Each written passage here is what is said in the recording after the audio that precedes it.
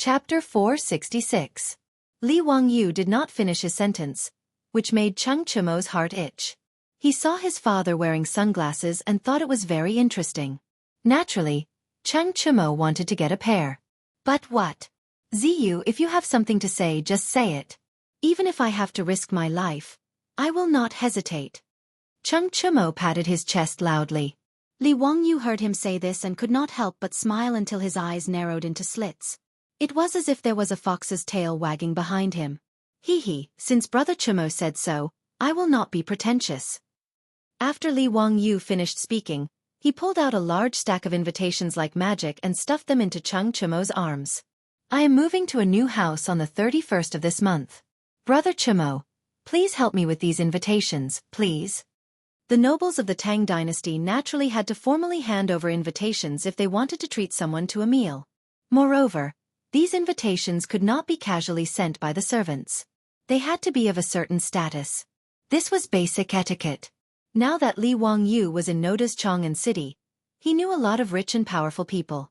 Since he was moving to a new house, he naturally had to invite many guests.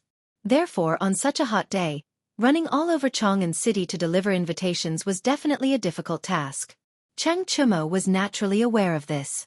Hugging the stack of invitations in his arms, his expression was bitter, but he was also curious. Zio, you have too many invitations. Where did you get them from? That's not important. Like Doraemon, Li Wangyu reached into his waist and pulled out a pair of purple crystal sunglasses and put them on his face. Brother Chimo, what do you think of these sunglasses? Cheng Chimo swallowed a mouthful of saliva and replied with difficulty. Ziyu, leave this matter to me. Hee, these sunglasses. Li Wangyu was not stingy and immediately pulled out 3 more pairs of sunglasses and handed them to Cheng Chimo. In fact, these sunglasses were originally prepared for the rich. Now that they could exchange them for free labor, it was a huge profit. Cheng Chimo was just like his father.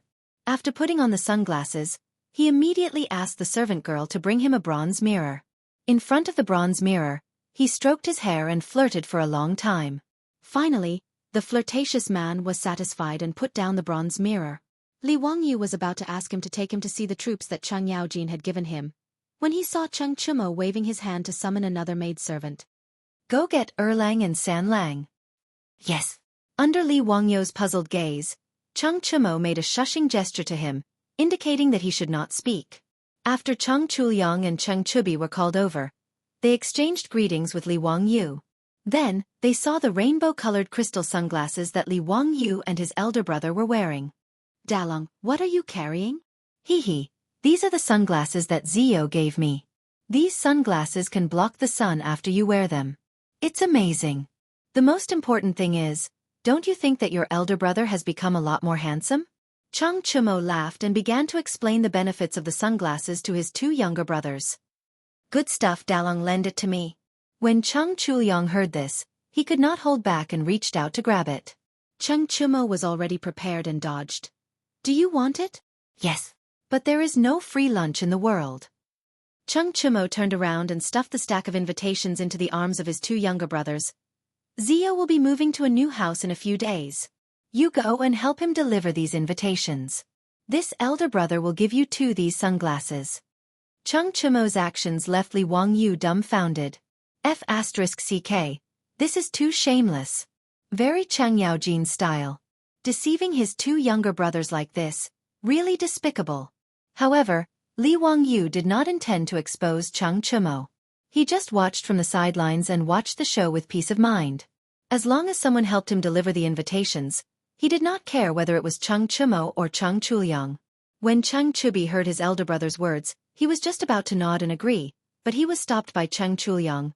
Wait, it's just a pair of sunglasses. How can Sanlang and I split them? Then let's add another set. 1 for each of you. That should be fine, right?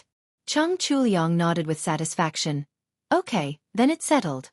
Give us the sunglasses first. After the 2 sides agreed on the terms, Cheng Chimo immediately took out 2 pairs of sunglasses and gave them to his younger brothers. Cheng Chuliang and Cheng Chubi immediately put on their sunglasses, hugged the stack of invitations, and laughed as they walked out. Erlang, you are really smart, otherwise Dalong would have deceived us again. Humph, of course, I have seen through Dalong's trick long ago.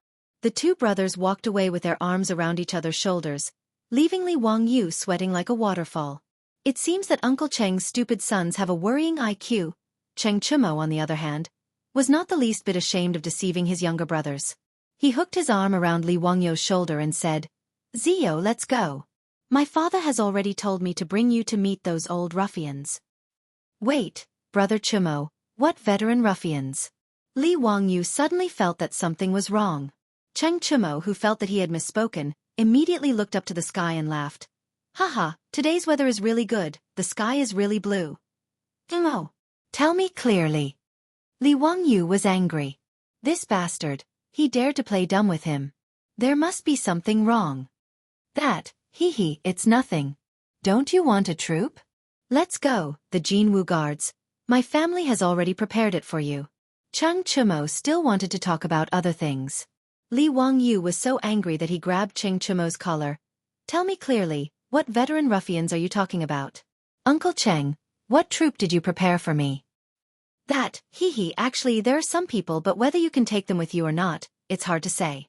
Zio, I'll tell you the truth, in Chang'an, it's actually not easy to recruit troops." Cheng Chumo saw that he could not hide it from Li Wangyu, so he might as well tell him everything. The military system of the Tang dynasty, at the beginning of the Tang dynasty, was the government army system. In normal times, the government soldiers were farmers who cultivated the land. They trained during the farm breaks, and in times of war, they fought in the army. Moreover, the government soldiers had to prepare their own weapons and horses. In other words, in the Tang dynasty, those who could raise government soldiers had to have good family conditions. Otherwise, they would not be able to afford weapons, clothing, and horses. These soldiers were conscripted from the various military prefectures and prefectures. All middle-aged men above the age of 21 to 60 were conscripted. The imperial guards of the 16 guards of the southern Yamen were all selected from the government soldiers and took turns to serve. Therefore, there were not many government soldiers who were willing to join the noble families and become part of their troops. After all, being part of a troop was dependent on one's status. How could these government soldiers with good family conditions be willing to be part of someone else's troop? Of course, there were exceptions to everything. Among the government soldiers, there were naturally many whose families went bankrupt for various reasons, or who were unwilling to return to their hometown after the death of their parents. There were also some who wanted to join the noble families and fight for a future for themselves. In Chang'an City, most of the troops of big and small dignitaries and aristocratic families joined the troops because of these reasons.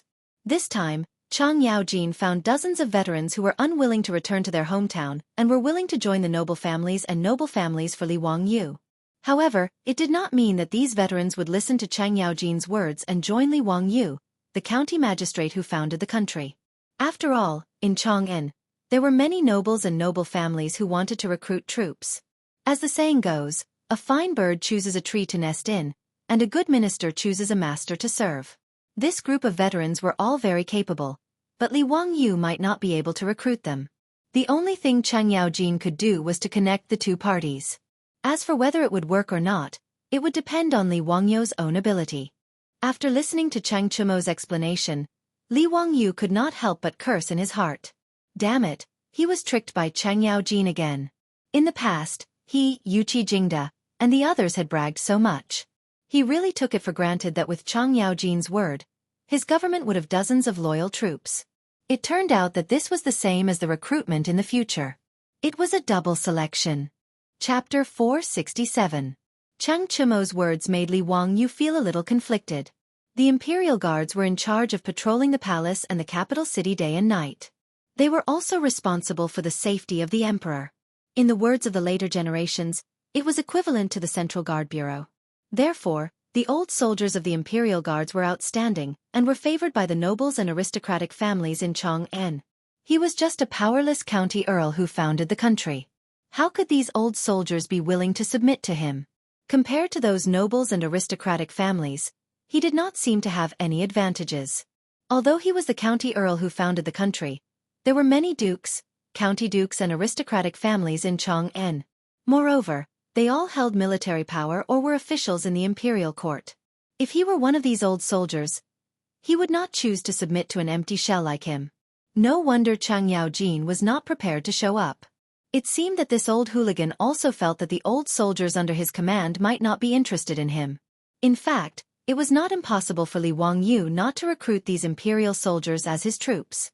If it was not possible, he could go to the market and buy some strong servants to guard the house. Most of the rich families in Chang were like this. It was rare to find someone like Li Wangyu who had two subordinate troops. Those who were not dukes, county dukes or aristocratic families were not qualified to have troops. However, Li Wangyu felt that those servants were just for show. They looked strong, but they did not have much fighting power. Niu Wu once said that it was not a problem for him to fight 7 or 8 of such strong young men. Li Wangyu was not willing to entrust his safety to such people. He had another choice, which was to recruit troops from Dingzhou village. In Dingzhou village, there were more than 500 villagers and about 200 young men. Most of these young men had been trained by the old soldiers and could be considered skilled in archery and horse riding. Moreover, they were very loyal to Li Wangyu and were on his side. It was easy to use them. However, Li Wangyu could not bear to let them go. The villagers of Dingzhou village were like family to him and his beautiful superior. Li Wangyu did not wish for the villagers to join the vassal forces and become part of the troops. They would also have to protect their homes and courtyards, and they might even face other dangers. After figuring out all of this, Li Wangyu was speechless. Chang Yaojin, Yuqi Jingda, those old scoundrels, back then their big talk shook the heavens, as if they could casually gift him some troops. He actually believed it. Now that he thought about it, he was really naive to have been tricked by these shameless old hooligans. But now, even though Chang Yaojin was unreliable, Li Wangyu could only give it a try. Let's go with Chang Chumo to try to recruit those veteran ruffians and see if our small company can move them. Brother Chumo, let's go. No matter what, we have to give it a try. Alright, let's go then. On the left and right of the Jinwu guards, there were a total of 73 old soldiers who expressed their willingness to join the army. Most of these people have served in the army for many years and their abilities are indisputable. How many troops you can recruit will depend on your ability. Brother Chumo, I have high hopes for you. Li Wangyu rolled his eyes. Are you Constable Xing? You have high hopes for me. He was too lazy to say anything else. He placed the crystal sunglasses on the bridge of his nose and snapped his fingers, indicating for Chang Chumo to lead the way. The two of them left Duke Lu's estate. Li Wangyu called Niu Wu and the three of them rode toward the Jinwu Guards encampment. When they dismounted at the entrance of the Jinwu Guards encampment, an imperial army captain immediately bowed to Chang Chumo. As a trusted subordinate of the Jinwu Guards, even though it was just a nominal position, Chang Chumo was still a 6th-rank Jinwu Guards general. Furthermore, Chang Yaojin was his old man, so there were no taboos in the Jinwu Guards. With him leading the way, the journey was smooth and unimpeded. Chang Chumo gave a few instructions and the imperial army captain immediately had his subordinates run to the entrance of the encampment to inform the old ruffians. The guard's army lieutenant led the way in front, preparing to lead the three of them to a small drill ground. After taking a few steps, they heard the sound of horse hooves behind them. Chang Chumo turned his head and his face couldn't help but turn unsightly. However, he still respectfully greeted the person who had come. This child pays respect to grandfather. Greetings to Duke Lu. Why are the two of you free to come to the Jinwu Guards encampment today? Are you looking for my lord? He isn't in the encampment today. The person who had come was Chang Chumo's mother's father, Chang Yaojin's convenient father-in-law, the head of the Chui clan of Qinghe, Chui Xin. The other person was Duke Lu, the general of the Right Guards, Ho Junji. Chang Chumo and his two brothers were born from Chang Yaojin's first wife, Madame Sunday. They had a good relationship with their father's second wife, Madame Chui, but they didn't have a good impression of this convenient grandfather. But regardless, Chui Xin was still their senior, so they naturally had to show him some courtesy. And Ho Junji was Chang Yaojin's colleague, a big shot in the army, so they naturally had to treat him with respect. Although Ho Junji's relationship with Chang Yaojin wasn't that bad, they were both officials of the court, so their relationship wasn't too stiff. Chang Chumo was very curious as to why these two had come to the Jinwu Guards encampment today. When Li Wangyu saw the two of them, he naturally went up to greet them. This one pays respect to Duke Lu and Duke Chui. Although he didn't have a good relationship with the great clans, he still had to show the necessary courtesy. As for Ho Junji, They didn't seem to have much interaction. But Li Wangyu knew that this fellow was extremely arrogant and proud, and his future wouldn't be very good, so he had no intention of getting too close to him. But upon seeing Hou Junji, Li Wangyu suddenly had an interesting idea. If Li Chengqian, under his tutelage, became a loving father and filial son with Pai Lupi, Li Chengqian probably wouldn't try to rebel again. What would happen to Hou Junji then? It was rather interesting. Cui Xian and Hou Junji naturally had to return Li Wangyu's greeting, but their tones and attitudes were extremely flat. Paying respects to County Earl Chumo. After this simple greeting, the two of them turned to Chang Chumo. Chumo, we didn't come today to find your lord. Rather, we heard that many old soldiers of the Imperial Army and the Jinwu Guards intend to stay in Chang'an and join the vassal army. Thus, we came today to recruit these old soldiers. Nanny? These two fellows also came to recruit those old ruffians? Li Wangyu's face instantly turned rather nasty. Fuck, this damn Cheng Yaojin. How could a woman get married so many times? It seemed like this recruitment had become a recruitment meeting. Even competitors had come out? In truth, Cheng Yaojin had no other choice. No matter what, Cui Xian was still his father-in-law. And Hou Junji was a fellow duke in the army, so he naturally couldn't give these two any face.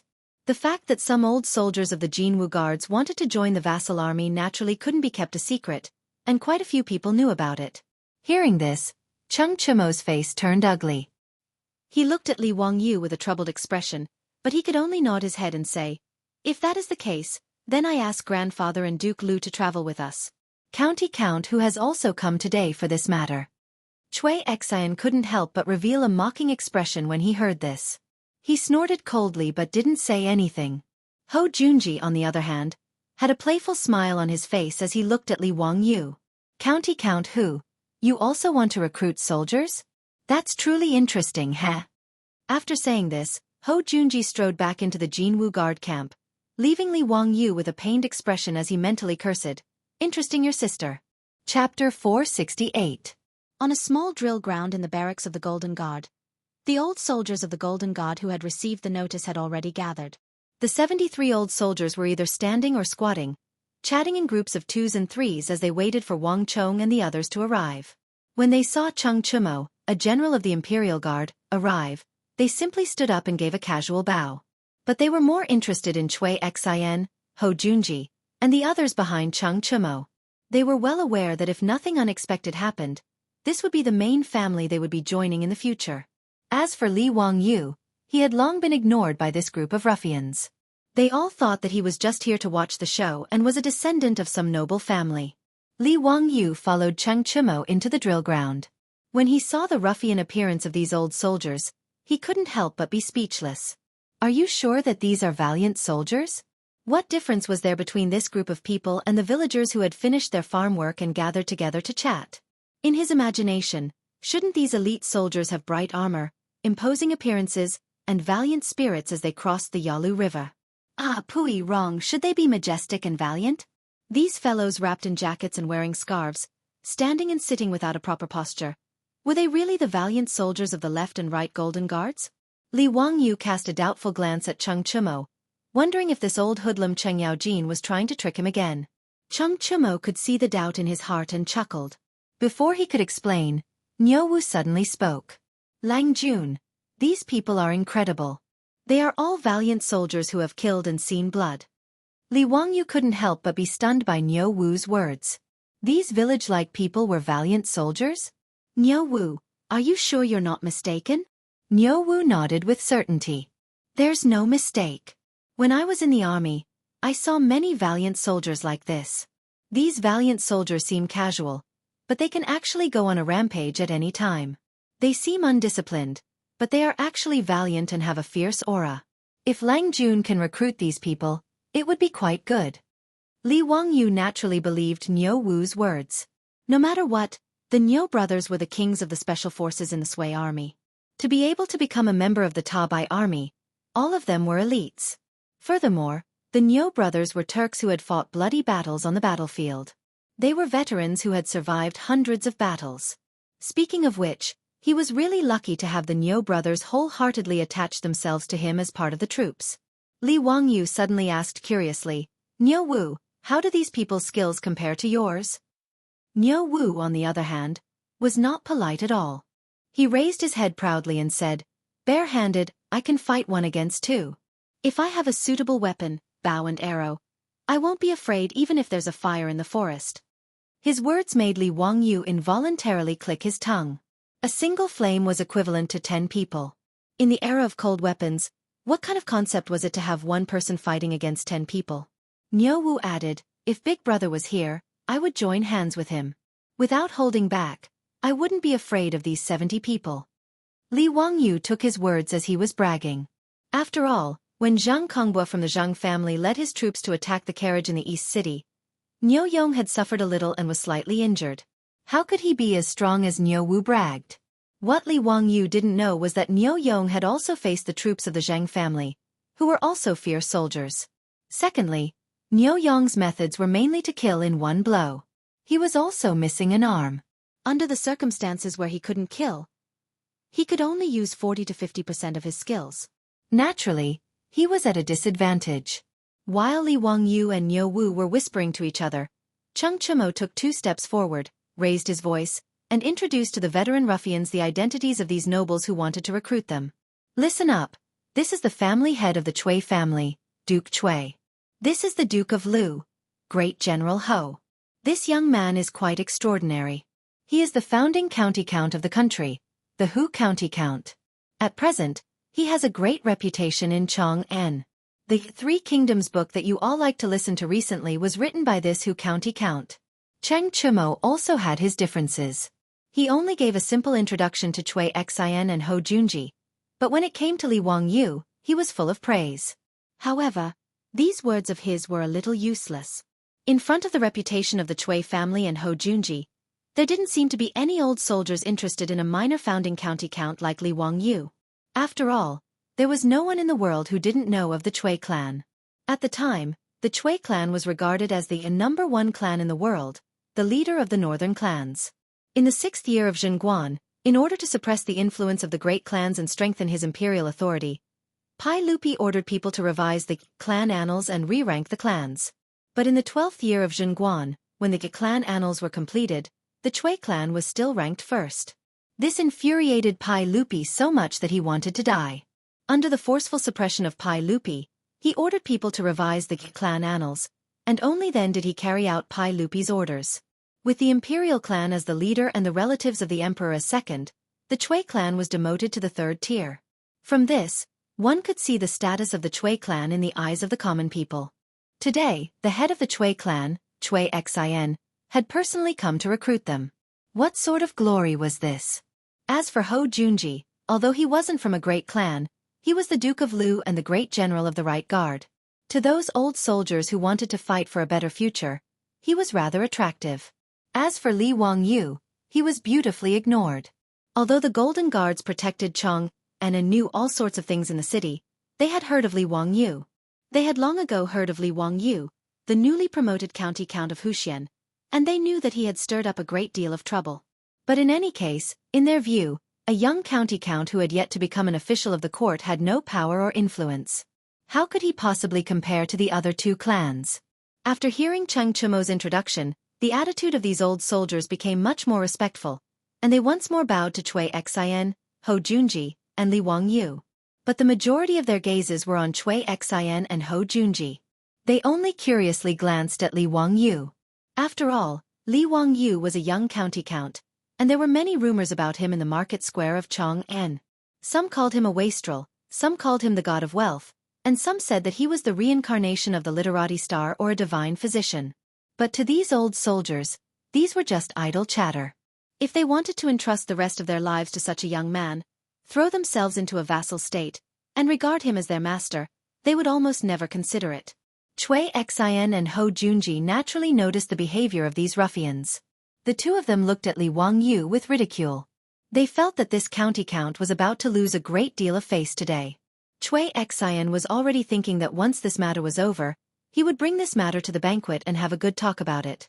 County Count Huxian had wanted to recruit troops, but he had ended up returning in defeat. For the great clans, this matter was enough to make them laugh for a very long time. Cheng Chimo's face also darkened, but there was nothing he could say. He could only mutter, "Grandfather Duke Marquis Zio, tell them about the salary." He was going to talk about the salary and benefits. Li Wangyu was well aware that whether or not he could recruit troops today would depend on whether or not the benefits he offered were attractive enough. Chapter 469. After exchanging some pleasantries, Cui Xian and Hou Junji ignored Li Wangyu and turned to the veterans. The Cui clan of Qinghe receives a monthly salary of 6 strings of coins.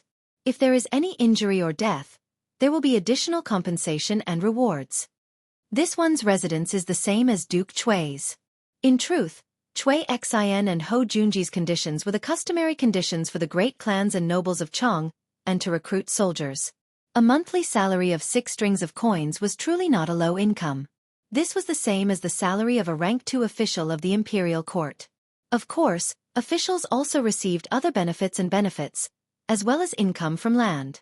But 6 strings of coins was still equivalent to the actual income of a rank 4 official. In a situation where the average income of Chong'an was the same, this was considered a high-income class. Thus, unless one was a noble or noble, one would not be able to support a troop. If not for the fact that Li Wangyu didn't lack money, he wouldn't have dared to ask for 50 soldiers. Even at the market price, 50 soldiers would still cost 300 strings of coins a month. After all, the soldiers had to protect their master, and when needed, it was very normal for them to put their lives on the line. Thus, the master naturally gave his soldiers generous treatment, similar to that of bodyguards in the future. The veterans nodded in satisfaction at Cui Xian and Hou Junji's conditions, and they began to whisper to each other about whether to join the Cui clan of Qinghe or Hou Junji. While everyone was discussing animatedly, Li Wangyu burst out laughing, attracting everyone's attention. Cui Xian and Hou Junji didn't like Li Wangyu to begin with, and now, they found him even more frivolous and couldn't help but show anger. Li Wangyu put away his smile and lightly coughed. "My apologies. I couldn't hold back for a moment. I just didn't think that the monthly salary of the soldiers in Chong'an would be so low. The monthly salary that my county Count of Hu County gives to the soldiers." Cough, cough. "Niu Wu, tell me, how much is your monthly salary?" Soldiers were different from servants. Although they were subordinates, they did not sell their bodies to the master, so they naturally had to be paid. Li Wangyu had been a poor loser in the past, so he had been unwilling to take in the Niu brothers mainly because he was poor and couldn't afford a salary. Fortunately, the Niu brothers didn't care about this at all. The two of them were here to repay the debt of gratitude. Li Wangyu made a fortune very quickly. In less than half a year, his net worth had increased rapidly. The treasury in the old house could not hold any more copper coins. Naturally, he would not be stingy with the Niu brothers. Moreover, after the Niu brothers got married, they would also have to support their own mother-in-law. Li Wangyu naturally couldn't let these 2 brothers be embarrassed. Niu Wu grinned at the group of veterans and said with a simple and honest smile, "Now that eldest brother and I have received Longjuan's favor, our monthly salary will be 50 strings of copper coins." His words caused an uproar among the veterans. 50 strings of coins a month? Was this a joke? How could the main family give such a high salary to the troops? Could it be that this county earl was, as the rumors said, the god of fortune in this world? Actually, Li Wangyu originally wanted to give the Niu brothers a monthly salary of 100 strings of copper coins. But the 2 brothers refused to accept it no matter what, so he reduced it to 50 strings of copper coins. Li Wangyu's businesses were now bringing in a daily income that he couldn't even calculate, so how could he care about such a small sum of money? "If everyone is willing to come to my county earl's residence, 50 strings of copper coins is temporarily out of the question. But I'm still willing to pay 30 strings of copper coins a month." Li Wangyu wasn't afraid of messing up the market. He directly shouted out a price 5 times that of Cui Xian and Hou Junji, causing the faces of the 2 bigwigs to turn green. It wasn't that they couldn't afford it, but that they couldn't pay it like this. After all, the 2 of them weren't a single person like Li Wangyu. They were a large family with a large business, so how could they act so recklessly? If they used this price to recruit these troops, wouldn't the old people in the residence also get a raise? Li Wangyu now somewhat understood the thoughts of the owner of Chelsea Football Club, Roman Abramovich. This daddy isn't a rich family, but this daddy has money. I'll use money to smash you to death. Are you tempted by a monthly salary of 30 strings of copper coins? If the Chui clan of Qinghe and Hou Junji wanted to compete with him in terms of money, then he didn't care. Even if it was a monthly salary of 100 strings of copper coins, he would still be willing to pay. At the same time, he would have an excuse to give the Niu brothers a raise. After saying these words, Li Wangyu beamed at Chui Xian and Hou Junji, waiting for them to raise the conditions for recruiting troops. Everyone present was tempted by a monthly salary of 30 strings of copper coins. Wasn't it precisely for the sake of fame and fortune that they were willing to join the noble clans? For a moment, they hesitated. The county earl's residence that they had never considered before had now entered the sights of these old ruffians. No one would refuse money, and 5 times the monthly salary was enough to tempt these old ruffians. Everyone turned to Chui Xian and Hou Junji, wanting to see if these two bigwigs had anything to say. Chui Xian and Hou Junji were inwardly cursing, but when they saw the gazes of the crowd, Chui Xian hesitated for a while before saying, "In the future when you have children, they can enter the Chui clan of Qinghe to study." Hou Junji scanned the crowd and said, "The troops of this residence will follow this one into battle, and their contributions will be calculated. In the future, it is possible for any of you to become a general in the army." These two conditions had tempted these old soldiers. Joining the Chui clan of Qinghe and Hou Junji might not bring them much money, but it wasn't without benefits. The Chui clan of Qinghe had the advantage of stability, and their children could study in the Chui clan of Qinghe and have a promising future. And joining Hou Junji would allow them to make contributions on the battlefield. While they were both on the battlefield, serving in the army was completely different from serving as a duke's subordinate. Firstly, it was safer, and secondly, it was easier to make contributions. There were many captains and commandants in the army who had been promoted from serving as the subordinates of bigwigs in the army. At this moment, Li Wangyu opened his mouth again. The county count's manor of Hu County will provide each troop with a house and a wife. Nanny? Wife. His words not only caused Chui Xian and Hou Junji's eyes to widen, but the eyes of the old soldiers also turned red. The reason why these old soldiers were willing to stay in Chang'an and join the nobility was naturally because they had no one to rely on. Of these 73 people, their parents were no longer alive, and they hadn't married yet. Otherwise, these soldiers with families wouldn't be willing to become subordinates. To put it bluntly, these 73 old bachelors were single dogs. They were no different from the original Niu clan brothers. Hearing that they would be given a wife, the crowd naturally went into an uproar. "County Earl of Wuxia, you must be joking. You can give a wife? She can't be a maid bought from the market, right? Is she really a woman with a clean background?" Li Wangyu turned to Niu Wu and asked, "Niu Wu, tell us, what is your wife's background?" Niu Wu couldn't help but be a little surprised. He rubbed his hands together and chuckled foolishly. "Before my wife married me, she was a palace maid in the Taiji Palace." "Is she beautiful?" "As beautiful as a fairy." Li Wangyu nodded his head in satisfaction. Then he turned to the old soldiers and asked, "Did you hear that? A palace maid in the Taiji Palace. Do you want her?" The wolves howled. "Yes." Chapter 470.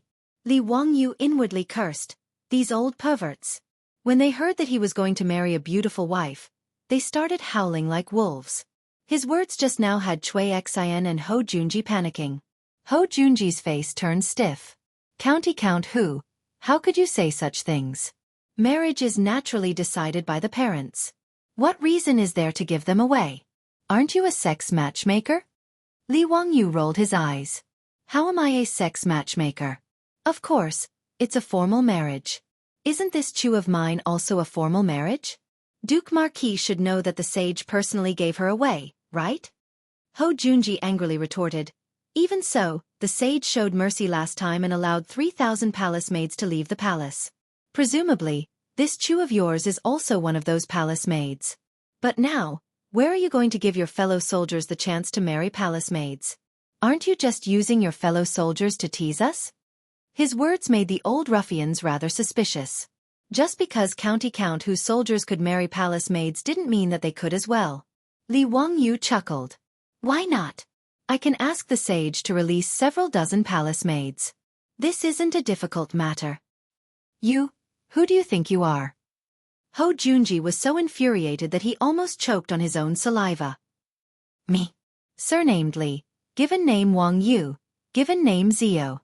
Has Duke Marquis forgotten? Li Wangyu shook his head, seemingly regretting that Hou Junji's memory was poor.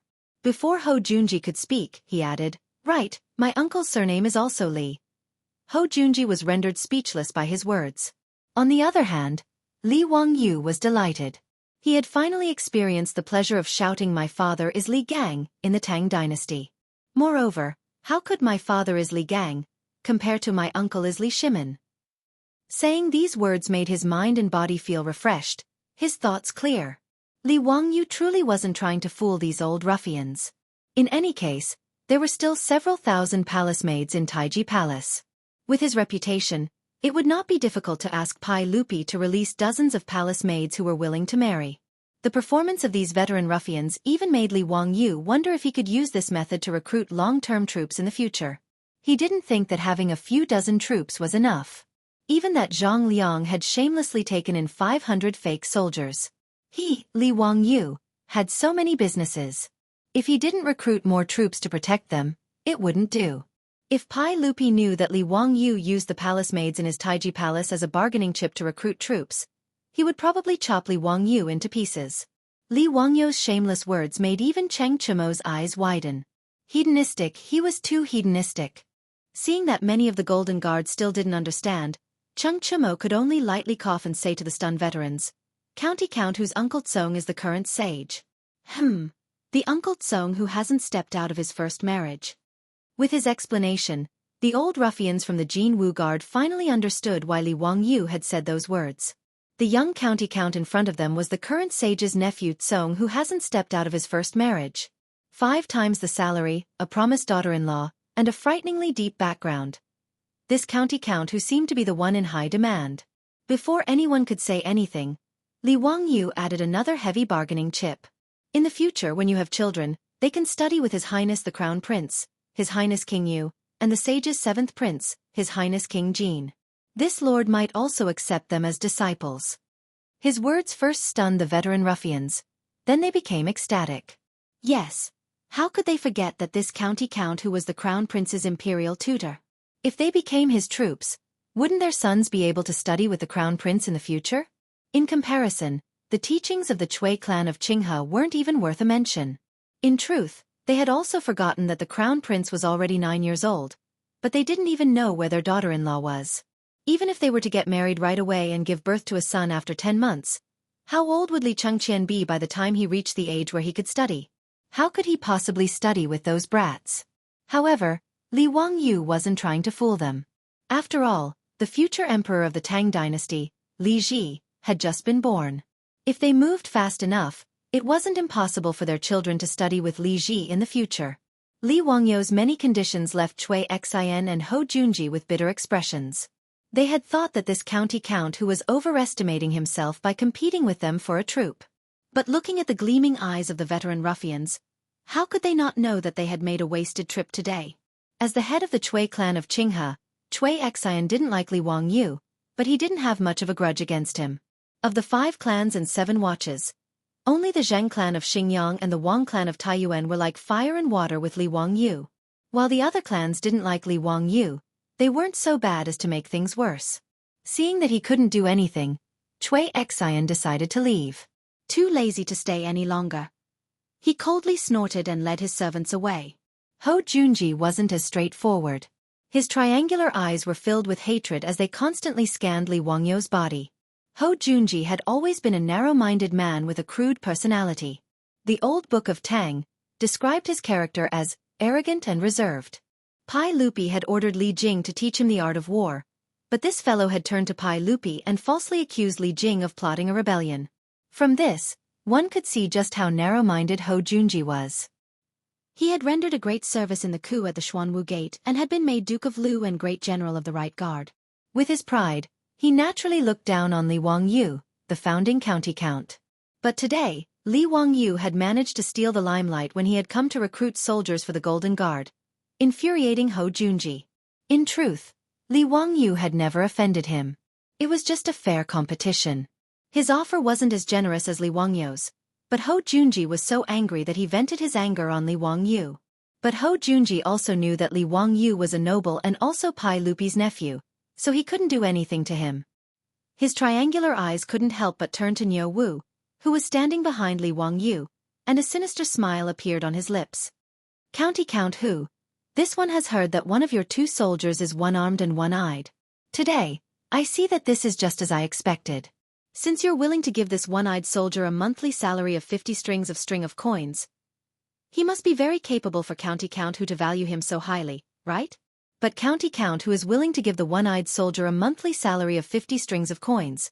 But County Count Hu is only giving 30 strings of coins to these elite soldiers of the Golden Guard.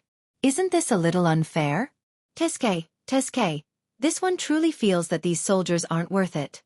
Ho Junji's words were extremely harsh. He was clearly trying to sow discord between these old ruffians of the Golden Guard and Niu Wu, painting Li Wangyu in the eye.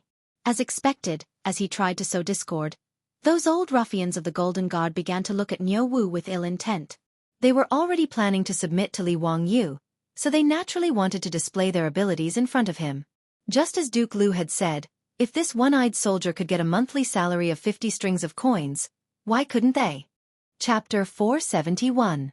Li Wangyu was infuriated by Ho Junji's shameless words. He really wanted to curse out loud. What does it have to do with you? And Ho Junji's insult of Niu Wu being a one-eyed dragon had infuriated Li Wangyu even more. But Ho Junji's provocative words had stirred up the hearts of these ruffians. Faced with a group of eager killers, Li Wangyu was caught off guard for a moment. He had a deep relationship with the Niu brothers, and it wasn't something that could be described as formidable. Even if the Niu brothers didn't have much skill, he wouldn't look down on them. He would never abandon them. When he was still insignificant, he was still having a headache over how to survive the plague of locusts. At that time, the Niu brothers had already pledged themselves to him. How could this friendship be measured by a monthly salary? To put it bluntly, Niu Yong and Niu Wu were Li Wangyu's family in the Tang dynasty. Let alone a monthly salary of 50 strings of coins, even if he had to give half of the family fortune to these two brothers, Li Wangyu wouldn't even bat an eyelid. But he couldn't explain these words to these ruffians in a short time. But Li Wangyu didn't want Niu Wu to fight with these ruffians to prove his ability. Although Niu Wu had said that he wouldn't have a problem fighting one against two, fists and kicks had no eyes. If Niu Wu was injured, Li Wangyu would be heartbroken. Even if he injured these ruffians, it would still be very troublesome.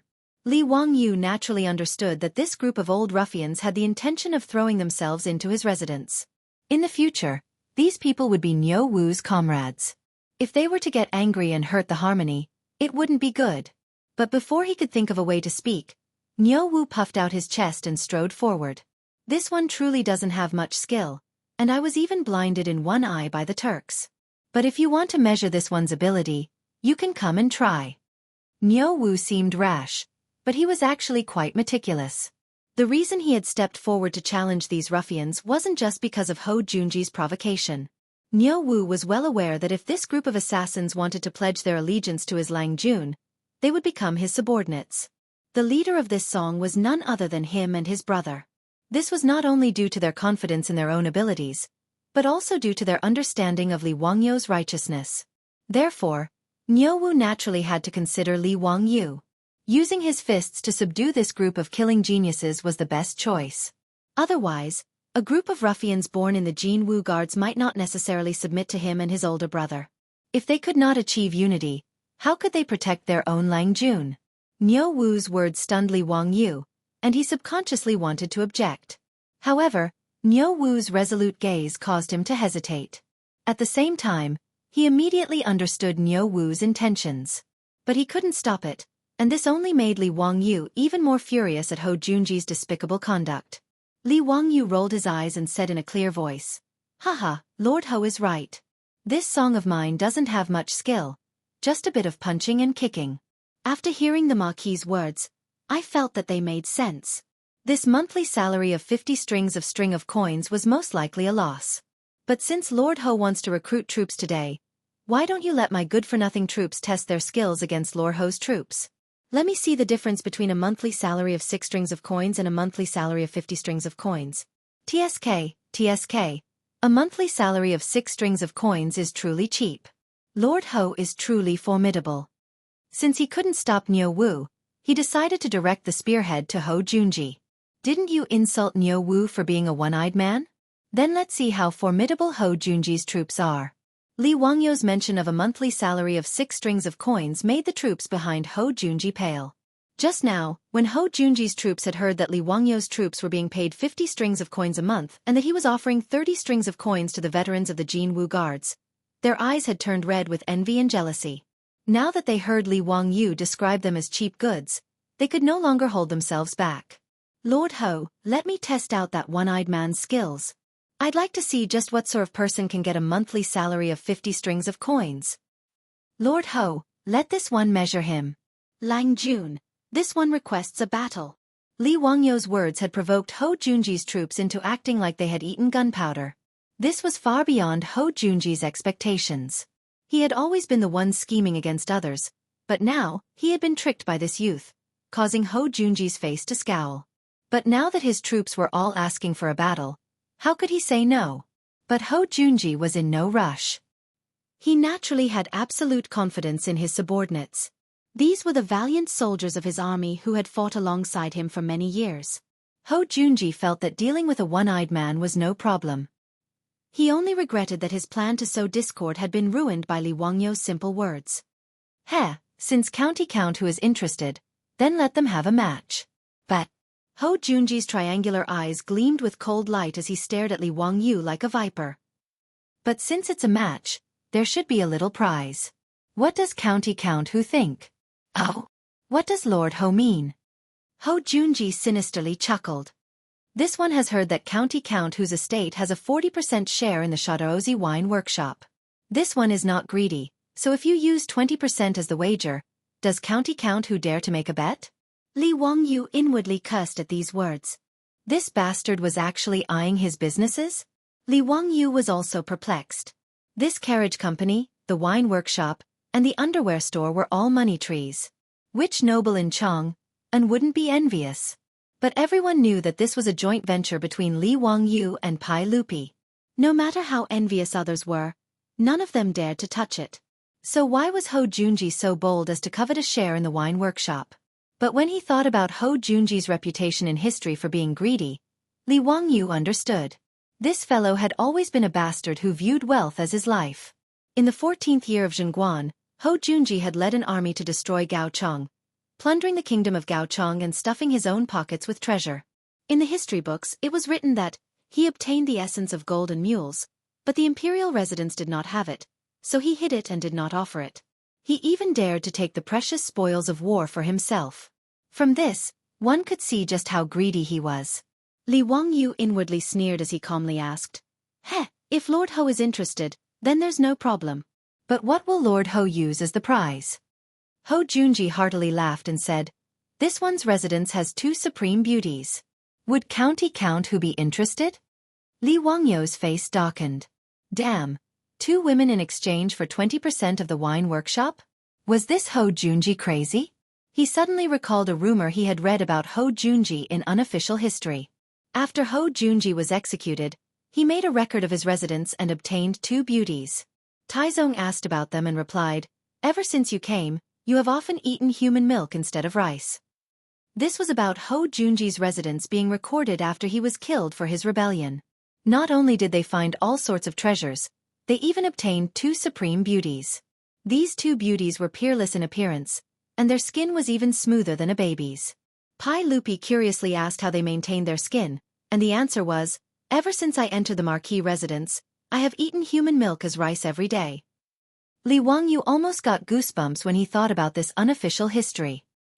He didn't have such heavy tastes as Hou Junji, and besides, was he the kind of person who couldn't move at the sight of beauties?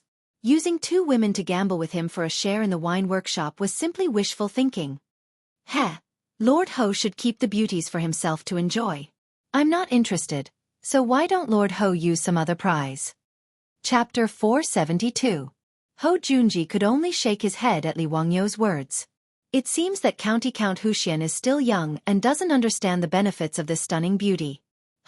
Since that's the case, this one will take out 20% of the Jingon gambling house and gamble with County Count Huxian. How about it? The Jingon gambling house was Hou Junji's property, one of the 72 gambling houses in Chong'an. Li Wangyou immediately shook his head. Might I ask Lord Marquis how much your Jingon gambling house earns each month? This, about 5,000 strings of cash. Li Wangyu coldly chuckled. Heh, does Lord Marquis know how much the winery earns each month? This one does not know. At present, the winery earns 40,000 strings of cash a month, and it's still increasing. Even if it's 40,000 strings of cash, 20% is still 8,000 strings of cash a month. Does Lord Marquis feel that using 20% of the gambling house's shares to gamble with me is somewhat inappropriate? Ho Junji's eyes turned red when he heard that the winery's profits were this frightening, and he gasped for breath. Then this one will use the entire Jingon gambling house to gamble with you. The land of the gambling house is also worth quite a bit of money. Li Wangyu couldn't help but chuckle at Ho Junji's appearance. Although I have no interest in the gambling house, since Lord Marquis has such a refined interest, it's naturally fine. But what? Ho Junji impatiently asked. He could already see the 20% share of the winery falling into his pocket. But since the stakes are so large, this gamble naturally can't be so casual. A witness must be invited. In addition, a mere competition of fists and feet is a bit too much of a joke. I have a suggestion for a gamble. Would Lord Marquis be willing to hear it? Li Wangyu already had a plan in mind, so he unhurriedly spoke. Speak. A mere competition of fists and feet between two troops is truly boring. Why don't our troops find a forest outside Chang'an and have a real battle? What does Lord Marquis think? This. Li Wangyu's suggestion caught Ho Junji by surprise. Of course, since my troops have a high monthly salary, they naturally can't be the same as the Marquis troops. TSK, a monthly salary of 6 passes is truly cheap. Li Wangyu's words caused Ho Junji and his subordinates to scowl. This bastard. Is he addicted to talking? Logically speaking, the 2 troops in my residence have a monthly salary of 100 strings of coins, which is equivalent to the salary of 16 troops of the Marquis. However, as Marquis Ho said, these 2 troops in my residence are handicapped. Li Wangyu pointed at Niu Wu and continued, so after weighing the pros and cons, let's have 2 troops from my residence fight against 10 troops from the Marquis residence. How about it? Is Marquis interested? Li Wangyu's words caused Ho Junji's eyes to brighten. 2 cripples against 10 of his troops. Weren't they rushing to give him money? There was no reason for him to refuse. In a one-on-one battle, he didn't think that Li Wangyu's troops had a chance of winning, much less 2 against 10. This was simply suicidal. Was this young man worried that his troops wouldn't die quickly enough? Agreed. Let's do as County Count who says. Ho Junji was worried that Li Wangyu would go back on his word, so he immediately nodded. Li Wangyu happily smiled. Okay, then it's settled. Of course, in order to avoid harming the relationship between our 2 clans, when they fight, the weapons and arrows must be wrapped in cotton cloth. They can be smeared with lime, and if they are struck by a sword or saber, they will have to withdraw from the competition. Does Lord Marquis think this is acceptable? Ho Junji thought about it and decided that there was nothing disadvantageous to him, so he nodded. It's fine. Since that's the case, how about Duke of Lu and the Duke of Yi act as mediators and referees? 3 days later, our 2 clans will find a forest near the Jade Star Palace and decide the victor. Ho Junji naturally nodded in agreement, and the 2 clapped their hands together to seal the deal. Haha, then this one won't delay County Count who from recruiting troops. This one will go find Duke of Lu and the Duke of Yi and have them act as mediators. See you in 3 days at the Jade Star Palace. After saying this, Ho Junji heartily laughed and led his troops away. Li Wangyu looked at Ho Junji's back, a smile on his lips. Cheng Chumo hurried over and anxiously asked, Zio, have you gone crazy? How could you agree to this kind of condition? Even if it's a one-on-one, the Niu brothers might not be able to win. Why did you ask for a 2-on-10 battle? How could you possibly win? Before Li Wangyu could reply, Niu Wu replied in a low muffled voice. Humph, so what if it's 2 against 10? Do you think that my brother and I are afraid of them? Hey, you can't say it like that. Zio, why did you agree to this kind of bet? It's completely unfair. Cheng Chumo anxiously said, This won't do. I'll go find my lord and have him come forward to stop this bet. Li Wangyu hurriedly grabbed Cheng Chumo and said, Haha, big brother Chumo, don't be anxious, don't be anxious. Since this little brother dares to propose such a bet, He naturally has complete confidence in winning. What confidence do you have? I know that the Niu brothers are very capable, but they're still. Chang Chumo glanced at Niu Wu, too embarrassed to say the word, cripple.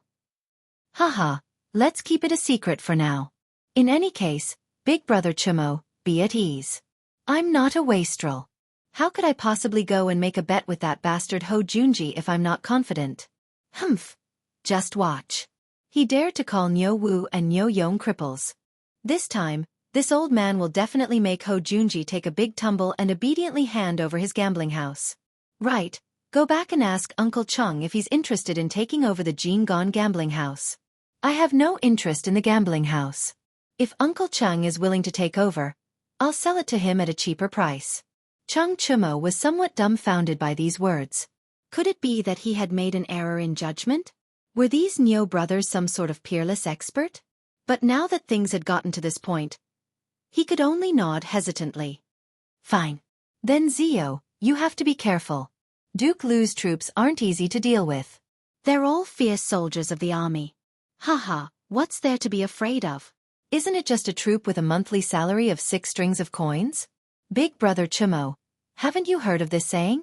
Nothing good comes cheap. Chang Chumo's nose was about to become crooked from anger. How could there be such a comparison?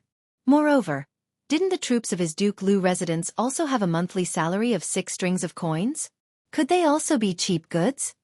Zio, it's best if you be careful and don't be careless. Okay, I understand. Let's not talk about this for now. I still have to recruit troops, Li Wangyu said and then turned to the group of veteran ruffians. Everyone, what do you think? Are you interested in joining the vassal forces and joining my Hu County's county count residence? The confrontation between Li Wangyu and Ho Junji had already left them dumbfounded. At this moment, they no longer had any desire to compete with Ho Junji. Hearing Li Wangyu's question, the veteran ruffians of the Golden Guard glanced at each other. One of them asked, "Dare I ask County Count Hu, is our monthly salary the same as what County Count Hu said just now, the monthly salary of 30 strings of coins? Does it still count?" Of course. Since I said it, it's only natural that I keep my word. Another veteran ruffled his feathers and asked, "County Count Hu, are you in charge of finding ants?" Li Wangyu heartily laughed. Haha, of course. The veteran ruffians glanced at each other and finally made their decision. In the next moment, the 73 veterans of the Golden Guard all got down on one knee and said, "We pay our respects to Lang Jun. Lang Jun didn't abandon us and was willing to take us in. We dare not serve you with our lives." Li Wangyu had originally planned to recruit 50 troops, but he didn't expect that he would be able to recruit 73 veterans today. He naturally didn't refuse anyone. This was Han Xian's army, so the more the better. Haha, good. Everyone, please rise. From today onwards, as long as you don't betray me, I will definitely not betray you. When he thought about how he would be able to lead a group of troops and strut around the city, Li Wangyu couldn't help but throw his head back and laugh heartily. How delightful! Chapter 473. When Li Wangyu led the 73 troops to the county office of Hu County to complete the citizenship procedures, Yang Quan was shocked. Especially when Yang Quan learned that the troops Li Wangyu recruited were all from the Golden Guards. He looked as if he had seen a ghost.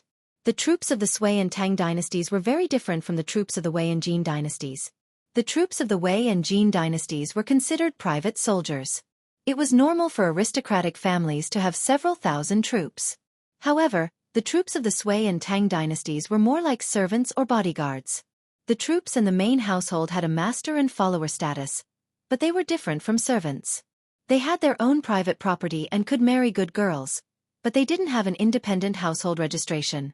In Chang'an, it was already very difficult for the other aristocratic families to recruit a few troops. Although Zhang Liang had 500 fake troops, most of them were just people who made up the numbers. Otherwise, he wouldn't have been beaten down by Li Wangyu and a group of wastrels at the entrance of the Northern Imperial Army's barracks. In truth, there weren't many of them who were as valiant as the Golden Guards. Even Yang Quan's teacher, Yu Shernan, who was a third-rank official, didn't recruit any troops. He only had strong servants to look after the house. How did Li Wangyu manage to recruit as many as 73 people so easily? It was as if he was buying cabbages from the market. Yang Quan could only shake his head and sigh at Li Wangyou's monstrous talent. He ordered the county office to complete the citizenship procedures for the Golden Guards. The 73 veterans officially became the troops of Hu County's founding county. They were bound to Li Wangyou for good or ill. After Li Wangyou led the troops back to Dingzhou village, there was a lot of excitement. He introduced everyone in the house, especially the beautiful boss. Although Li Wangyou didn't say her identity, he repeatedly emphasized that other than him, Madame Su had the final say in the house. These veteran ruffians were all shrewd people. How could they not understand Li Wangyou's meaning? Therefore, they did not hesitate to call their beautiful boss Madame. The beautiful boss couldn't help but blush slightly, but she didn't object and tacitly agreed to this title. Naturally, the Li family's old residence couldn't accommodate these 70 troops. Li Wangyou asked the old housekeeper, Li Hang, Niu Wu, and Niu Yong to lead the troops to the manor on the hillside. At the same time, he had to familiarize himself with the terrain as soon as possible so that he could take over the guard duty of the new mansion. After busying himself for a while and waiting for Niu Wu and the others to leave, Li Wangyou collapsed on the chair without a care for his image. He ordered like a master. "I'm so tired. Chongqing, pour me a cold drink." His beautiful boss rolled her eyes at him, but she didn't say anything. She went to the kitchen to make a cold drink for him. After his beautiful boss left, Li Wangyou beckoned to Aphrodite. "Aphrodite, come and massage my legs. I've been riding for half a day. I'm so tired." Aphrodite immediately agreed and obediently knelt beside Li Wangyou to massage his legs with her fair little hands. "So comfortable. This is what life is like," Li Wangyou lamented. Just as he was about to lower his head and talk to Aphrodite, he caught sight of Aphrodite, who was bending over to massage his feet. Her loose neckline revealed a touch of her soul-stirring snow-white bosom. Li Wangyou almost had a nosebleed. He couldn't even move his eyes as he admired the rise and fall of the mountain range. Li Wangyou only snapped back to his senses when he heard his beautiful boss's footsteps. He hurriedly turned his head and pretended to be nonchalant as he took the cold drink from his beautiful boss. The beautiful boss glanced down at Aphrodite and couldn't help but snort. Her slender fingers couldn't help pinching Li Wangyou's waist. "Bah, you big pervert. You're bullying Aphrodite again." No, don't spout nonsense," Li Wangyou hurriedly explained, but Aphrodite was confused. She looked up at her beautiful boss and then at Li Wangyou. She didn't understand what her beautiful boss meant by her Lang Jun bullying her. The beautiful boss couldn't be bothered to talk to this confused girl. She glared at Li Wangyou and asked, "Didn't Uncle Chung say that he was going to prepare 50 troops for you? Why are there so many people?" She still didn't know what had happened in Chang'an, so she asked this question. "Don't mention it. Chang Yaojin, that old swindler. He's lying to me." Li Wangyou's anger flared up as he spoke of this matter. 50 troops for him? That old scoundrel Cheng Yaojin was just bragging. He had spent a huge sum of money to snatch these 73 troops from the mouths of the Cui clan and Ho Junji. Li Wangyou recounted the events of the day to his beautiful boss in full detail, but the beautiful boss frowned again and again as she listened. "Wangyou, aren't you being too arrogant? It's true that Niu Yong and Niu Wu are very powerful, but you shouldn't have agreed to let them fight with Ho Junji's troops. And even though they're our troops, aren't you being too disrespectful to them?" The beautiful boss was still not used to the hierarchy of the Tang dynasty, much less the hierarchy of master and servant. In her view, Niu Yong and Niu Wu were her family. But Li Wangyou actually wanted them to fight with their lives on the line against Ho Junji's troops. She found this very hard to accept. His beautiful boss's words also made Li Wangyou feel a little awkward. Thinking back, when he made the bet with Ho Junji, he really hadn't considered the feelings of Niu Wu and the others, much less asked for their opinion. It seemed that after transmigrating to the Tang dynasty for half a year, he had already gotten used to the hierarchy of the Tang dynasty. Li Wangyou seriously reflected on his beautiful boss's criticism before nodding his head and replying, "Chongqing, you've said too much. It was my lack of consideration. I'll apologize to Niu Yong and Niu Wu later. But don't worry, I only agreed to that bastard Ho Junji's request because I was completely confident." He looked at his beautiful boss guiltily and said, "It's mainly because that bastard Ho Junji humiliated Niu Wu as a cripple and called him a one-eyed dragon. In a moment of anger, I proposed the bet with him." "Then what method do you have to ensure that Niu Yong and Niu Wu win? They have a total of 10 opponents." His beautiful boss wasn't angry at Li Wangyu. She just felt that Li Wangyu lacked consideration and put the Niu brothers in danger. He, who asked Niu Wu to boast to me? He said that he and Big Brother together could defeat the 73 old soldiers of the Jinwu Guard. No matter how powerful Ho Junji's troops are, they can't be as powerful as these 73 people, right? Li Wangyu explained with a smile. And I have a divine weapon. Li Wangyu lowered his voice and whispered a few words into his beautiful boss's ear. Hearing this, his beautiful boss raised her eyebrows and asked, "That's it? Are you sure?" "Yes, it's definitely true. If you don't believe me, we can give it a try first. I'll have to trouble you to bring Afro, Perrin, and the others to make it first. Then, I'll have Niu Yong and Niu Wu use it to fight against the 73 soldiers. If it really doesn't work, I'll just admit defeat. Isn't it just 20% of the winery? I can afford to lose. Don't worry, I definitely won't let the Niu brothers take the risk. Alright, since you've said so, I'll listen to you." His beautiful boss didn't waste any time. She pulled Afro to the rear courtyard and called over Perrin and the 4 maids in the residence. Then she got to work. Chapter 474. 3 days later, in the Yellow Valley of the Qinling Mountains. The originally quiet Jade Star Palace of the Tang Dynasty was exceptionally lively today. When Li Wangyu led the Niu brothers and the 73 newly recruited troops over on horseback, he was also shocked by the scene in front of him. What was going on? Wasn't today the day of the bet between him and that bastard Ho Junji? Why was the Jade Star Palace so lively? Looking around, he realized that they were all familiar faces. There was no need to mention Chang Yaojin, Yuqi Jingda, and the others. They were probably here to act as middlemen for their bet. But what about the others? Duan Jixuan, Chai Linggu, Li Jing, Li Shiji, Fang Xianling, Du Ruhui, Wei Zhang, Zhang Sun Wuji. It felt like all the big shots of the imperial court were here. Of course, there was also Li Wangyu's group of hedonistic friends. Naturally, they were all here today. Li Wangyu even saw Pai Lupi in the crowd, dressed in casual clothes. The hell, wasn't this a little too grand? Were Li and this group of big shots so bored that their balls hurt? Did they have nothing to do? His gambling match with Ho Junji had managed to draw over more than half of the big shots of Chang'an. If he had known earlier, he would have discussed with Ho Junji and sold tickets to these big shots who didn't mind watching the show. Li Wangyu didn't dare to be negligent. He quickly dismounted and greeted Pai Lupi and the other big shots. "This little nephew pays respects to uncle. May I know why uncle has the time today to come and watch my bet with Duke Ho?" Pai Lupi glared at him. "Zio, what are you up to now? Why do you want to bet with Junji for no reason? And you're still so arrogant, wanting to fight 2 against 10? Do you know that the troops in Junji's residence are all valiant soldiers who have fought with him for many years? How could they be incompetent?" Li Wangyu rubbed his nose and chuckled. Hee, uncle, this little nephew might not lose. Whether it works or not, we'll know after we try. His words angered Pai Lupi so much that he coldly snorted. He was too lazy to waste any more words with him. He simply stretched out his hand. "Where are my sunglasses?" Li Wangyu was stunned. "Pai Lupi, aren't you jumping from topic to topic a bit too fast? Just now, they were still talking about the bet. How did the topic change to sunglasses?" He then looked at Pai Lupi's side.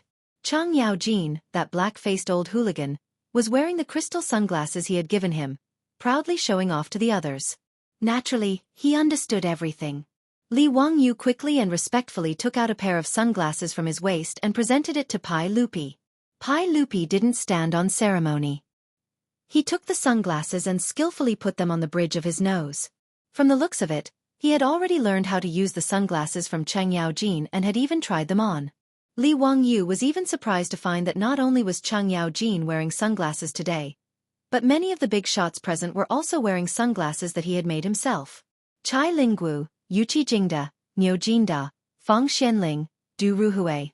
Li Wangyu suddenly understood that these were the sunglasses of the rich playboys, which had been confiscated by his father.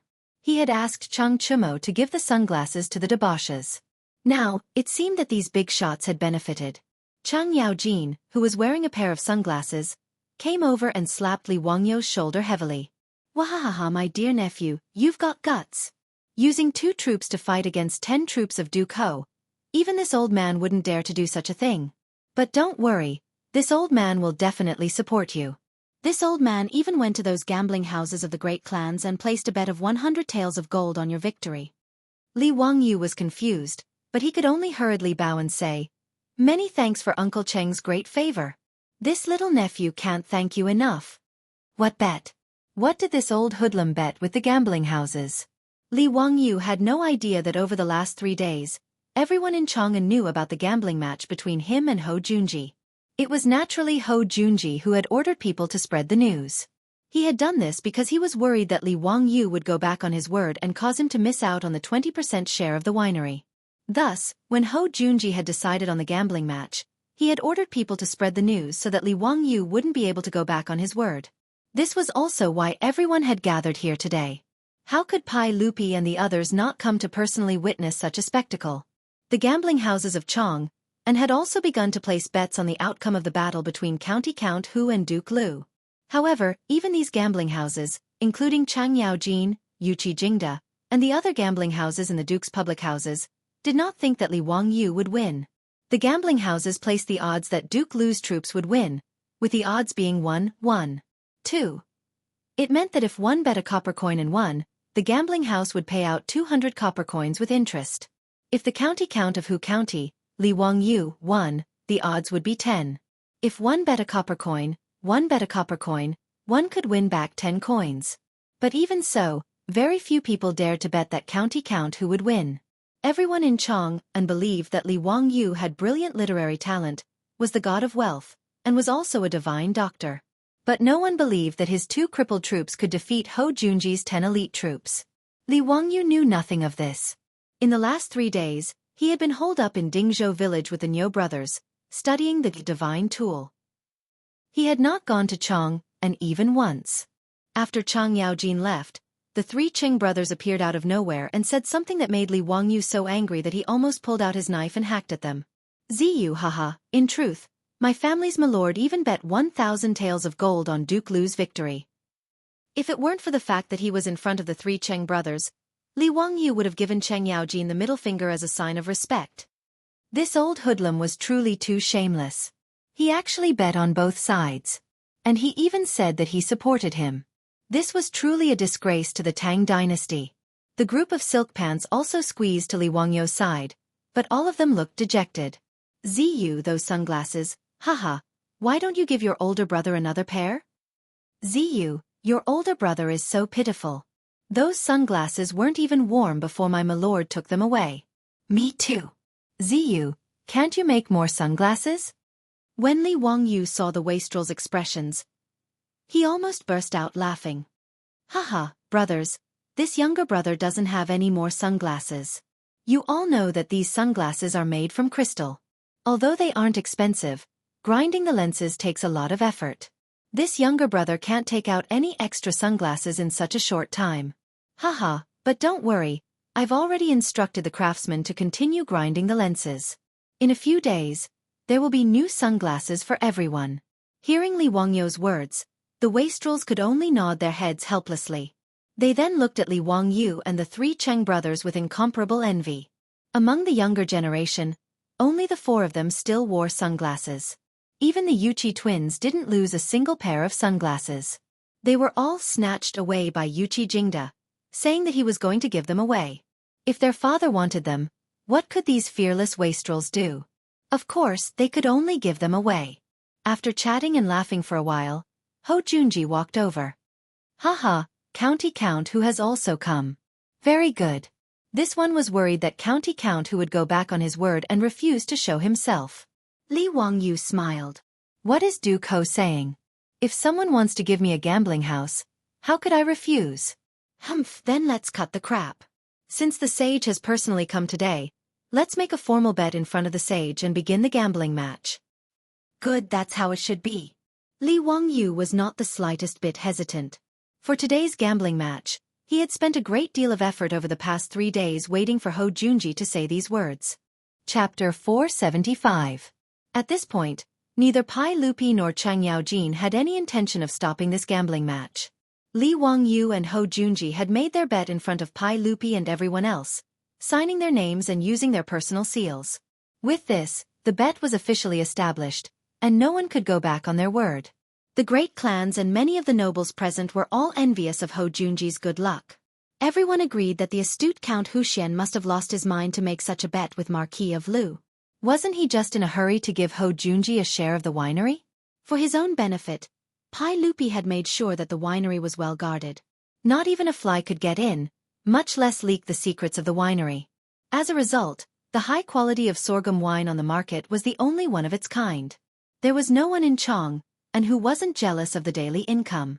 Even if it was a one-on-one bet, many people would be willing to bet with Li Wangyu, let alone a 2-on-10 bet. Li Wangyu waved at the Niu brothers, indicating that they should come over. Then he turned to Ho Junji and said, "Duke Marquis, let's begin. Have your men come over and inspect the weapons. See if there's any cloth wrapped around the blades and arrowheads." Ho Junji naturally had no objection, and he waved his hand to summon his men. Those 10 troops of the Lord's Manor were all elites with one look. Even though they were just standing there, they exuded a valiant aura. In contrast, the 2 men at Li Wangyu's side were also strong and courageous. But one of them was missing an arm while the other was blind in an eye.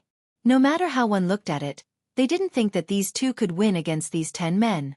Niu Yong and Niu Wu stepped forward to inspect each other's weapons, and then they handed over their own weapons for inspection. The Niu brothers had very simple equipment. The 2 of them were dressed in clean, short robes, and each of them carried a bag and a short blade. Niu Wu carried a longbow and a quiver of arrows, but nothing else. Ho Junji's men inspected the bag, but after seeing that it was just some rags, they didn't pay any more attention. Ho Junji's men, on the other hand, were armed to the teeth. Sabers, short spears, bows, daggers, and so on and so forth. As Li Wangyu had requested, these weapons had been wrapped in cloth and covered in lime. Just as the Niu brothers were inspecting the corpse, they saw a person step out from the crowd. He said with a mocking tone, "State Duke Lu, are you playing a childish war game with County Earl Hu? Why do they even need to wrap the arrowheads and blades? What kind of bet is this?" Li couldn't help but frown on his face. It was the head of the Wang clan of Taiyuan, Wang Renyu. Just as he was about to open his mouth to speak, another person stood out from the crowd and echoed, "What Lord Wang said is right. In the past, the troops have always fought with their lives on the line. How could it be like playing house? How could it be wrapped in arrowheads and decide the outcome with lime marks? Duke of Lu, you are a veteran general who has fought for many years. Why are you fooling around with youngsters?" The one who spoke was Zhang Yuanshou of the Zhang clan, and behind him, another noble stepped forward. It was the prefectural Duke of Chongping, Zhang Liang. "Duke of Lu, when have the troops in our residence ever been afraid of death?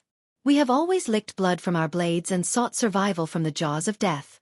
Our Tang dynasty's military prowess is renowned throughout the world. When did we start to play games like this, using lime to decide victory? Duke of Lu, if this matter were to spread, I'm afraid that your fellow soldiers would lose face, right?" Ho Junji was a prideful person, but he also cared a lot about face. After being criticized by Wang Renyu, Zhang Yuanshou, and Zhang Liang, he couldn't help but blush. "Count Hu, everyone's words are reasonable. Why don't we stop using these cotton-wrapped arrowheads? The life and death of our troops will be decided by fate. Let's fight to the death. How about it?" Ho Junji was now somewhat regretful that he had agreed to Li Wangyu's request. Li Wangyu naturally shook his head. "No, this is a condition that we agreed on that day. How can we go back on our words?" He was confident that the Niu brothers could defeat Ho Junji's troops. But swords had no eyes. If the Niu brothers made a mistake, wouldn't they be taking their lives? Moreover, as a good youth who had transmigrated from the future, how could Li Wangyu allow others to fight to the death for him? This wasn't the Roman era, where gladiators were still played. In truth, the battles between the troops of the Tang dynasty weren't necessarily any better than the gladiators of the Roman era. Although it wasn't necessarily a battle to the death, every time there was a conflict between nobles, when was there a battle that didn't result in several deaths? Li Wangyu was already cursing Wang Renyu, Zhang Yuanshou, and Zhang Liang's words. These bastards had nothing better to do. Did this daddy invite you? What does it have to do with you? Count Hu, I will instruct my troops to do their utmost to not harm your troops. How about it? Hou Junji still wanted to persuade him. Li Wangyu immediately refused. No. Since we agreed on this, there's no reason to change it at the last minute. If Lord Marquis isn't willing to fight like this, then why don't we just drop the matter? Hou Junji felt rather helpless at Li Wangyu's refusal. He naturally didn't care about the method of the battle. In any case, his goal was to get a share of the winery. But if he continued to follow Li Wangyu's wishes and fight like this, he felt that he couldn't afford to lose face. Just as Zhang Liang had said, if this matter got out, wouldn't his fellow soldiers laugh their heads off? But now, Li Wangyu refused to agree no matter what. If he insisted, this battle naturally couldn't be carried out, and Hou Junji would never agree to that. For a moment, Hou Junji was in a dilemma. Even though Pai Lupi and Cheng Yaojin were close to Li Wangyu, they didn't want to see Li Wangyu lose this battle. But in truth, they all agreed with Wang Renyu and the others. Even Pai Lupi had been on the battlefield for many years and was used to seeing life and death. Using some sort of cloth to wrap up weapons and arrows to carry out a battle was truly child's play. But Li Wangyu was young and their nephew, so they naturally didn't voice their opinion. They just coldly watched, allowing Li Wangyu and Hou Junji to negotiate. Seeing Li Wangyu shake his head in refusal, Zhang Liang spoke once more. Count Hu, you're also a noble of the Tang dynasty. How can you be so afraid of death? Moreover, aren't you the one who's going to fight? How can you be so wishy-washy? If all the nobles of the Tang dynasty were as compassionate as Count Hu couldn't stand the sight of blood, wouldn't we just allow the Turks to invade and trample on the lands of the Tang dynasty? Zhang Liang's words struck at Hou Junji's heart. Li Wangyu clenched his fists in anger, his eyes spitting fire as he angrily glared at Zhang Liang. Since Prefecture Duke Chongping is so hot-blooded, why don't you bring your fake son here to fight? This one is willing to accompany you to the end. Chapter 476. Zhang Liang, the prefectural Duke of Chongping, was enraged by Li Wangyu's words and wanted to teach this young man a lesson. He had suffered at the hands of Li Wangyu several times in a row and had long found Li Wangyu to be an eyesore. This was why he had followed Wang Renyu and Zhang Yuanshou in sowing discord. Now that Li Wangyu had so rudely rebuked him in front of everyone, he felt his blood boil. Count Huxian, don't be so impudent. Before Zhang Liang could finish speaking, Pai Lupi roared. Enough! Zhang Liang, you are also a veteran of the army. How can you speak so irrationally? Zhou cherishes the lives of his troops. How can you say that the soldiers of the Tang dynasty are unable to defend against the sabers and spears of the Turks? What nonsense are you spouting? Zhang Liang's blood that had just surged to his head quickly receded like the receding tide after being scolded by Pai Lupi. Only then did he realize that the Count of Huxian, whom he had just reprimanded, was the Emperor's nephew. He was the current master of the Emperor's heart. He had been blinded by lard. How could he have offended him? Zhang Liang was not one of those aristocratic families. He did not have the qualifications to challenge Pai Lupi. Although the reason Zhang Liang had been executed 20 years ago was that he had plotted rebellion, he did not have the courage to do so. After being reprimanded by Pai Lupi, Zhang Liang immediately cracked a smile that was uglier than crying. Yes, Your Majesty. This subject was impetuous. This subject was too emotional and spoke without thinking. This subject apologizes to Count Huxian. Just now, I was muddle-headed and spoke nonsense. Please do not blame me. Seeing Pai Lupi stand up for him and Zhang Liang immediately lower his head, Li Wangyu could not say anything more. He could only silently nod his head, indicating that he accepted Zhang Liang's apology. The reason why Pai Lupi spoke up to defend Li Wangyu was naturally because there was a difference between them. Right now he had a lot of trust in Li Wangyu. This nephew of his, who had not yet stepped out of the 5th generation, not only had brilliant literary talent, he had also repeatedly rendered outstanding service. Which one of the things Li Wangyu came up with was not a treasure that could benefit the country and its people. Needless to say, he had also rescued Pai Lupi's son, Li Chengqian. He had also seen through the schemes of those people with ulterior motives and found Prince Li Ji. Li Wangyu's position in Li Er's heart had become incomparably important since a long time ago. Therefore, Zhang Liang's words against Li Wangyu naturally made Pai Lupi very unhappy. Therefore, he directly reprimanded Zhang Liang and helped Li Wangyu out of the situation. But this matter was not over. After Li Er reprimanded Zhang Liang, He waved at Li Wangyu and called him to his side. He lowered his voice and said to him in a soft voice. He lowered his voice and whispered, Zio, although Zhang Liang's words just now were unreasonable, they weren't without reason. Since you and the Junji family want to make a bet, you should have mentally prepared yourself. The cotton cloth wrapped around the saber is truly unseemly. Zio, why don't you reconsider and follow the usual procedures? If you're worried about your own troops, I'll tell Junji to make sure that your troops don't die. How about it? Seeing that Pai Lupi was also trying to persuade him like this, Li Wangyu couldn't help but panic. He could never have imagined that things would develop like this. It was completely out of his expectations. Uncle For a moment, Li Wangyu didn't know what to do. Zio, listen to us. We will not harm you. Don't look at how close Cheng Jijie and the others are to you. In truth, they must also be thinking the same thing. If you insist today that the saber must be wrapped around the saber before you agree to the bet, perhaps Cheng Jijie and the others won't say anything, but all the civil and military officials in the court will look down on you. They will inevitably treat you as a weak and incompetent person. Are you willing to do this? Pai Lupi's words made Li Wangyu feel even more stifled. He had never imagined that the civil and military officials of the Tang dynasty would be so barbaric and disregard human life. Li Wangyu felt stifled, but he didn't know how to vent it. Pai Lupi's words were naturally for his own good, but this was not what he wanted. Uncle, allow me to discuss this with the troops in the residence, Li Wangyu said in a hoarse voice. Pai Lupi nodded and said nothing more, only lightly patting his shoulder. Li Wangyu moved his feet and walked in the direction of his troops. Niu Yong and Niu Wu were staring at him with burning eyes. Behind them were the 73-old soldiers of the Jinwu Guard, all of whom were looking at Li Wangyu. Lang Jun, what do you think? But do you want to fight with them with real swords and spears? Don't worry, my brother and I will definitely not lose to those bastards. Before Li Wangyu could say anything, Niu Wu impatiently asked. Li Wangyu opened his mouth, but he didn't know what to say. He knew that as long as he nodded, the Niu brothers would definitely not have any complaints.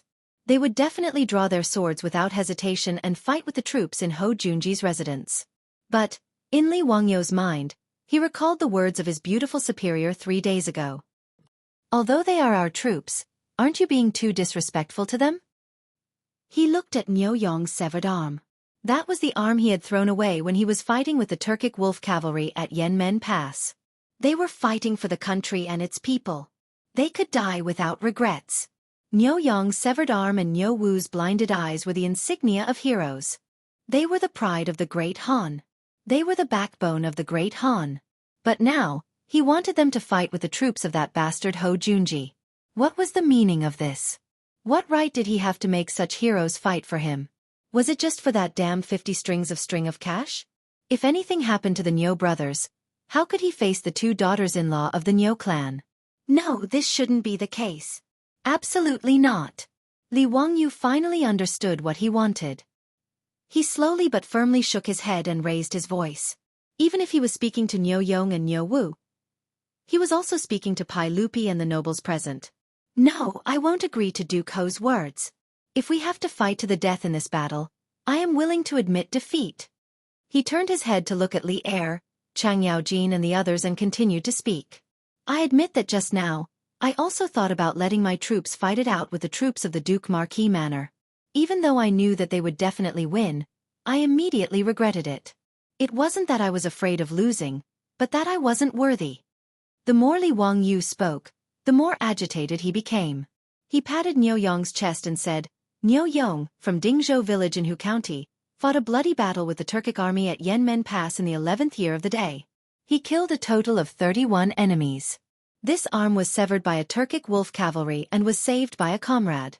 How could I, Li Wangyu, dare to order such brave men to fight for me and risk their lives in gambling battles?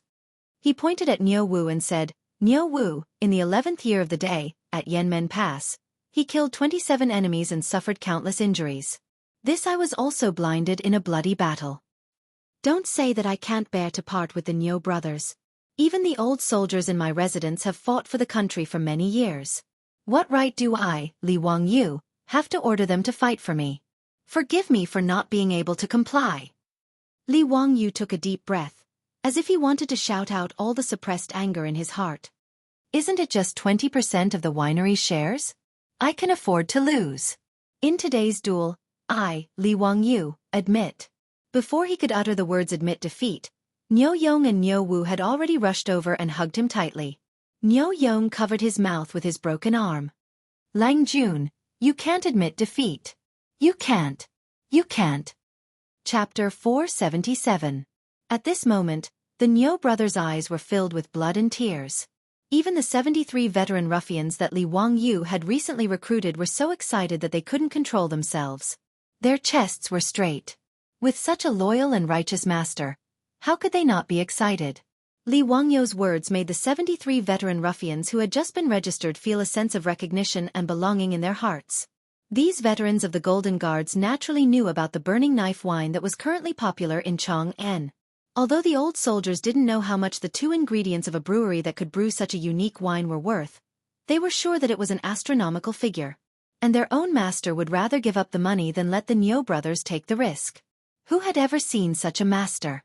Not to mention Chang'an City, even if they flipped through the history books, they would never hear of such a thing. How could this group of veterans not fall in love with such a master? The county count mansion of the founding of Hu County would be their home from now on. However, anyone who offended them would be killed without mercy. If Li Wangyu knew that his words had such a great effect and could make the 73 veterans fall in love with him, he probably wouldn't know whether to cry or laugh. Even Pai Lupi, Chang Yaojin, and the others couldn't help but blush with shame after hearing Li Wangyu's words. Pai Lupi nodded silently in his heart. He valued Li Wangyu more and more. Niu Yong's face was filled with tears. He covered Li Wangyu's mouth and didn't let him admit defeat. Lang Jun, you can't admit defeat. We didn't lose. Erlang and I would rather fight to the death than to accept defeat. Yes, Lang Jun, my brother and I will never admit defeat. If you insist on admitting defeat, then my brother and I will kill ourselves right here. How will we have the face to return home? Niu Wu shouted at Li Wangyu with a face full of tears. The 73 troops roared in unison. Fight! Fight! Fight! Fight! Li Wangyu was also angry. He forcefully pulled Niu Yong's arm away and roared at the 2 brothers. You are crazy! What if something happens and you want me to go back? How are you going to explain it to your aunts? Lang Jun, if we brothers are so cowardly and watch you admit defeat, how can we face our wives when we return home? Niu Yong pulled his brother, and both of them knelt down on one knee before Li Wangyu. Lang Jun, please allow the 2 of us to go to battle. The 73 veteran ruffians also knelt down on one knee. Lang Jun, please allow us to fight in place of the 2 brothers of the Niu family. When the Niu brothers heard that, they glared at the crowd and scolded jokingly. Get lost, get lost, get lost. It's none of your business. This is the work of the 2 brothers. If you want to fight for Lang Jun, you should wait until you get married. Their joking and cursing caused the group of old ruffians to laugh endlessly, and the heavy atmosphere was diluted by quite a bit. Niu Yong and Niu Wu's words made Li Wangyu feel very conflicted. Do you 2 brothers have to force me? Lang Jun, don't hesitate. Do you still not believe in us 2 brothers? Ask this group of murderous geniuses. Is there anyone who is still unconvinced? Besides, don't we still have Long Juan's divine weapon? Niu Wu wiped away the tears on his face and whispered with a smile. His words were all heard by the surrounding Li residence troops, but all of them revealed looks of shock and embarrassment, appearing to be extremely embarrassed. Seeing this, Li Wangyu had nothing to say. After a long silence, he finally nodded and patted the shoulders of the Niu brothers. Be careful. I will wait for you to come back. Yes. Li Wangyu strode up to Ho Junji and stared into his eyes. Gritting his teeth, he said word by word, If you want to fight, then let's fight. Life and death shall be decided by the heavens. For some reason, a dark cloud flitted through Ho Junji's heart. Just now, Li Wangyu had actually wanted to admit defeat for the sake of his troops, leaving everyone stunned. And the troops of the county count's residents made all the great clans and nobles jealous. Which clan wouldn't want such loyal troops? As for the troops of Ho Junji's residents, their morale seemed rather low. The 10 valiant troops of the marquis residents looked at Niu Wu and the others with envy. Their monthly salary was high, and their master was so benevolent and righteous. It was truly infuriating. Very good. Since that's the case, let's begin. Ho Junji didn't want to say anything more. He just wanted to start this gambling match as soon as possible and get his 20% share of the winery as soon as possible. That mountain will be the location of this gambling match. How about it? Our troops will fight here. 2 hours will be the limit, and the team that survives the most will be the winner. Li Wangyu pointed at a nearby mountain peak. It was around 100 meters tall, but its trees towered into the sky and its bushes were thick. Ho Junji carefully looked into the distance and nodded. Although the mountain peak was covered in trees, it didn't have any steep terrain. It was just an ordinary mountain peak. In this way, there was no need to worry about Li Wangyu's 2 troops occupying some strategic location and defending from above. Pai Lupi and the others couldn't help but shake their heads when they saw the mountain peak. Your Majesty, that child Zio still doesn't understand the ways of the army. Other than the fact that there are a lot of trees on that mountain top, there is no other dangerous terrain. How did his 2 troops escape the encirclement of the 10 troops of Duke Lu's mansion? Chang Yaojin moved closer to Li Er and whispered. Yuqi Jingda also came over. Your Majesty, do you want to warn County Count Hu? If he chooses this mountain peak, his 2 troops probably won't have anywhere to hide. Once they're surrounded by Duke Lu's troops, no matter how capable they are, they won't be able to escape their doom. Pai Lupi silently nodded. This was also his view. Neither side would pay too much attention to this sort of mountain, as there was no terrain suitable for ambushes. But he couldn't say much. After all, Ho Junji was his favorite general. Pai Lupi could only watch from the sidelines in this gambling match. Forget it. Just treat it as Zio buying a lesson. He can pay for 20% of the winery, but it's a pity for those 2 warriors.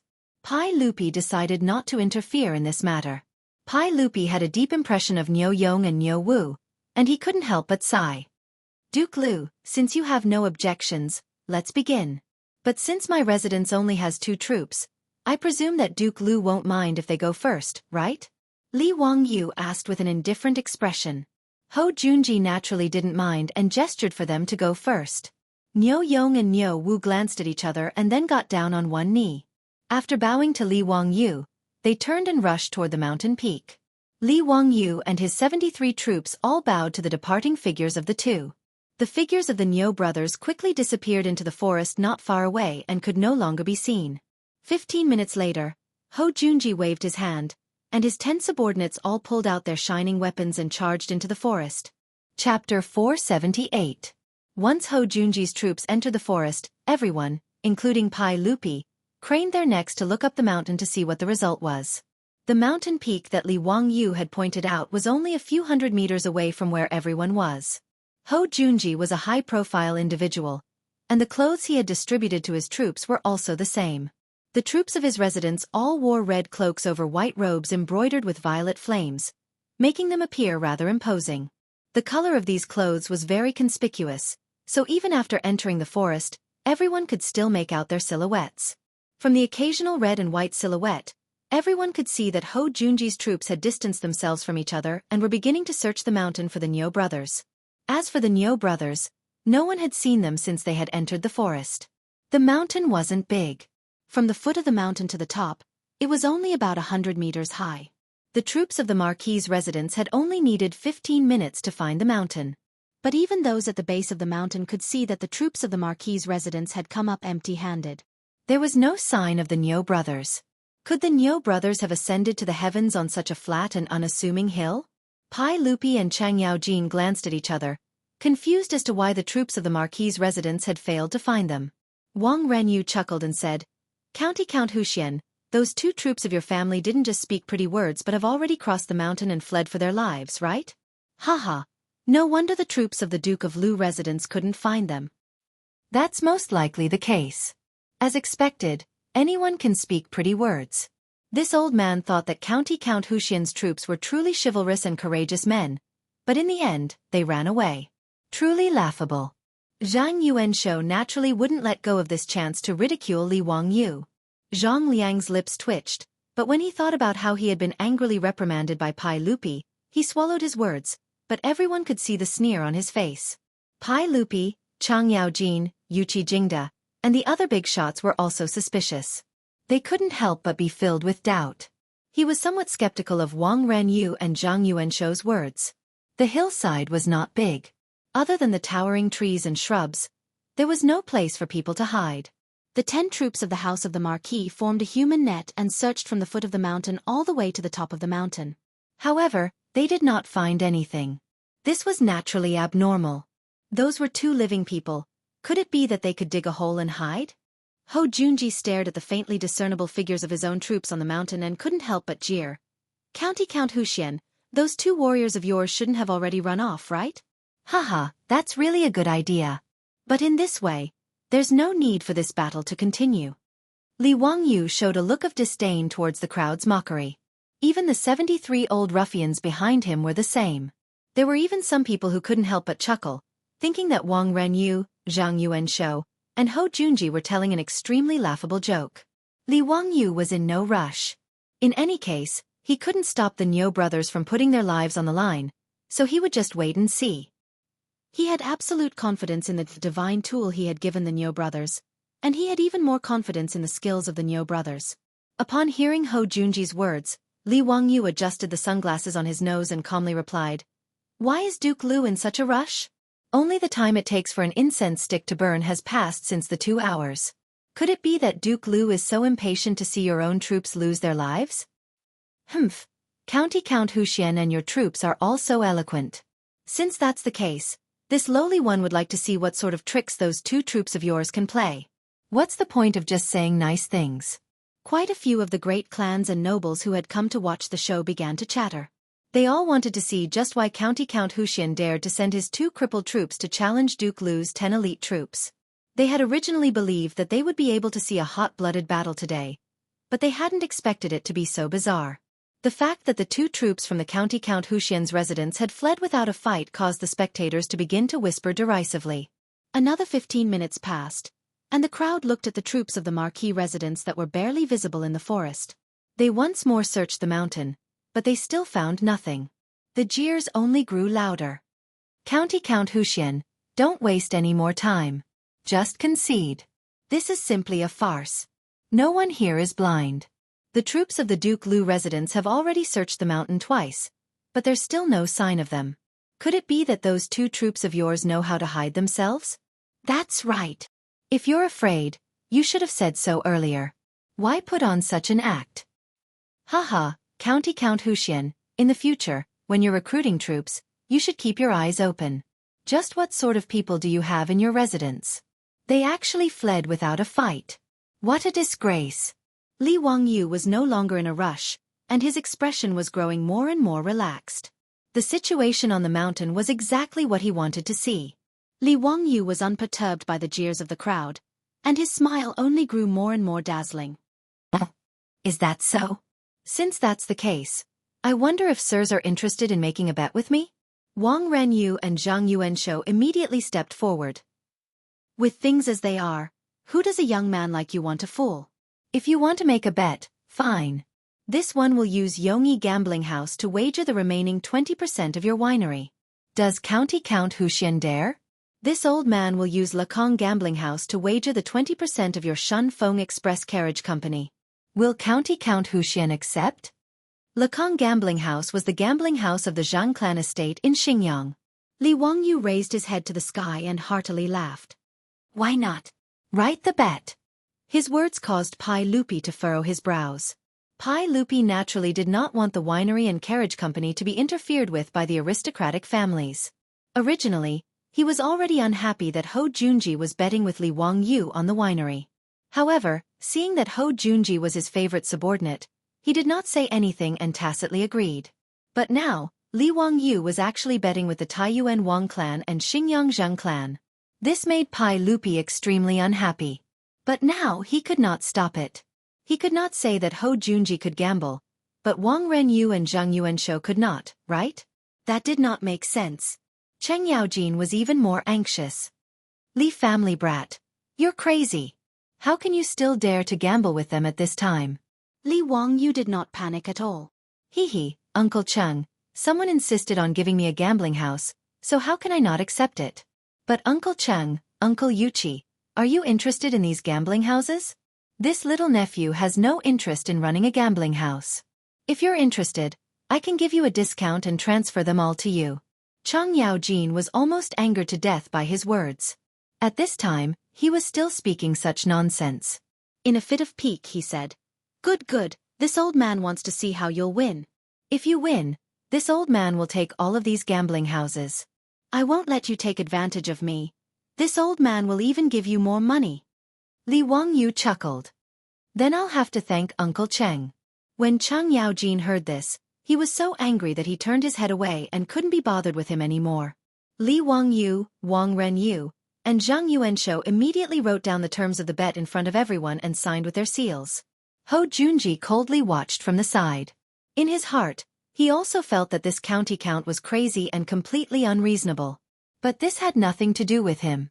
In any case, his goal was only 20% of the winery. Hou Junji looked at the sky and coldly asked, County count who? An hour has already passed. Do you still not intend to admit defeat? Li Wangyu once more looked at the mountain and saw that the red and white figures of the marquis residents had already spread out and were searching for the Niu brothers. A smile appeared on his lips. Since Duke Lu is in such a hurry, then I'll invite your troops to meet their deaths. Just as he finished speaking, he heard an extremely terrifying and miserable howl coming from the mountain forest. Chapter 479.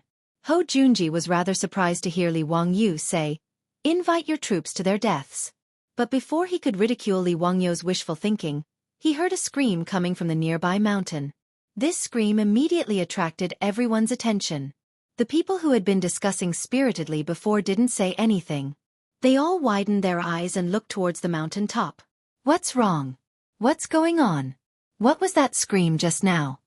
Wang Renyu and Zhang Yuanshou were in the midst of receiving congratulations from the surrounding clans, but they were also struck dumb by that scream. Hou Junji's face instantly turned ashen. He was a veteran soldier, so he naturally knew that the scream just now had been the final scream of a man before he died. What made him even more uneasy was that the voice was rather familiar. It seemed to belong to one of the soldiers from his residence, one of the soldiers who had come out to fight today.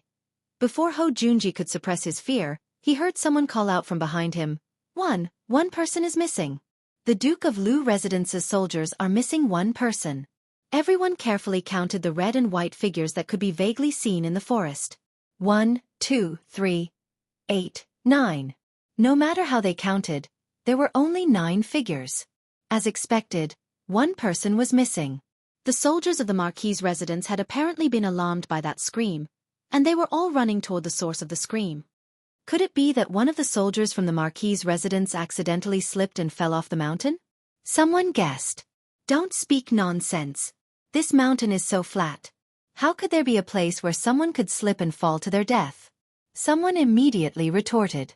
Then what do you think is going on here? I don't see anything happening on that mountain. Perhaps they were attacked by some fierce beast? This is the vicinity of Jade Star Palace. If there were any fierce beasts, the Imperial Army would have already wiped them out. And this is such a small mountain. How could there be any fierce beasts? Could one of the soldiers from the Marquis' residence have been bitten by a rabbit? While everyone was discussing, they suddenly heard another scream coming from the other side of the mountain. Hou Junji paled at this scream. It was clearly the voice of one of the soldiers from his residence. Another person is missing. Dao ancestor above. Could it be that there are ghosts on that mountain? That's right. I saw it very clearly just now. The figure of that troop member from Duke Lu's estate had just passed by a pile of shrubbery when a black shadow suddenly flashed past. After that, I heard a blood-curdling scream. The troops of Duke Lu's mansion were nowhere to be seen. What the hell is going on? Wang Renyu and Zhang Yuanshou grimaced. The two of them had placed a heavy bet on Hou Junji, even using their own gambling house. Was there really going to be an accident in today's match? Marquis, what do you think about this matter? What happened to the troops in your mansion? Hou Junji mentally cursed at Wang Renyu's question.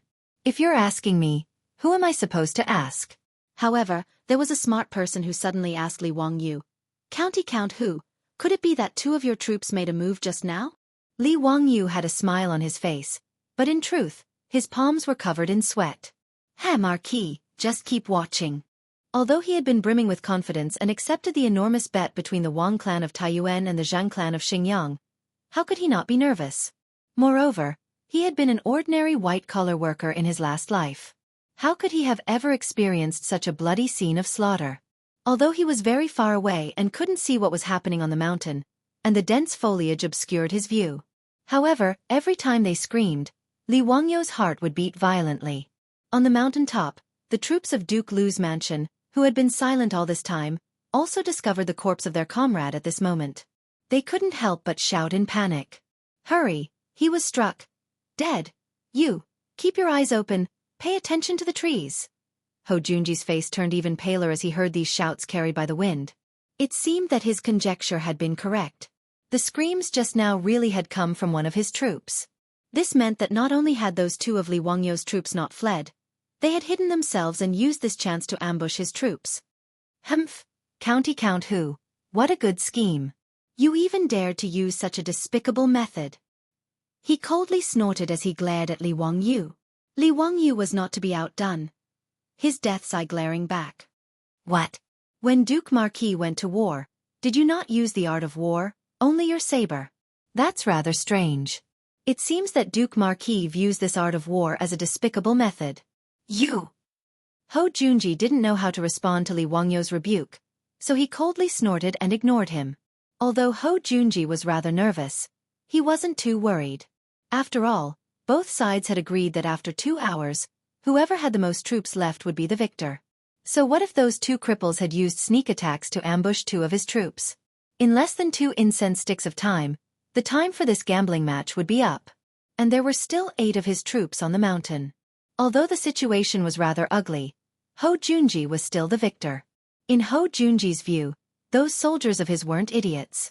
They were all fierce soldiers who had been through many battles.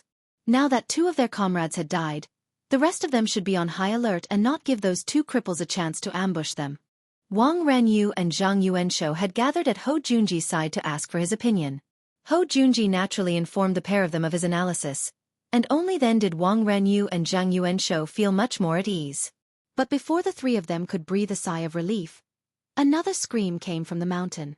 This time, everyone could clearly see that it was a red and white figure from the Marquis' estate who had been struck in the back by an arrow, causing him to scream as he died. Zhang Yuanshou had personally witnessed the death of the Marquis' estate subordinate, and he was so frightened that he stammered, Marquis, another one has died." This scene was really too strange. No matter how wide everyone at the foot of the mountain opened their eyes, they were unable to see the figures of the Niu brothers. And this wasn't even mentioning the fact that the Marquis' estate's troops had already begun to panic after losing 3 men in a row. In everyone's line of sight, there were only the 7 red and white figures in the forest. They were like headless flies, flying around in all directions. "Brat from the Li clan, you better explain to this old man what's going on here? Are those 2 troops of your family human or ghost?" Chang Yaojin was also frightened out of his wits. He had always believed that with his abilities, he would find it difficult to find a match. However, even if he were to personally go into battle, he would not be able to do it so silently. Pai Lupi turned to Li Wangyou and asked, "Zio, could it be that those 2 troops of your family can fly through the air and travel through the earth?" Uncle Chang, this little nephew is also unable to explain this matter clearly. Once the gambling match is over, you will understand. Li Wangyou's answer made everyone even more anxious and impatient. And what made Ho Junji, Wang Renyu, and Zhang Yuanshou even more worried happened. 2 more screams came from the mountain. It was clear that 2 more of the Marquis' estate subordinates had died. Half of Ho Junji's 10 troops had been killed, leaving only 5, and the Niu brothers were still nowhere to be seen. Chapter 480. Ho Junji could no longer maintain his composure. Seeing that 5 of his men had died, he anxiously stomped his foot and began to curse. "Bastard! You bunch of farmhouse slaves can't even find 2 handicapped people. What are you standing around for? Stick together for this old man. Don't spread out and give them a chance. Hold the line for this old man." No matter how loud his curses were, they couldn't reach the mountains several hundred meters away. Fortunately, the soldiers of the Marquis' residence were no fools. After losing 5 of their comrades without even seeing where the enemy was, the remaining 5 no longer dared to spread out and search for the Niu brothers. The 5 soldiers quickly gathered together, all of them wielding sabers and knocking arrows as they nervously watched their surroundings. Only when he saw the red and white figures of his 5 soldiers gathered together did Ho Junji relax. There was still one incense stick of time before this gambling match was over.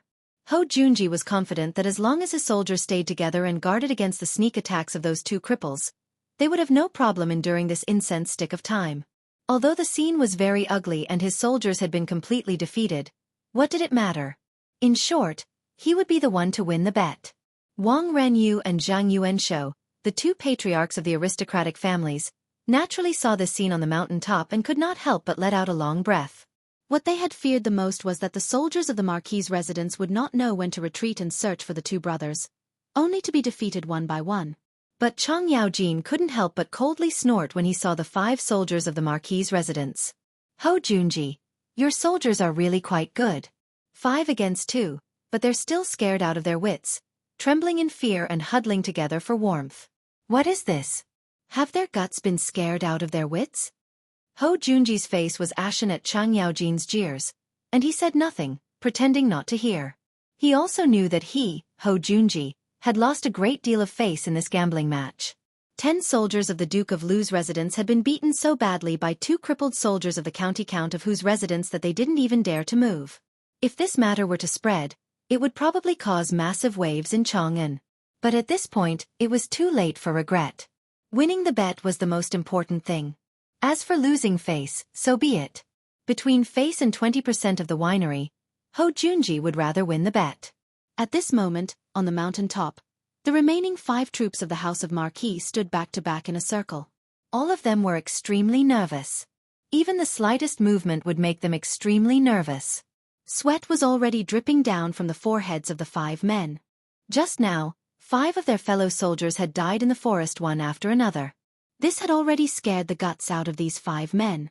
When they first entered the forest, they still had a playful attitude, like a cat catching a mouse. They planned to find the crippled brothers, tease them, and then kill them. Daring to challenge the 10 of them with just 2 people, such arrogance, the troops of the House of the Marquis had long since been impatient to let these 2 crippled brothers experience their power. However, no one expected that even after the 10 of them searched the entire mountain, they still couldn't find any trace of the 2 brothers. Among these 10 troops, there were naturally some original scouts. Scouts were the scouts in the ancient army. They were mainly responsible for scouting the enemy. These scouts were skilled in disguise, concealment, and reconnaissance. They believed in their own eyes. Other than the 10 of them, there was absolutely no one else on this mountain top. Just like the rest of the people at the foot of the mountain, the troops of the House of the Marquis naturally believed that the Niu brothers had fled over the mountain. They couldn't help but laugh and jeer at the audacity of the Count of Huxian's troops. But the time wasn't up, and they still had work to do, so they scattered and continued to search the mountain. No one took this bet seriously, and they relaxed as if they were on a scenic tour, casually strolling through the forest to kill time. After an hour, many of the troops of the House of the Marquis couldn't even be bothered to continue searching. They simply found rocks or tree stumps to rest, waiting for the time to end so that they could return victorious. But just when everyone was in a good mood and brazenly jeering at the 2 troops of the Count of Huxian's house, something unexpected happened. When the first scream rang out, everyone was given a fright, not understanding what was going on. They hurriedly ran in the direction of the sound, but what they saw was a comrade who had been stabbed in the back and was lying in a pool of blood. This scene scared everyone out of their wits. Before they could react, another scream came from not far away. When their comrades were assassinated one after another in this forest, the remaining few people were terrified to the extreme. This wasn't a big mountain, yet no one could find the 2 brothers. Instead, their comrades kept dying miserably. This extremely strange scene frightened everyone. If it weren't for the strict prohibition of the Duke of Lu's house, they wouldn't have dared to run. Otherwise, the remaining few people would have run away long ago, far away from this suffocating mountain forest. Brother Ran, this troop of the Count of Huxian's house, are they people or ghosts? Why can't I see their figures? How the F***ck would I know? Damn it, all of you, get your spirits up and open your eyes wide. I don't want to die in this damned place. Before he could finish his words, he saw an arrow flying through the air like a phantom. Before anyone could react, an arrow was nailed into the head of the soldier surnamed Ran who had just spoken. The tail of the arrow was still slightly trembling. This time, he didn't even let out a scream. He only let out a muffled groan and stood still for a long time. Then, under the gazes of the 4 soldiers around him, he fell on his back. The 4 of them stood there in a daze for a few seconds. In the next moment, the 4 of them were like frightened quails, scattering in all directions. They no longer cared about sticking together to defend. At the base of the mountain, Ho Junji and the others naturally saw this sight. Ho Junji's hands began to tremble in anger at the sight of his own troops fleeing. He wanted nothing more than to take out his sword and cut off their heads to vent his anger. Wang Renyu and Zhang Yuanshou were ghastly pale. The thought that their gambling house would fall into someone else's hands made their hearts drip blood. But it was too late to say anything now. Ho Junji's group of 3 could only pray that their 4 troops would be able to last through the remaining time. But it was clear that their prayers were not accepted by the heavens. 2 more screams came from the forest, and Ho Junji's heart sank to the bottom of a lake. The conceited Ho Junji only had one thought in his mind. I lost. Not only did he lose the gambling house, he would also lose the lives of his 10 troops. He had tried to steal a chicken only to end up losing the rice used to lure it. Moreover, after today, Ho Junji could almost hear the jeers of Chong and all over the place. As for Pai Lupi, Cheng Yaojin, and the others, they were all in disbelief, their mouths hanging open. Before the battle began, no one had expected such a result. Junji, admit defeat.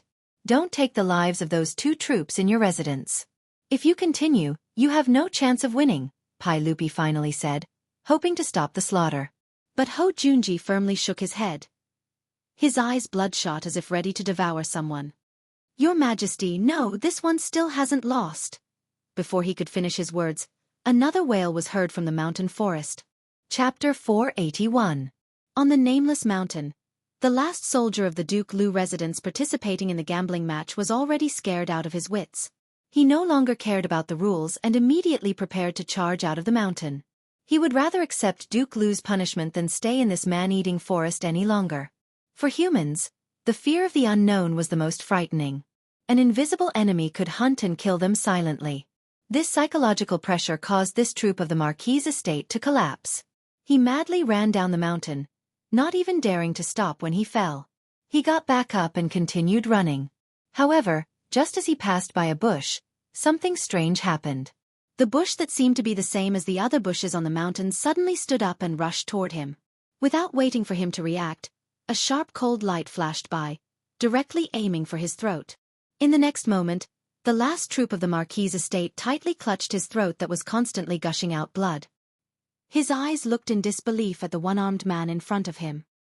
His last thought was that he was a soldier of the Count of Wuxia, and his clothes were very strange. The nameless mountain regained its silence once more, as if nothing had happened here. At the base of the mountain, Ho Junji's mouth was filled with bitterness, his mind in turmoil. Lost. He had actually lost. How could he have lost? Wasn't this supposed to be in the bag? Even if they were thrown onto the battlefield, each of them would be able to fight against 10 ordinary soldiers. They would not feel any pressure when facing a regiment of ordinary soldiers. How could they have died so cleanly in the face of 2 cripples, not leaving a single one alive? Wang Renyu and Zhang Yuanshou were even more miserable and regretful. They had clearly come to watch the show, so why had they used their own gambling house to gamble with that little bastard surnamed Li? In the last few months, their Taiyuan Wang clan and Xingyang Zhang clan had repeatedly suffered grievous losses at the hands of Li Wangyu. They had gambled with Li Wangyu several times, but they had never won a single time. These 2 clan leaders were beginning to doubt their lives. Even today's gambling match, which they had been so sure of winning, had ended up being laughable to that little bastard. This sort of blow made these 2 clan leaders of the 5 surnames and 7 hopes seem to age a little. The 2 of them glanced at each other, their interest waning. County Count Hu, you can have someone take over those 2 gambling houses at any time. Haha, I hope that County Count Hu's luck will continue to be so good. This old man will take his leave. Wang Renyu and Zhang Yuanshou, these 2 clan leaders, were rather straightforward and directly admitted defeat. But the meaning behind their words was that they were still unconvinced. Li Wangyu didn't care about this at all. He casually cupped his hands at the 2 of them as a form of thanks. Good people. These 5 surnames and 7 hopes were definitely good people. Li Wangyu silently calculated in his heart. He didn't know how much gold these aristocratic families had given him. From the very beginning, When the steward of the Taiyuan Wang clan came to break off the engagement, they gave him more than 100 taels of gold. Later on, the Xingyang Zhang clan's apology, the gold that Prince Qiao lost in a bet, the money from the polo match, the 3 million jin of private money that Yongyi gambling house lost to him. And now even the gambling house was given to him. It was all thanks to these great clans that he, Li Wangyu, was able to become rich. Wang Renyu and Zhang Yuanshou apologized to Pai Lupi. Your Majesty, this subject is not feeling well and will take his leave first. Your Majesty, please allow this subject to take his leave. They led their troops and rode away, returning to Chang'an City to lick their wounds. As for the clans who had come to watch the show, seeing these two big shots leave, they had no interest in staying any longer. They all excused themselves from Pai Lupi and rode away. It didn't take long for the crowd in front of Jade Star Palace to dwindle away, and the place became much quieter. Pai Lupi waved at Li Wangyu and called him over. Zio, you can tell me now. What's going on with those two troops of your clan? Uncle, the Nyo brothers were hiding on that mountain this entire time. It was just that Duke Marquis's troops didn't see them. Li Wangyu's words infuriated Ho Junji, who rushed over and roared, Don't speak nonsense. Quite a few of my troops were originally scouts and had experienced countless battles. How could they not see where they were hiding? You're spouting nonsense. You must have used some sort of evil technique to cause my troops to die for no reason. Your Majesty, this subject's troops died for no reason. Ho Junji's words made Li Wangyu smile. Now that the dust had settled, Li Wangyu was in a very good mood. He didn't seem to mind Ho Junji's crude words, only shrugging his shoulders. 2 of my troops are still on that mountain. Duke Marquis, why don't you go and see for yourself if it was some sort of evil technique? As for what happened to your troops, I also sympathize with them. But it seems that from the very start, I didn't agree to a real battle, but Duke Marquis, Duke Wang, and Duke Zhang forced me to agree. Now that your troops have died, how can you blame me? His words naturally left Ho Junji speechless. Just as Li Wangyu had said, Li Wangyu had requested that weapons and arrows be wrapped in cotton cloth for the gambling match. It was he, Wang Renyu, and the others who had forced Li Wangyu to agree to a battle to the death. But the result was that all his troops had died. This result made Ho Junji feel a sweet taste in his throat, and he couldn't help but vomit blood. His appearance gave everyone a fright. Pai Lupi hastily called for Ho Junji to be sent back to Chang'an to recuperate. Zhang Liang and the other comrades who were on good terms with Ho Junji also sent him back to Chang'an. Once everyone was gone, only Pai Lupi, Chang Yaojin, and the others remained, all of them close to Li Wangyu. Chang Yaojin no longer had any misgivings. Wearing his sunglasses, he came over and laughed. Wahahaha, virtuous nephew. Is it true that your troops didn't have any immortal arts? There are no outsiders here, so explain to this old man what's going on. Uncle Cheng, don't joke around. There's no immortal arts. It's just a disguise, Li Wangyu explained with a smile. Don't lie to me.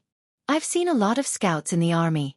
How could there be any camouflage method that can make people completely unable to see through it? Chang Yaojin shook his head, not believing Li Wangyu's words. Pai Lupi's eyes flashed. Zio, is it really just a disguise? Can others learn it? Can it be spread throughout the army? Of course. In truth, it's very simple. It's not even worth mentioning. Pai Lupi nodded, and then he turned to Cheng Yaojin and ordered, Jijia, take some soldiers and search that mountain again. We want to see if it's really that miraculous. Chang Yaojin's eyes brightened, and he immediately nodded in agreement. When Pai Lupi went out, he naturally had to be accompanied by the Imperial Army of the Golden Guards.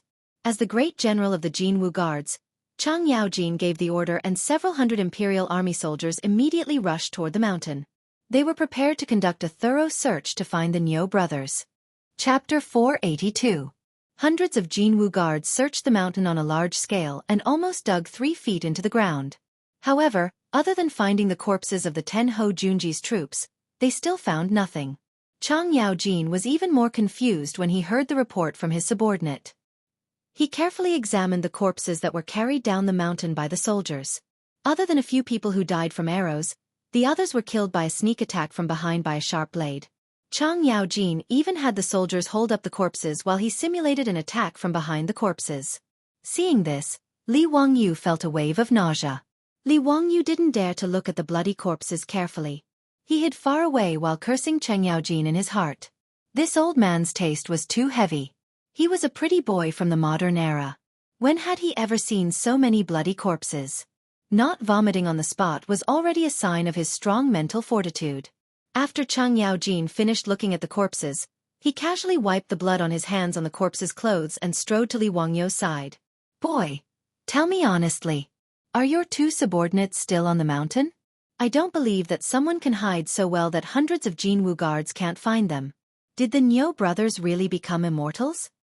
Hee, Uncle Cheng, if you don't believe me, I can call them out now. Won't it be clear then? Li Wangyu glanced at Cheng Yaojin's big hand, which was still wet with blood, and quietly moved back a few steps. He was afraid that this old man would be so happy that he would pat his shoulder again. No need. I don't believe that we can't find them. I'll go look for them myself. Pai Lupi, Yuchi Jingda, Chai Linggu, Li Jing, and the others were also interested after hearing the two's conversation. Thus, they simply walked to the small mountain and planned to see it with their own eyes. Everyone carefully searched the mountain several times, but still found nothing. Cheng Yaojin ran up and down the mountain several times and was already panting from exhaustion. Brat, call your troops out. I'm convinced. I really can't find them. Damn it, I still don't believe that they're on this mountain. Pai Lupi also nodded.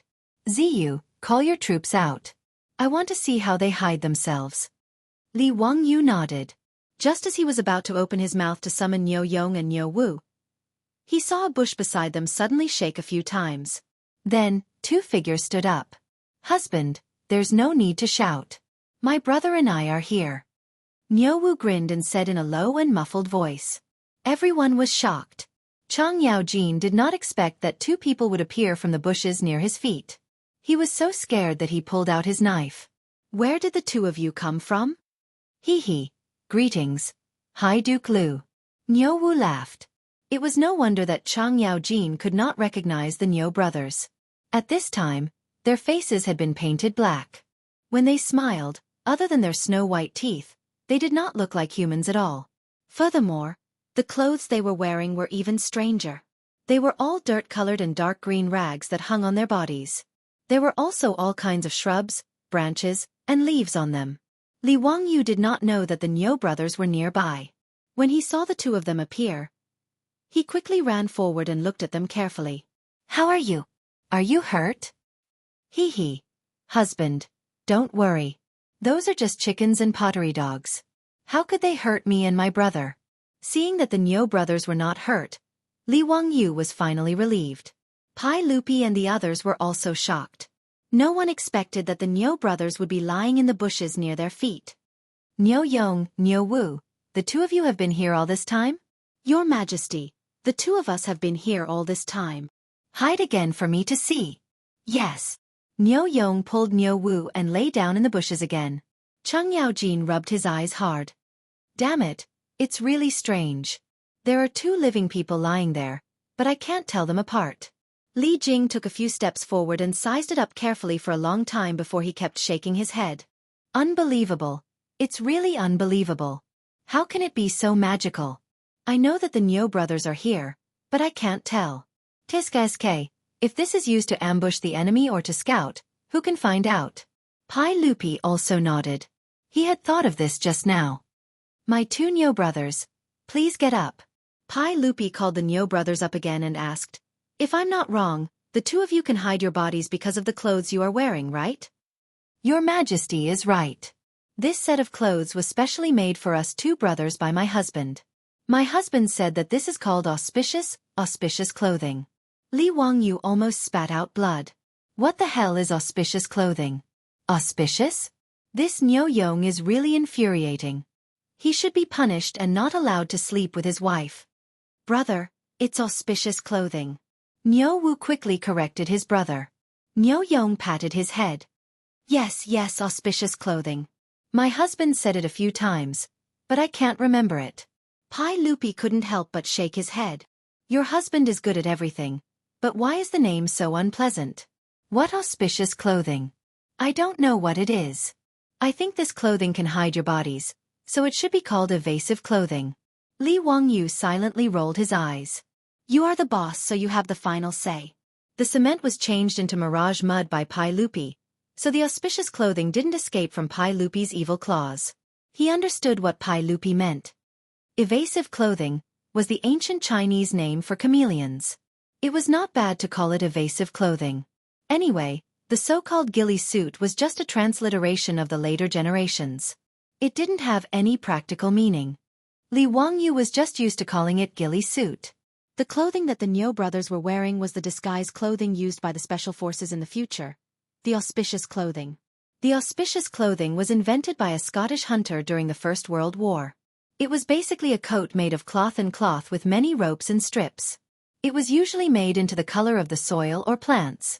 After the soldiers wore the auspicious clothing, they would be able to blend into the background like chameleons. It would be hard for the enemy to discover them. Li Wangyu was also a fan of the military in the future. Although he couldn't recite the data of the various military equipment, he was still familiar with the general military knowledge. In the future, he was also a frequent visitor to a few famous military forums. That day, when Niu Wu said that he and his brother could deal with dozens of golden guards in the wild, Li Wangyu only thought that he was bragging. Of course, Niu Wu's words were also an exaggeration. Although he and Niu Yong were members of the White Trampling Army, they weren't supermen that could deal with dozens of people. Li Wangyu suddenly thought of the scenes of special forces ambushing the enemy in the movies. Especially the snipers wearing the auspicious clothing, they left a deep impression on him. Therefore, when he was unhappy with Ho Junji for sowing discord and angrily brought up the matter of the forest fight, it was because he suddenly thought of the auspicious clothing. Reality also proved that the auspicious clothing's camouflage effect was surprisingly good. The troops of the Marquis estate, who never thought that there would be people who could conceal themselves so well, were ambushed by the Niu brothers. In the end, they all died in the forest. After Pai Lupi understood the use of the auspicious clothing, he had the Niu brothers take it off and had 2 golden guards put it on. As expected, it had the same camouflage effect. Haha, good. Zio, I didn't expect you to have such an understanding of the military. I have underestimated you. I'll accept this auspicious clothing, but I won't give you anything else. After all, you have gained a lot this time. Tiska-sk, the 3 gambling houses in Chong, and all belong to you now. Chapter 483. The 2 sets of ghillie clothes that the Niu brothers were wearing were naturally made in 2 days by their beautiful superior, the maids in the estate, Afro and Perrin. The Niu brothers originally looked down on these tattered clothes, but after trying them on, they realized how terrifying they were. After the 2 brothers put on the ghillie clothes, they had already fought with the 73 golden guards several times, and the results were self-evident. Thus, when Wang Ranyu, Zhang Yuanshou, and the others mocked the Niu brothers for running away without a fight, the 73 soldiers couldn't help but laugh. What kind of joke was this? If not for the fact that they had used wooden sabers and wooden arrows to fight with the Niu brothers, the 73 of them would have already been buried in the ground. Even the 73 of them had been killed by the Niu brothers in the forest. No matter how formidable Ho Junji's troops were, how strong could they be? After a few rounds of fighting to the death, these old ruffians were now full of admiration for the Niu brothers. Thus, no one was jealous of the fact that the Niu brothers could earn a monthly salary of 50 strings of gold. The 2 sets of ghillie clothes were carried on the backs of the Niu brothers for today's gambling match. After they entered the forest, they immediately changed their clothes and darkened their faces, palms, and other parts of their skin that were exposed. Then, they hid in the bushes of the forest. When the troops of the Marquis residents were searching for them, they didn't even notice them when they passed by. Only when the troops of the Marquis residents let down their guard did the Niu brothers decisively strike, using their daggers and bows to kill several of them. After understanding the details of the fight on the mountain from the Niu brothers, Cheng Yaojin and the others could only shake their heads. Ho Junji's loss wasn't unjust. No one could do anything against such an opponent. Hee, Uncle Cheng, Uncle Yuchi, are you guys interested in those 3 gambling houses? This little nephew has already said it before. Are the uncles willing to take over? Li Wangyu thought of today's spoils of war, and immediately pulled Cheng Yaojin, Yuchi Jingda, and the others to ask. Cheng Yaojin glared at him and said, Enough, this daddy already said that I'll take over those gambling houses. Would I lie to you? Of the 3 gambling houses that you won, I will take Yongyi Gambling House. I will give you 10,000 taels of gold. How about it? Li Wangyu naturally nodded. Yongyi Gambling House was about the same as Ho Junji's Jinggon Gambling House, with a monthly profit of around 5,000 strings of thread. Chang Yaojin bought it for 10,000 taels of gold, which was equivalent to 60,000 strings of coins. He was quite generous. With Chang Yaojin's help, the other dukes would naturally not give up on the opportunity to expand their own businesses. In any case, they already had a gambling house in their residence, so it would be good to have another one. Pai Lupi wanted to ban gambling, but was unable to do so due to the pressure from the aristocratic families and nobles. However, Pai Lupi also made an agreement with the aristocratic families. In Chang'an, only the existing 72 gambling houses were allowed to exist. Other than that, no one else was allowed to open any gambling houses. This was somewhat similar to the gambling card system of the later generations. Only with gambling cards could one open a casino. Those aristocratic families and nobles, as those with vested interests, naturally didn't want anyone else to take a share of the profits, so they naturally nodded in agreement. This was also why Ho Junji, Wang Renyu, and Zhang Yuanshou were so sad today. If they lost their gambling houses, they would lose the right to operate gambling houses. Unless their three clans took over gambling houses from other aristocratic families, they would not be able to open any more gambling houses. Gambling houses were businesses that made huge profits with little capital. Last time, Li Wangyu had used his understanding of history to work with Chang Yaojin to take a huge bite out of the gambling houses of the aristocratic families. But who had ever heard of a gambling house losing money? Yuqi Jingda and Chai Linggu also expressed that they were willing to buy Ho Junji's and the Zhang clan's gambling houses for the same price as Chang Yaojin, 10,000 taels of gold. This naturally made Li Wangyu grin so much that his eyes turned into slits, and he repeatedly bowed in thanks. To suddenly earn 30,000 taels of gold, it truly was true that one could not become rich without a windfall. After dividing up the loot, everyone was very satisfied with their harvest. Pai Lupi ordered his men to carefully put away the two evasive uniform. While these things didn't seem very eye-catching, their concealment ability had greatly tempted Pai Lupi and the other military bigwigs. As the Minister of War, Li Jing was naturally very concerned about military equipment. He looked at the evasive uniform that Pai Lupi had given its name to and shook his head. These evasive uniforms are not bad, but they have a flaw.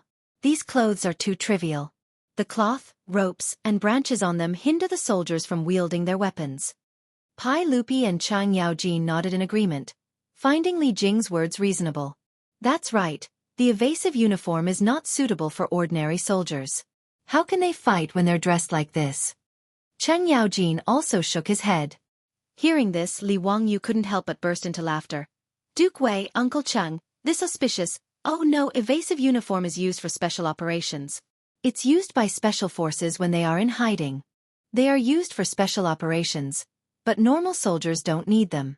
Pai Lupi couldn't help but frown when he heard this. Ziyu, what is special operations? What's the meaning of special forces? Li Wangyu was also stunned. It seemed that he had said too much. Special forces soldiers. They are soldiers who carry out special missions. Special operations are people who use special methods to complete their missions.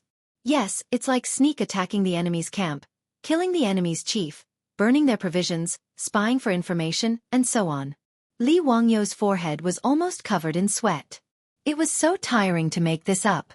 He was just a fan of the fake military in the future, so how could he know so much? He had only participated in military training in high school and university, and had only practiced target shooting twice. How could he know what a real special operations soldier did? But wasn't that how it was portrayed in movies? Hiding in the enemy's base, spying for information, sneak attacking the enemy, and so on. Li Wangyu's words attracted the interest of Pai Lupi, Li Jing, Chang Yaojin, and the other military bigwigs. Ziyu, tell me in detail about the special forces and special operations. Li Wangyu couldn't help but be dumbfounded. Details? How the hell would he know the details? But looking at the burning gazes of Pai Lupi and the other dukes, Li Wangyu didn't dare to tell the truth. If he were to say, I don't know now, would he be beaten half to death by this group of violent bigwigs? Since ancient times, there were two types of people that everyone had the right to kill. Those who hung people's stomachs and those who spoiled their entire family. Li Wangyu had lost the appetite of Pai Lupi and the others. If he were to say that he didn't know anything else, Niu Yong and Niu Wu would probably have to lead the 73 troops and carry him back to Dingzhou village. Thinking of this, Li Wangyu couldn't help but shiver. He looked left and right, then smiled and said, "Uncle, this isn't a good place to talk. This kid's mansion isn't far away. Why don't I invite Uncle to my mansion, and we can talk while drinking?" "Wahahaha, kid, after talking for so long, this is the only sentence that sounds good. Let's go lead the way. I've been thirsty for a long time, and I need wine to quench my thirst." Chang Yaojin's blood-stained and dirty hand finally landed on Li Wangyu's shoulder. Looking at the handprint on the shoulder of his white robe, Li Wangyu was about to cry. F***CK, this old hooligan, did he do it on purpose? Chapter 484. Today, because Li Wangyu and Hou Junji were having a gambling match, Chang Yaojin and the other Grand Dukes had also brought along quite a few of their own troops to watch the match at Jade Star Palace. In addition, Pai Lupi had the Golden Guards protecting him. A group of nearly 1,000 people followed Li Wangyu to Dingzhou village. With so many people, there was no way they could return to the Li family's old residence. Otherwise, they wouldn't even have a place to stay. Li Wangyu pondered for a moment. In any case, the manor had already been completed. The 100 servants and maids that the old steward Li Heng had bought had already made the manor ready to move in at any time. He might as well invite Pai Lupi, Chang Yaojin, and the others to the new manor. He gave an order to the troops behind him, and 2 of them immediately urged their horses forward to inform the magistrate that they were ready to welcome Pai Lupi and the other Grand Dukes. The large group slowly advanced. When they arrived at Dingzhou village, fortunately, the troops had come back to inform them in advance, so they didn't cause any commotion among the villagers. Under Li Wangyu's guidance, the group passed through Dingzhou village and headed toward the hillside outside the village. The walls surrounding the manor and Dingzhou village had already been completed. In order to get to Li Wangyu's residence, they had to first pass through the new village that Li Wangyu had built for the villagers. After the group passed through the gates of Dingzhou village, the scenery before them caused the eyes of Pai Lupi and the other Grand Dukes to brighten. Compared to the old village they had just passed through, this Dingzhou village was like a paradise on earth. The smooth winding roads in the village, the flowing water canals on both sides, the constantly rotating water wheels, and the trees and flowers that Li Wangyu had people transplant from the Qinling Mountains. It was a truly idyllic scene. After seeing the dilapidated yellow mud and thatched huts in the old village and then looking at the green-tiled and white-walled courtyards, Pai Lupi didn't know what to say. Not to mention that he had never seen such a village before, even in the entire Tang dynasty. Pai Lupi estimated that he would not be able to find another village that could be comparable to this brand new village in front of him. "Zio, you're really generous. Qu'est-ce? Even we are a little envious of these farmers." "Hee, uncle, you flatter me. This is what I should do." Pai Lupi looked at the spinning water wheels beside the canals, constantly sending cool spring water to the roofs of the green-tiled houses, forming rain houses. One could imagine how comfortable it was to live in such a house on a hot summer day. Pai Lupi was not in a hurry to move forward. He dismounted from his horse and casually walked to a small courtyard by the side of the road. He reached out and pushed open the courtyard door. Since Li Wangyu had not yet moved into his new home, the villagers of Dingzhou village were naturally unwilling to move into their new home first. Therefore, these small courtyards were still empty. However, all the small courtyards in the village had already been distributed to the 127 families in the village by the number of family members and drawing lots under the auspices of the old village chief. Although they had not yet moved in, the villagers would come to the new residence when they had nothing to do. The small courtyards had already been cleaned by their owners until they were spotless. Pai Lupi looked at the small courtyard inside and out and even used his hand to knock on the wall a few times to see how sturdy it was. Good. If the people of the Tang dynasty could live in such a residence, how prosperous would it be? Pai Lupi reached out to catch the water droplets dripping from the eaves and muttered to himself. "Uncle, you are skilled in civil and military affairs, wise and powerful, and you know how to make good use of people. You are kind and thrifty, and you rest and take care of the people. As the saying goes, with a wave of your hand, you flatten the world, and with your feet, you set the world. With Uncle's guidance, the prosperous Tang dynasty is right before our eyes. This is the fortune of all the people. The fortune of all the people." Li Wangyu's string of free flattery made the corners of Pai Lupi's mouth curl up uncontrollably. After hearing Li Wangyu's words, Chang Yaojin blinked a few times and pondered for a while. Then he turned around and slapped Cheng Chumo and his two brothers on the head. Listen to how Li Jia Xiaolang talks. You three bastards should learn from him. Hearing Chang Yaojin's flattery, even Pai Lupi couldn't help but blush, and Li Wangyu almost spat out a mouthful of blood. Old Cheng, you bastard, you must be doing this on purpose. However, Chang Yaojin's words made Yuqi Jingda, Chai Linggu, and the others nod their heads repeatedly. They also turned around and slapped their sons on the head. You guys should learn from him too. Li Wangyu was so angry that his teeth creaked. Pai Lupi also coughed awkwardly. He pretended that he didn't hear this group of old bastards and turned around to walk out of the courtyard. Pai Lupi was very interested in all the places in the newly designated Zhou village. He simply didn't ride a horse and walked leisurely like a carriage. Under the guidance of Li Wangyu, they walked around the village and looked around. Li Wangyu felt that he was just short of raising a small red flag. Pai Lupi, Chang Yaojin, and Little Red Riding Hood could form a tour group. Zio, you're really generous. This road is actually built with mirage mud and cobblestones? Li Jing finally found the difference in the road under his feet. He curiously squatted down and touched the road. When he said this, Pai Lupi and the others were also curious. They all squatted down and touched the road with their hands. Li Wangyu was speechless again. This group of tour group members had a lot of questions.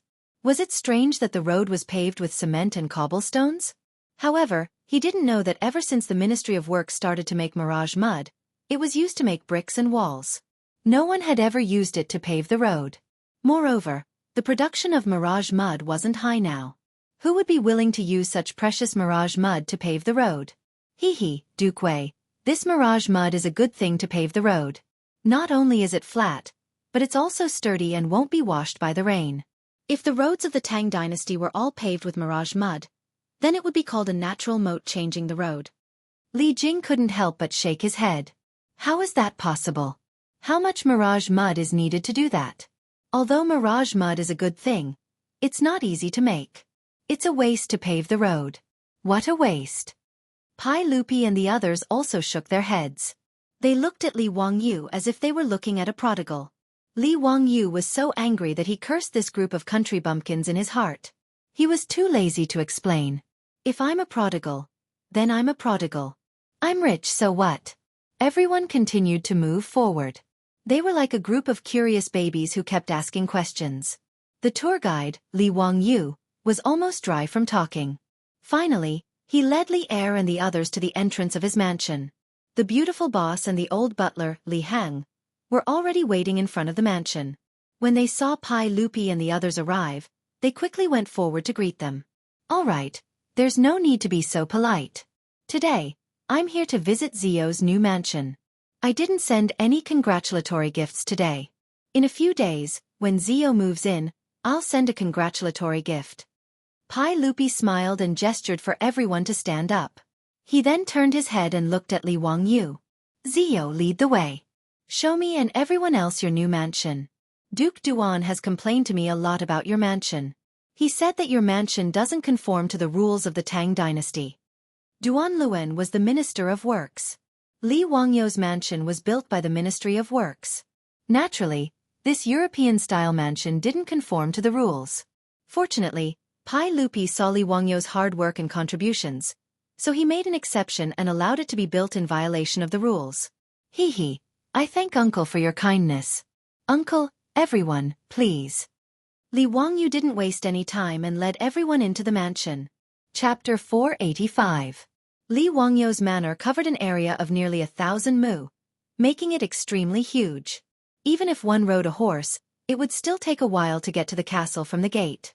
As for the Imperial Army soldiers of the Jinwu Guards and the Duke's troops, the old housekeeper, Li Hang, instructed the servants and maids in the mansion to lead them to rest.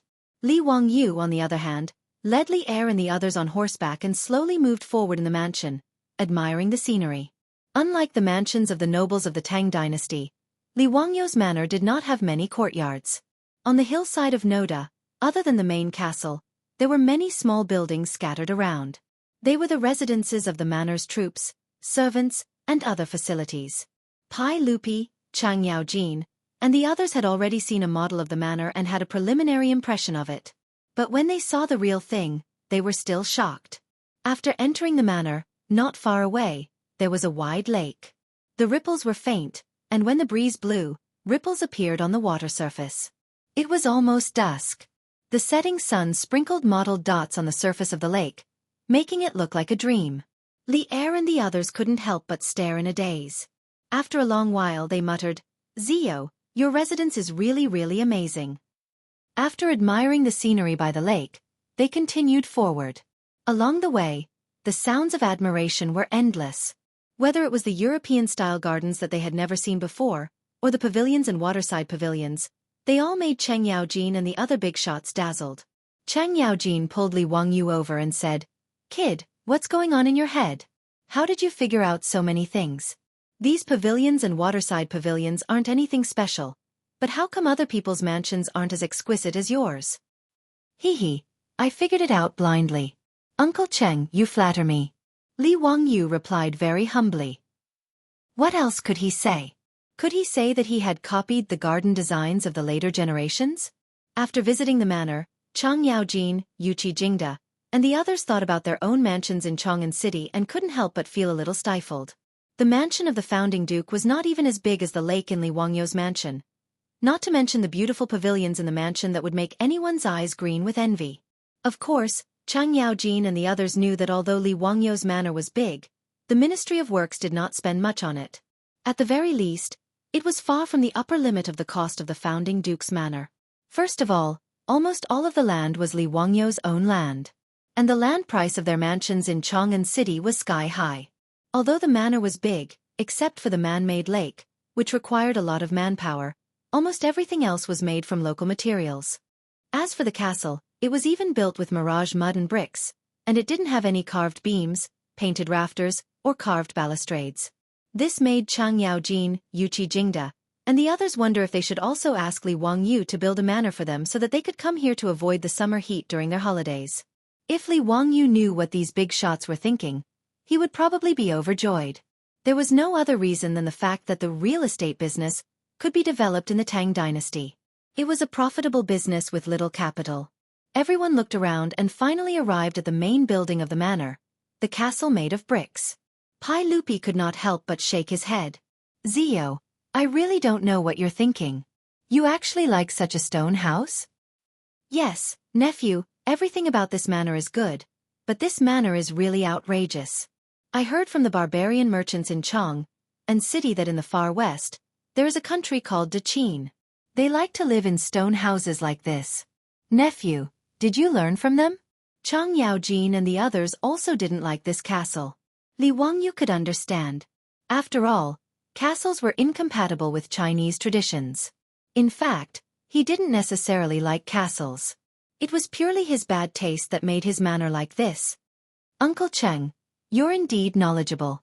Yes, this castle is a custom of Daqin. Hee, don't you have a Daqin barbarian in your manor? This is also to let her think of her loved ones who are thousands of miles away when she looks at the objects."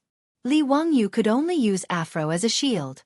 Otherwise, he would not be able to explain to Pai Lupi and the others why he had to build such a castle. "Haha, Zio, you're a playboy. You actually built such a big manor for a barbarian. Tisk, nephew, there are many rumors in Chang'an City that you're a wastrel. Looks like it's true, wahaha." Li Wangyu couldn't help but blush at the mockery of a bunch of old ruffians. He quickly coughed dryly and changed the topic. "Uncle, everyone, please. I've already prepared some food and drinks." Pai Lupi and the others opened their eyes when they entered the castle. Noda's castle was divided into different areas, including the master's resting area, the servants' living area, the troops' living area, the guest rooms, the living room, the spacious living room, the dining room, and so on. The most important thing was that Li Wangyu had specially designed a large bathroom. Not only was there a bathtub comparable to a small swimming pool, there was also a sauna room and a shower room. The reason why Li Wangyu built such a large bathroom was naturally because he had an indescribable thought. In the entire castle, Li Wangyu had only designed this large bathroom apart from the servants' bathrooms. When the beautiful boss, Aphrodite, and the others, wahaha! Li Wangyu led Pai Lupi, Chang Yaojin, and the others on a tour around the castle. When they saw the large bathroom, Chang Yaojin's eyes lit up. "Nephew, what's this pool for?" "Uncle Cheng, This is the bathroom for bathing.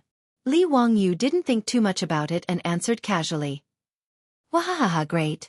I've been running around for the whole day and I'm all sore and smelly. It's a good time to take a bath. Your Majesty, what do you think? Why don't we take a bath together? Chang Yaojin's words made Li Wangyu's face darken. Damn it, this wasn't what he had imagined.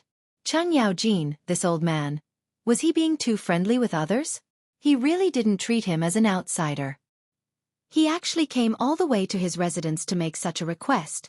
He hadn't even used this bathroom before, let alone the beauty he was looking forward to bathing. Pai Lupi was actually rather tempted. Hearing Chang Yaojin's words, he nodded. All right, it's already late today. We might as well stay in Zio's residence. Since you won't be returning to Chang'an City today, we'll have fun together and not go home until we're drunk. Damn it, this was even more outrageous. Li Wangyu was about to cry. What kind of people were they? He, the master, hadn't moved in yet, but Pai Lupi and the others were actually going to stay.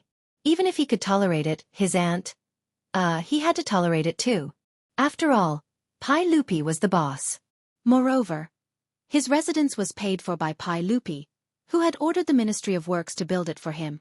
How could Li Wangyu dare to say no? Seeing that Pai Lupi and the other big shots were going to take a bath and change clothes, Li Wangyu could only instruct the maidservants in the residence to hurry up and prepare to serve Pai Lupi and the others. Chapter 486. Since ancient times, there had been many natural hot springs in the Qinling Mountains. In the later generations, there were many hot spring hotels in the Qinling Mountains near Xi'an, which were very popular with tourists. Since Li Wangyu had built his manor at the foot of the Qinling Mountains, how could he let go of such a good thing like a hot spring? He ordered people to search around the mountains, and indeed, he found a natural hot spring. Thus, he spent a lot of copper coins to have the craftsmen use bamboo tubes to connect the hot spring water and build a few li-long bamboo tubes to continuously guide the hot spring water into his castle. When Pai Lupi and the others wanted to bathe, a servant girl in the manor immediately opened the valve of the bamboo tube. After a while, the hot spring water emitting mist poured out of the bamboo tube and into the spacious bath. Nephew, you don't need to boil water to bathe in your manor? Why is there hot water flowing out of the bamboo tube? Zio, why does your water smell like soup? Pai Lupi asked curiously. The soup he was referring to was the hot spring. Since ancient times, hot springs had been called soup in Wuxia. For example, the famous imperial hot spring, Huaqing Pool, in the later generations was originally called Mount Li Soup. Until the later generations, Japan also called hot springs soup, which was learned from the Tang dynasty. Li Wangyu quickly explained, Uncle is right. This is the hot soup that I had people bring out from the mountains. It's perfect for bathing. Hearing that they were bathing in hot spring water, Chang Yaojin and the others became even more interested. Less than half of the water had been filled, and Cheng Yaojin couldn't wait to take off his clothes and jump into the pool naked. This old man, this old hooligan, didn't he see that there were so many servant girls? Damn, this is so offensive to public decency. Not to mention Chang Yaojin's dark skin and frightening body hair. Li Wangyu felt that his eyes were going blind. Yuqi Jingda and the others were the same. They didn't care about the existence of the servant girls at all, and they all took off their clothes and jumped into the hot spring. They were so comfortable that they all cried out in joy. As for Chang Chumo and the others, they couldn't hold it in any longer. Without any instructions, they all took off their clothes and entered the water. Fortunately, Li Wangyu's bathroom was extremely huge. Even with dozens of people soaking in it, it didn't seem crowded at all. This huge bathroom was instantly no different from a bathhouse in the future. Pai Lupi was not pretentious either. With Mito's help, he simply took off his clothes and soaked himself in the pool, enjoying himself with the officials. After all, he was different from the other emperors. After Li Yuan raised his troops in Taiyuan, Pai Lupi had also fought in the army for many years. Although he had ascended to the throne, he did not have as many bad habits as other emperors. Bathing naked with Chang Yaojin and the others was not difficult for Pai Lupi. The Tangs liked bathing, especially hot springs. To be able to soak in the hot spring water in Li Wangyu's residence surprised all the officials. Chang Yaojin very shamelessly stretched out his hand to summon a servant girl whose face was already red from embarrassment to rub his back. At the same time he shouted at Li Wangyu, "Virtuous nephew, quickly have someone bring wine, and also find some dancers to liven things up. Damn it, stinky bastard. Li Wangyu already had no energy to complain, but he could only obediently do as he was told. He ordered the servant girl to bring wine, and then summoned the newly bought dancers. He was not short of money now, and the old housekeeper Li Hang would not help him save money in this area. Originally, there were no dancers in the residence. Every time there were guests, there was no one to play music or dance to accompany them.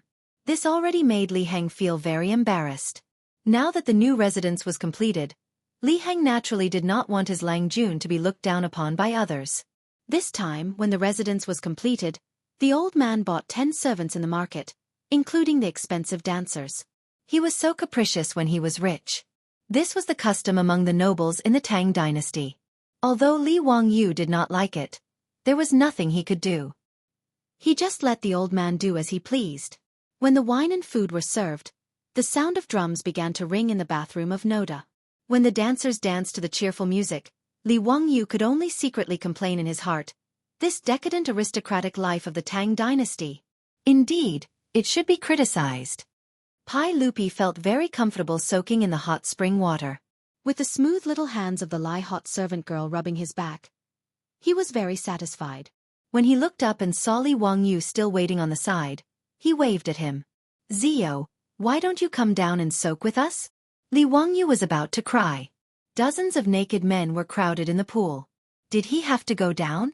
Although he was not obsessed with cleanliness, he did not find this comfortable. It was more likely that it was a beautiful woman or Aphrodite in the hot spring pool. He began to regret now.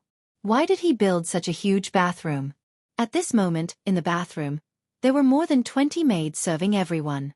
Including the dancers and dancers, there were more than 20 people. Li Wangyu really did not have the habit of being stared at by so many young and beautiful girls and being asked to strip naked. However, Pai Lupi had already spoken, so what could he do? F***ck, let them look. I'm a man, what's there to be afraid of?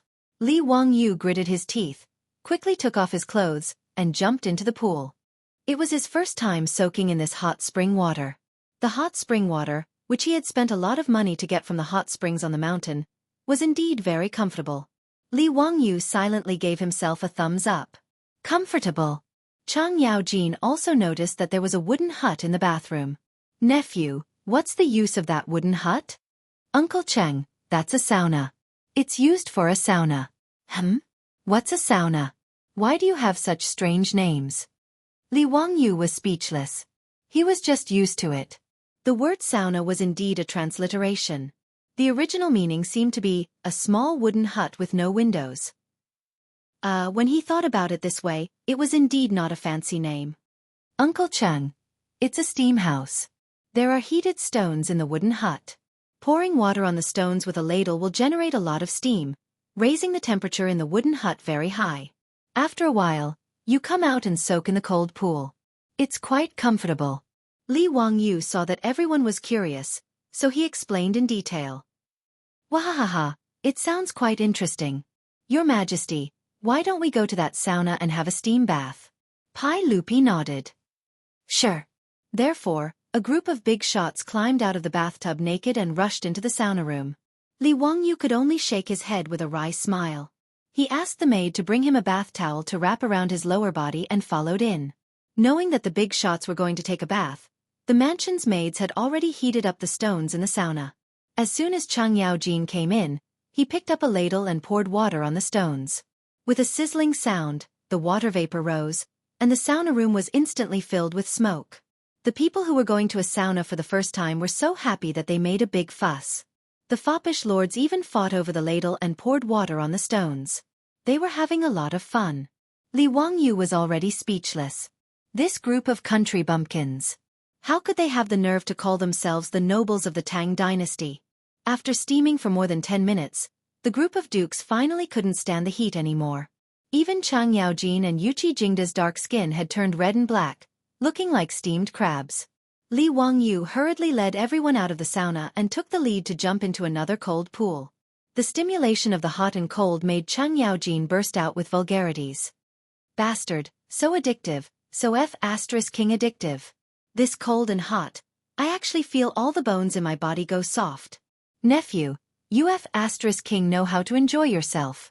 What kind of sauna is this? Later, I'll ask someone to build one for my mansion. Li Wangyu had no reason to refuse and quickly nodded. Yuqi Jingda and the others also spoke up and asked Li Wangyu to build one for them in their mansions. Even Pai Lupi was the same. Taiji Palace didn't have such a comfortable bath. Li Wangyu looked at Pai Lupi and then at the sauna. He suddenly thought of something. Chapter 487. Li Wangyu remembered that Pai Lupi's family seemed to have some cardiovascular, cerebrovascular, and respiratory diseases. Empress Zhong's son passed away at the age of 36. Historians researched that she died of qi disease, which was respiratory diseases like asthma and bronchitis. And the children she had with Pai Lupi didn't seem to live long. Li Chengqian lived for 26 years, Li Tai was 32, and Princess Royal Li Lizzie only lived for 23 years. Princess Jin Yang died of illness at a young age, and Princess Xinqing only lived for 30 years. Only Pai Lupi lived for 52 years, and Li Ji lived for 55 years. They could be considered the oldest people in the family. Later historians analyzed that Empress Zhongxuan's qi disease might have been passed down to her children, so the family didn't live long. Thinking of the sauna and the inherited diseases of Pai Lupi's family, Li Wangyu felt that he should persuade Pai Lupi to use the sauna more to prevent diseases. Everyone knew that the sauna could increase blood circulation and prevent hardening of the blood vessels. It had a certain effect on asthma and bronchitis. Li Wangyu now didn't want Empress Zhong's son and his disciples to have short lives. He also had feelings for this family. Uncle, this sauna is very good for qi disease. Why don't you let me build one for you and Aunt in Taiji Palace? Normally, you, Aunt, Chengqian, Qing Ke, and the others can all use the sauna. It's very good for your health. Pai Lupi originally liked his sauna very much. Hearing him say this, how could he not refuse? Haha, since Zio is so filial, I thank you on behalf of Maid Guanyin. It would be impolite of me to refuse this sauna. Everyone went to the sauna a few more times. Their bones were all limp. Only then did they feel comfortable and soak in the hot spring water again. Pai Lupi took a sip of wine from the maidservant and asked Li Wangyu, Zio, you can tell me about the special forces now. Chang Yaojin and the others also came over when they heard this. They were naturally very interested in these big shots in the military and the special forces. The reason why Li Wangyu invited everyone to his residence was to stall for time and think about how to answer. Along the way, he racked his brains and finally came up with an answer. Uncle, the special forces, as the name suggests, are naturally soldiers of the special forces. Li Wangyu also took a cup of wine with ice cubes in it. After taking a sip, he continued, in little nephew's vision, our Tang dynasty can select 1 in 10,000 elite soldiers from the government troops and the imperial army, and train them strictly. These soldiers must have superhuman physical strength and courage, and they must be able to survive alone and complete the mission. Moreover, they must be able to survive in extremely harsh conditions, such as the snowy highlands, the Gobi Desert, or the deep mountains and forests. They must learn how to survive without supplies. Hearing his words, Pai Lupi and the group of big shots began to bite their teeth. Chung Chumo and the other playboys were so surprised that their mouths were wide open. Is this still a human? Li Wangyu glanced at Chung Chumo. I haven't finished yet. These special forces soldiers must be proficient in all kinds of fighting skills and can kill with one blow. They must have outstanding intelligence and be proficient in many combat skills. They must know how to camouflage, lurk, swim, and climb walls. Moreover, they must learn the customs and languages of different enemies. They must be able to disguise themselves and infiltrate the enemy forces to carry out missions. Chen Chumo had already begun to roll his eyes. Zio, are you still talking about a human? I'm afraid only celestial soldiers and celestial generals can do that. Hee, I haven't finished yet. The most important thing is that these soldiers must be loyal to the Tang dynasty and His Majesty. They must always put the interests of the Tang dynasty first. Only such soldiers can be called special forces. Li Wangyu did not forget to flatter Pai Lupi one last time. His words made Pai Lupi and the others fall silent. In the eyes of the Tang people, special forces soldiers were simply unrealistic. Nephew, according to what you said, even if we can train such soldiers, how many of them can there be? Based on my experience, I can conclude that there are hundreds of thousands of government soldiers and imperial guards in the Tang dynasty. If we train according to your requirements, It will be good enough if we can train 100 people. No matter how powerful these special forces soldiers are, they can only fight 100 people at most, right? But with so few people, what's the use of being powerful? On the battlefield, facing thousands of soldiers and horses, these special forces soldiers won't be able to make any waves. After listening to Li Wangyu's words, Chang Yaojin could not help but shake his head. Li Wangyu was amused. Uncle Chang, you are wrong. The special forces soldiers are not ordinary soldiers.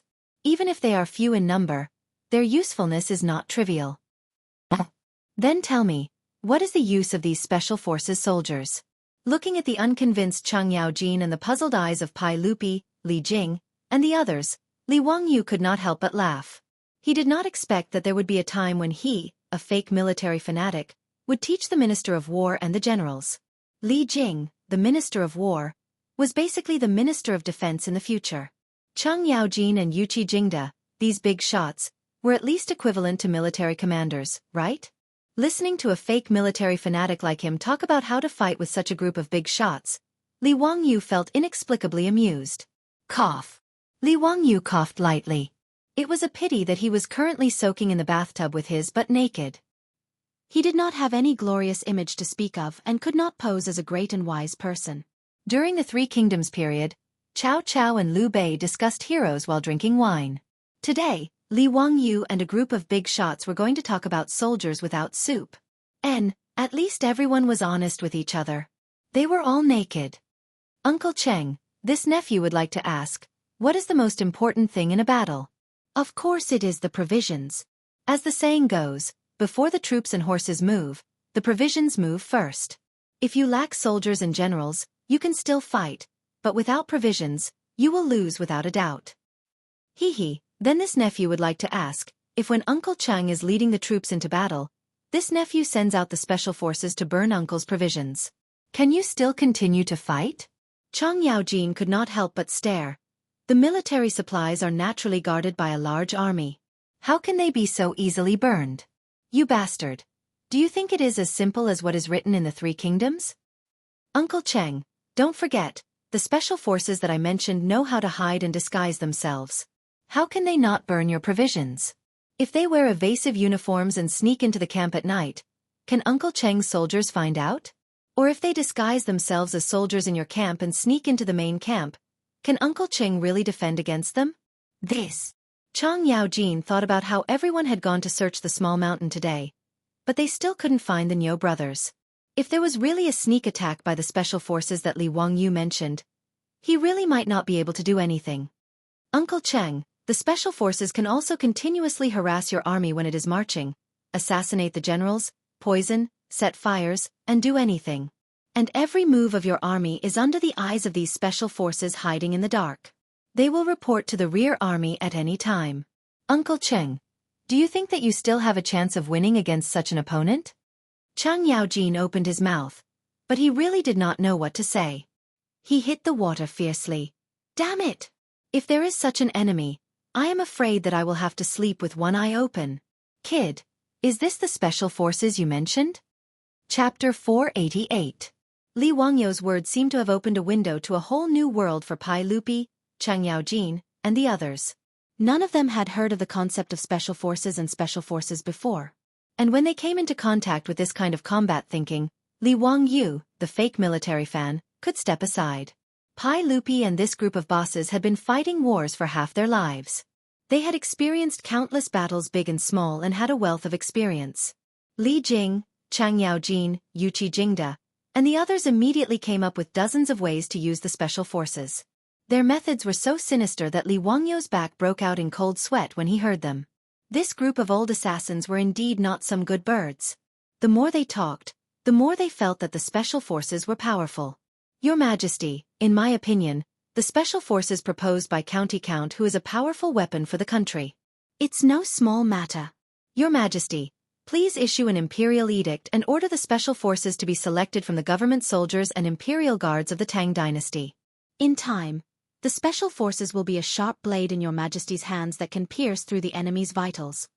Li Jing solemnly suggested to Pai Lupi. Chang Yaojin, Yuqi Jingda, Chai Linggu, and the others all agreed with Li Jing's suggestion. Pai Lupi was naturally tempted. Even if Li Jing and the others didn't mention it, he would have already made arrangements. Everyone, who do you think will be in charge of the Special Forces selection and training?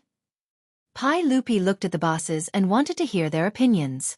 Li Wangyu was leisurely drinking wine on the side. He felt that this matter had nothing to do with him. However, when he noticed that everyone, including the group of rich kids, was looking at him, he was so scared that he almost knocked over the wine glass in his hand.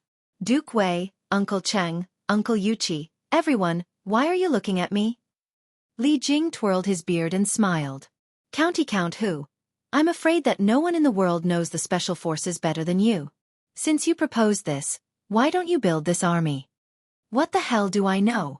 Li Wangyu felt wronged in his heart. He was just a fan of the military. Other than watching movies, participating in military training, and standing in a military posture, he knew nothing about the military. Not to mention the special forces, he didn't even know how to train a normal army.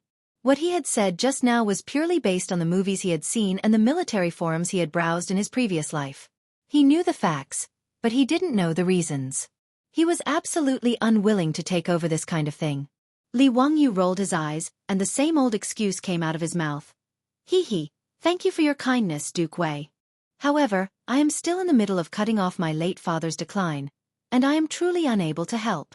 Well, the Tang dynasty ruled the world by filial piety. Li Wangyu had to observe mourning for his father for 3 years. During this period, he could not get married, nor could he enter the imperial court as an official. Therefore, when he used this excuse, Pai Lupi and the others were at their wits' end. Zio, you were the one who proposed this. At the very least, you should give us some details on how to operate it. Pai Lupi glared at him with dissatisfaction and settled for the next best thing. Li Wangyu didn't have any objections to this. Wasn't it just writing a standard for the selection and training of the special forces? He could just make it up and exaggerate it as much as he could. As for whether Chang Yaojin and the others could do it or not, it had nothing to do with him. After soaking in the hot spring for almost 2 hours, Li Wangyu felt that his bones were soft. Pai Lupi and the other bosses, as well as the rich kids, finally climbed out of the hot spring in satisfaction. With the help of the hot maids, everyone changed their clothes and went to the dining hall to eat. Without a doubt, Chang Yaojin and the other bosses drank until they were drunk again. Fortunately, Li Wangyu had the foresight and ordered the servants and maids to put away all the decorations in the dining hall. In addition, there were many troops and guards in the residence, so the group of old ruffians who caused trouble after drinking didn't suffer any losses. Li Wangyu ordered the servant girls in the mansion to send these big shots and foppish sons to the guest rooms to rest and serve them well. Then, he rode on the horse dizzily, leading Niu Yong and Niu Wu back to the old mansion. When he returned to the residence, it was already late at night. His beautiful superior was still awake and was waiting for him in the central room. However, when Li Wangyu saw his beautiful superior's cold face, he knew that something was wrong. He prepared to pretend to be drunk and sneak away. If there was anything, he could talk about it tomorrow. Perhaps his beautiful superior's anger would dissipate then? Chongqing, you haven't slept yet? I'm very sleepy. I'm going to sleep first. Li Wangyu's words were slurred. He greeted his beautiful superior and prepared to sneak away. Stop. His beautiful superior's voice was cold. Don't think about pretending to be drunk to get away. Why did you agree to let the Niu brothers fight with Ho Junji's troops? As expected, it was because of this matter. Li Wangyu couldn't help but bitterly smile. He stopped pretending to be drunk and sighed deeply. Sitting beside his beautiful superior, he picked up the cold tea on the table and gulped down a few mouthfuls. Chongqing, it's not that I want them to fight, but I have no other choice. Li Wangyu didn't hide anything from her and honestly recounted what had happened in front of the Jade Star Palace. When the beautiful superior heard that Ho Junji, Wang Renyu, and Zhang Yuanshou had forced the Niu brothers to fight to the death, she was so angry that her eyebrows furrowed. How can they do this? This was a living human life. Are human lives so worthless in their eyes? The beautiful superior said angrily. Li Wangyu gently put his arm around her shoulder and comforted her softly. Chongqing, this is the Tang dynasty. The beautiful superior silently closed her eyes and leaned her head on Li Wangyu's shoulder. Wangyu, I'm so scared. I'm scared that one day, someone will force you to kill people. I'm scared that someone will force us to do things we don't want to do. Today, when she heard about the bloody massacre, the beautiful superior, who had always been strong, was scared. The Tang dynasty was too different from the world she was familiar with. Don't worry, I'm here. I'll protect you. Li Wangyu could only comfort her in this way. The beautiful woman in his arms suddenly trembled and began to cry. Li Wangyu hurriedly wiped away the tears on her face. What's wrong? Why are you crying? Chongqing, don't scare me. I miss home. I want to go back. The beautiful superior cried like a pear blossom in the rain. Li Wangyu felt distressed when he saw this, but he didn't know how to comfort her. Go back. I'm afraid I won't be able to go back to my home in the future. Suddenly, Li Wangyu's eyes became a little red. He hugged the beautiful superior who was crying silently and softly hummed a song with a hoarse voice. It's not only the wine that made me cry last night. It's not only your gentleness that made me reluctant to part. How long do we have to walk the rest of the way? You hold my hand. In that rainy little city, I have never forgotten you. In Chengdu, only you can't be taken away. Walk with me in the streets of Chengdu. Don't stop until all the lights are out. Li Wangyu studied in Chengdu University in the future. He had friends and memories there. It was his favorite city, and Zhao Lei's Chengdu had also become his favorite song. The home he couldn't go back to. The city he couldn't go back to. That night, two time travelers, two lonely people, two people who couldn't find their way home, hugged each other in the central room and sat there for the whole night. Chapter 489. The next day, the beautiful boss finally regained her spirit, as if she had completely forgotten about her weakness last night. After giving Li Wangyu a kiss, she sat in the carriage and led the mansion to Chang'an to inspect the various properties in the mansion. This made Li Wangyu feel a little relieved. At least, the beautiful boss could still smile, which was enough. After the beautiful boss went to work, Li Wangyu rushed to the manor. Pai Lupi and a group of big shots had not left yet, so he, as the host, naturally had to accompany them. Li Heng. Are the sage and the others still in the mansion? Last night, the old housekeeper Li Heng was left in the manor by Li Wangyu to serve Pai Lupi and the others. Li Wangyu walked around the manor, but did not see Pai Lupi and the others. He was curious and asked Li Heng. The old man shook his head and said, "The sage and the other nobles are not in the mansion." Li Wangyu was overjoyed when he heard that. Well, Pai Lupi and the others were quite self-aware. They went back to Chang'an by themselves, which saved him a lot of trouble. He nodded and turned to leave, but was stopped by the old man again. Lang Jun, the sage and the nobles have not returned to Chang'an. They feel very comfortable living in the mansion and plan to stay here for a few days. Now the sage and the others are just hunting in the mountains. What? They want to stay for a few days? Li Wangyu suddenly felt frustrated as if he had led a wolf into the house. Were these people addicted to living here? He didn't know that Li Er and the others were extremely satisfied with Li Wangyu's mansion, except for the stone castle, which they didn't like.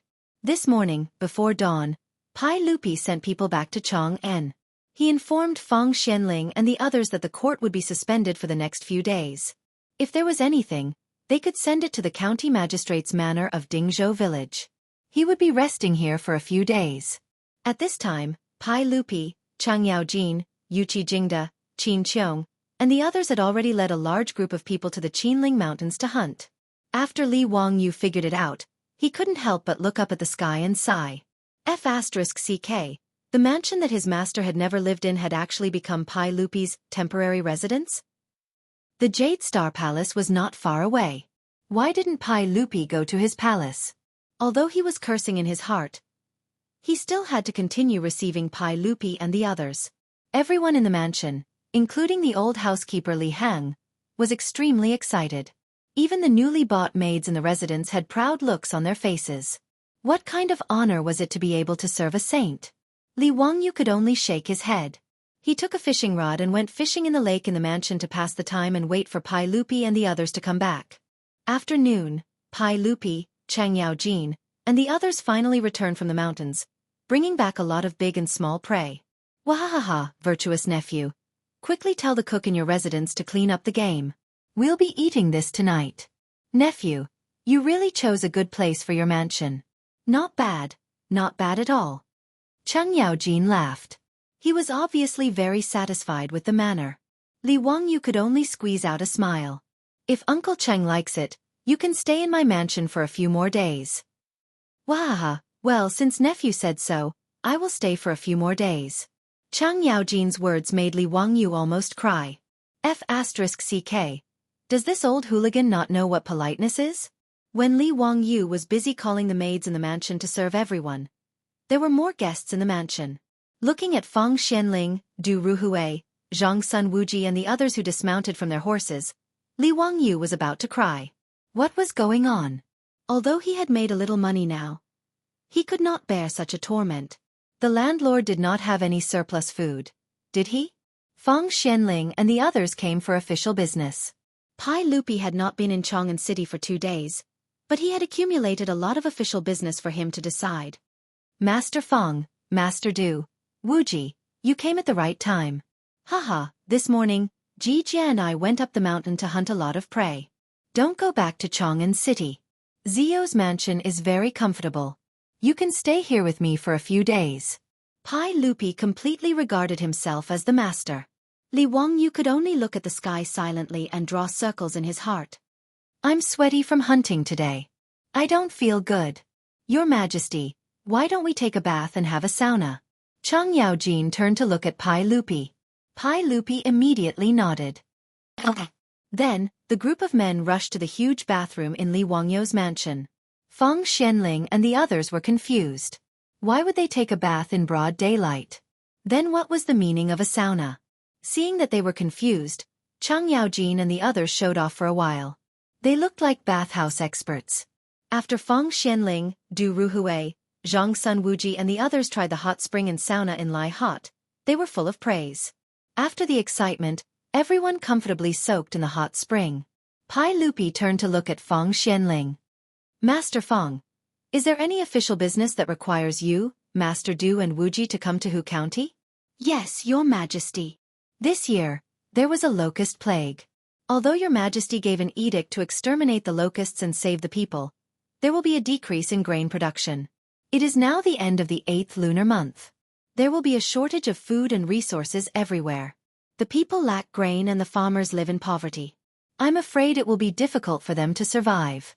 After discussing with Prime Minister Du and Master Dai, we feel that the local government should release grain to help the people. Therefore, Your Majesty, please make a decision. Feng Xuanling's words made Pai Lupi silent. After a while, he slowly nodded. In the 2nd year of the locust plague, although the locusts were exterminated in time and the people didn't sell their children, the lack of grain production this year was certain.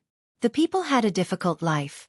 Pai Lupi was discussing with Feng Xianling and the others how to release grain when Li Wangyu suddenly said, Uncle, in Guanzhong Road, especially around Chang'an, we can encourage the planting of rice.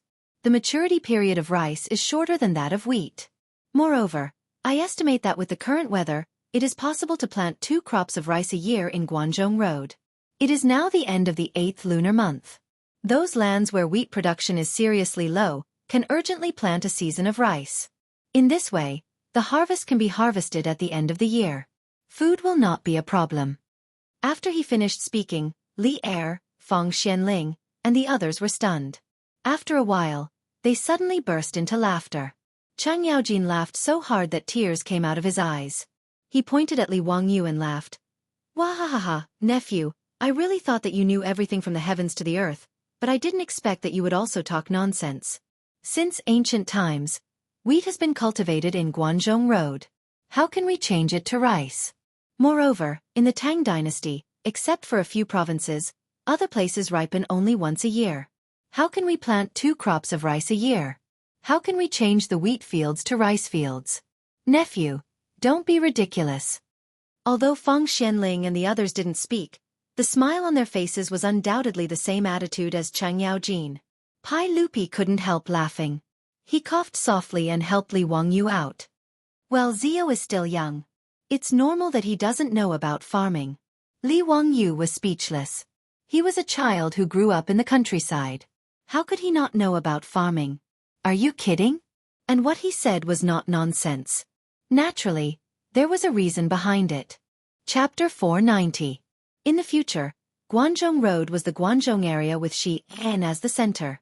Even after thousands of years, soil erosion and vegetation destruction, the Zhouzhi and Lantian counties near Xi'an could still grow rice in large quantities. But now, the Guanzhong Road of the Tang dynasty had better conditions for growing rice. First of all, it had abundant water sources. Unlike the yellow hills of northern Shaanxi, which gave people the impression of drought, the Guanzhong Road of the Tang dynasty had abundant water sources. Since the Han dynasty, there was a saying that Chang'an was surrounded by 8 rivers.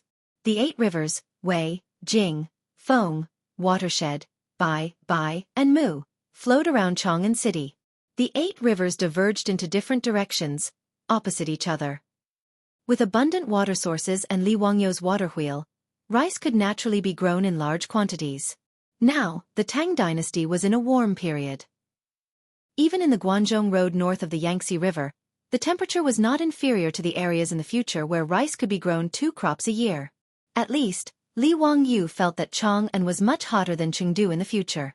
If Chengdu could grow 2 crops a year, why couldn't the Guanzhong Road? Switching to rice was much better than wheat. High yield and short maturity period. Other than needing a lot of water and not being able to withstand the cold, there were no other shortcomings. And these 2 points were not a problem in the present Guanzhong Road. It was now the end of August. They could still plant rice to recover the losses caused by the locust plague. Li Wangyou just thought of this. He couldn't help but secretly blame himself for forgetting such an important thing. Li Wangyou couldn't help but feel a little annoyed at the mockery of Pai Lupi and the other big shots. Although they didn't mean any harm, the feeling of being looked down upon made even Li Wangyou feel very depressed. What made him even more depressed was that what he proposed was obviously the right way, but it was not accepted by others and even criticized. Including Pai Lupi, they still held on to the century-old farming tradition and felt that the Guanzhong Road was only suitable for large-scale wheat and sorghum planting. They also didn't consider the possibility of growing 2 crops of rice a year in the Guanzhong Road. Li Wangyou silently rolled his eyes. Sure enough, the truth was only in the hands of a few people. He couldn't help but raise his voice. Uncle, I'm not joking. Guanzhong Dao can really switch to planting rice on a large scale. Alright, Zio, stop messing around. If you were talking about other skills, I would believe you. But when it comes to farming, hee. Pai Lupi laughed and said, I still remember how you made people sow the rice fields. Nanny? What did that mean? Li Wangyou was confused by Pai Lupi's words. What's wrong with me? What do you mean by letting people sow paddy fields? Seeing Li Wangyou's puzzled look, Feng Xianling also smiled. Zio, did you plant rice in the 300 mu of saline alkali soil that you improved? Yeah, what's wrong? Li Wangyou asked blankly. Haha, this old man remembers that you had people dig up those paddy fields in a mess and wasted a lot of land. There were also 2 mu of paddy fields that were sowed in a mess. I heard that you also had people do that? Feng Xianling twirled his beard and laughed. Regarding Li Wangyou's talent, even Feng Xianling was very impressed. Feng Xianling loved the 3 Kingdoms book so much that he couldn't put it down. As for the poems that Li Wangyou copied, Feng Xianling loved them even more. But when it came to Li Wangyou's actions in farming, he could only shake his head and smile bitterly. However, in the eyes of Feng Xianling and Pai Lupi and the others, it was normal that Li Wangyou didn't understand. For his words just now, everyone naturally just laughed, as if it was a joke from the younger generation. No one took it to heart. Li Wangyou had long forgotten about his 300 mu of paddy fields. Now that he was earning a lot of money every day, how could he take care of those paddy fields? He had already left them to the old villager to help him take care of them. Now that he was reminded by Pai Lupi and Feng Xianling, he suddenly realized. The messily sowed paddy fields that Feng Xianling was talking about were the 2 mu of paddy fields that he had people use the seedling throwing method to plant them? Fuck, what do you mean by messily sowing? That is the seedling throwing method, which can increase the rice yield by 10%. Li Wangyou was completely speechless. He was too lazy to explain. As for the actual situation, it was better to let Pai Lupi and the others see it for themselves. Uncle, Duke Wei, if you didn't mention it, I would have forgotten. Hee, the paddy fields you were talking about, why don't we go take a look today? Let's see if I was messily sowing paddy fields and see what use the ditches that I had people dig are. If this nephew's paddy fields grow well, Uncle, why don't you reconsider this nephew's suggestion? Hee, Zio, you really won't give up until you see the Yellow River. With your messily sowing paddy fields, it would be strange if they could grow well. All right, stop messing around. We have important business to discuss with the officials. Pai Lupi didn't believe him at all. He shook his head and didn't want to continue this topic. Li Wangyu was choked by Pai Lupi's words and almost died from anger. This country bumpkin Pai Lupi doesn't even know how to raise rice. Fuck. When he wanted to say something, he saw Li Heng hastily walk into the bathroom. Lang Jun, the village chief, is here. He has good news to report. Li Wangyu was depressed and casually asked, "What good news? Is his family getting married or what?" The paddy fields in the estate have ripened. He came to ask when Lang Jun will start harvesting so that he can arrange people. Although the estate didn't care about the income from the 300 mu of paddy fields, since ancient China, no matter what time it was, harvesting was a major event. Naturally, they couldn't be careless. In the entire Guangzhou Road, because rice was only grown on a small amount of land, the government didn't pay much attention to the harvest. When the wheat ripened and was ready to be harvested, that was the most important event for the government. Not only did they need to worship the heavens, but they also needed to hold various ceremonies to celebrate the harvest. Even Li Heir would have to personally head down to the fields to harvest the first bunch of wheat in the imperial family farmland during the spring plowing. This was an important ceremony that wasn't inferior to the imperial family's plowing ceremony. Not only did Pai Lupi have to personally go to the fields to harvest, but Empress Zhong's son and the crown prince also had to follow behind to pick up the wheat. After harvesting, they had to worship the heavens to show their gratitude for the gift. Therefore, in the old village chief's opinion, his lord's paddy fields ripening was naturally a major event, so he hurriedly came to report. When Li Wangyu heard this, he couldn't help but raise his head and laugh. This was really like someone giving him a pillow when he was sleepy. He was depressed about how to convince Pai Lupi and the others. Now was the perfect time to let them see with their own eyes whether or not he knew anything about farming. Li Heng, go tell the old village chief to immediately prepare for the harvest. Arrange for people to start harvesting today. I'll go to the paddy fields in a bit and preside over the harvest. Yes. After Li Heng left, Li Wangyu turned to look at Pai Lupi and the others. Uncle, the village chief just came to report that the 300 mu of paddy fields have ripened and are ready to be harvested today. I wonder if Uncle is interested in seeing how my paddy fields are doing? When Pai Lupi heard him mention the paddy fields again, he couldn't help but shake his head. Haha, Zio, you are really stubborn. Do you really want me to see your paddy fields? Well, since there is nothing to do today, why don't you all follow me to see how Zio's paddy fields are doing this year? Haha, since your majesty is interested, we naturally have to go and see. I am also very curious to see how much Zio's paddy fields have produced. Feng Xianling nodded in agreement. Since Pai Lupi had spoken, everyone naturally had no objections. With the help of the maidservants, they changed their clothes and rode to the paddy fields. Chapter 491. In fact, Li Wangyu's 300 mu paddy fields had already reached the ripe stage a few days ago and needed to be harvested. During the ripe stage, the husks of the rice would turn yellow and the water content of the rice grains would decrease and harden. This was the best time to harvest rice. If this time was missed, the rice would enter the dry stage. Not only would the yield decrease, but the quality of the rice would also deteriorate. However, in the Tang dynasty, spring wheat was planted in Guangzhou province. Every year, spring wheat would be sown in March and April. The growing period would last for more than 200 days and would only be harvested in the golden autumn of October. If winter wheat was planted in Shaanxi province in the future, the growing period would be even longer than 300 days. Every year, it would be planted from August to December and harvested from May to July. The old villager had never planted rice before. He didn't expect that it would only take about 5 months to mature, which was 150 days. If he didn't go to Li Wangyu's 300 mu paddy fields every few days, he would have missed the best time to harvest rice. Li Wangyu led the group on horseback and slowly walked over. They passed by Dingzhou village and the still lush green wheat fields. When they arrived at the 300 mu rice fields by the Gan River, everyone was shocked by the field of golden rice in front of them. As far as the eye could see, there was a heart-wrenching golden wave. Under the sunlight, it was even more dazzling. Pai Lupi didn't care about the filth of the paddy fields. He directly jumped down from his horse and pulled out a bunch of wheat ears. He used his palm to crush the husks and threw the rice grains into his mouth. He chewed a few times. Zio, you didn't lie to me. This paddy field is indeed ripe and should be harvested. Hee hee, uncle, look at this paddy field. Do you think this little nephew is a mess? Li Wangyu pointed at the golden paddy field and was very proud. This group of country bumpkins, they actually dared to not believe this lord's words. Are they dumbfounded now?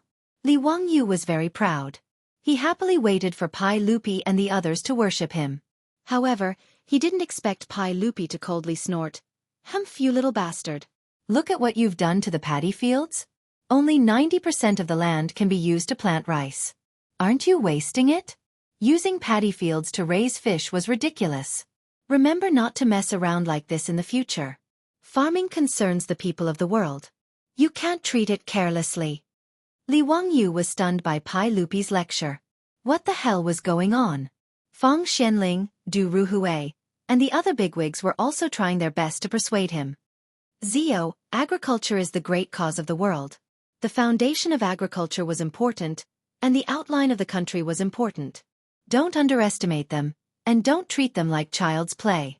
County count who, agriculture, the foundation of the world, your duty is the greatest. The most important thing for the people is agriculture. You must remember, you must remember. Cheng Yaojin grinned and laughed. Kid, this is the first time I've seen someone dig a paddy field like this. I heard that you even had people raise fish in it? Wahahaha, I've really opened my eyes today. Li Wangyu was completely dumbfounded. Who were these people? He was too lazy to continue talking nonsense. It was better to speak with facts and let Pai Lupi and the others know what the law of good smell was. Old village chief, get people to prepare a fishing net.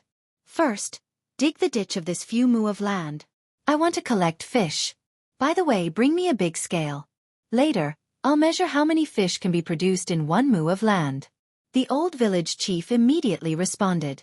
He found the farmers and laid the fishing net at the drainage of the paddy field canal according to Li Wangyu's instructions. Then, they dug the canal to release the water. Pai Lupi was too lazy to continue teaching Li Wangyu a lesson. In his opinion, a young man would be fine after a little setback. When he knew that he couldn't raise fish in the paddy field, he naturally wouldn't do it in the future. When Li Wangyu ordered people to dig the canal to release the fish, he, Fang Xianling, and the others stood aside and watched.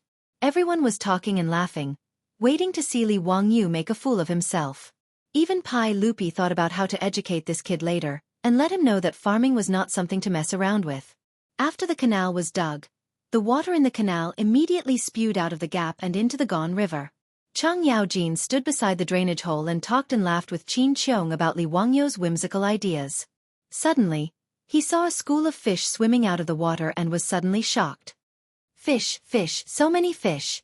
With Cheng Yaojin's shout, the drainage hole of the canal was immediately surrounded by Pai Lupi and a group of dukes. The group of playboys wanted to squeeze through to see what was going on, but there was no place for them to stand.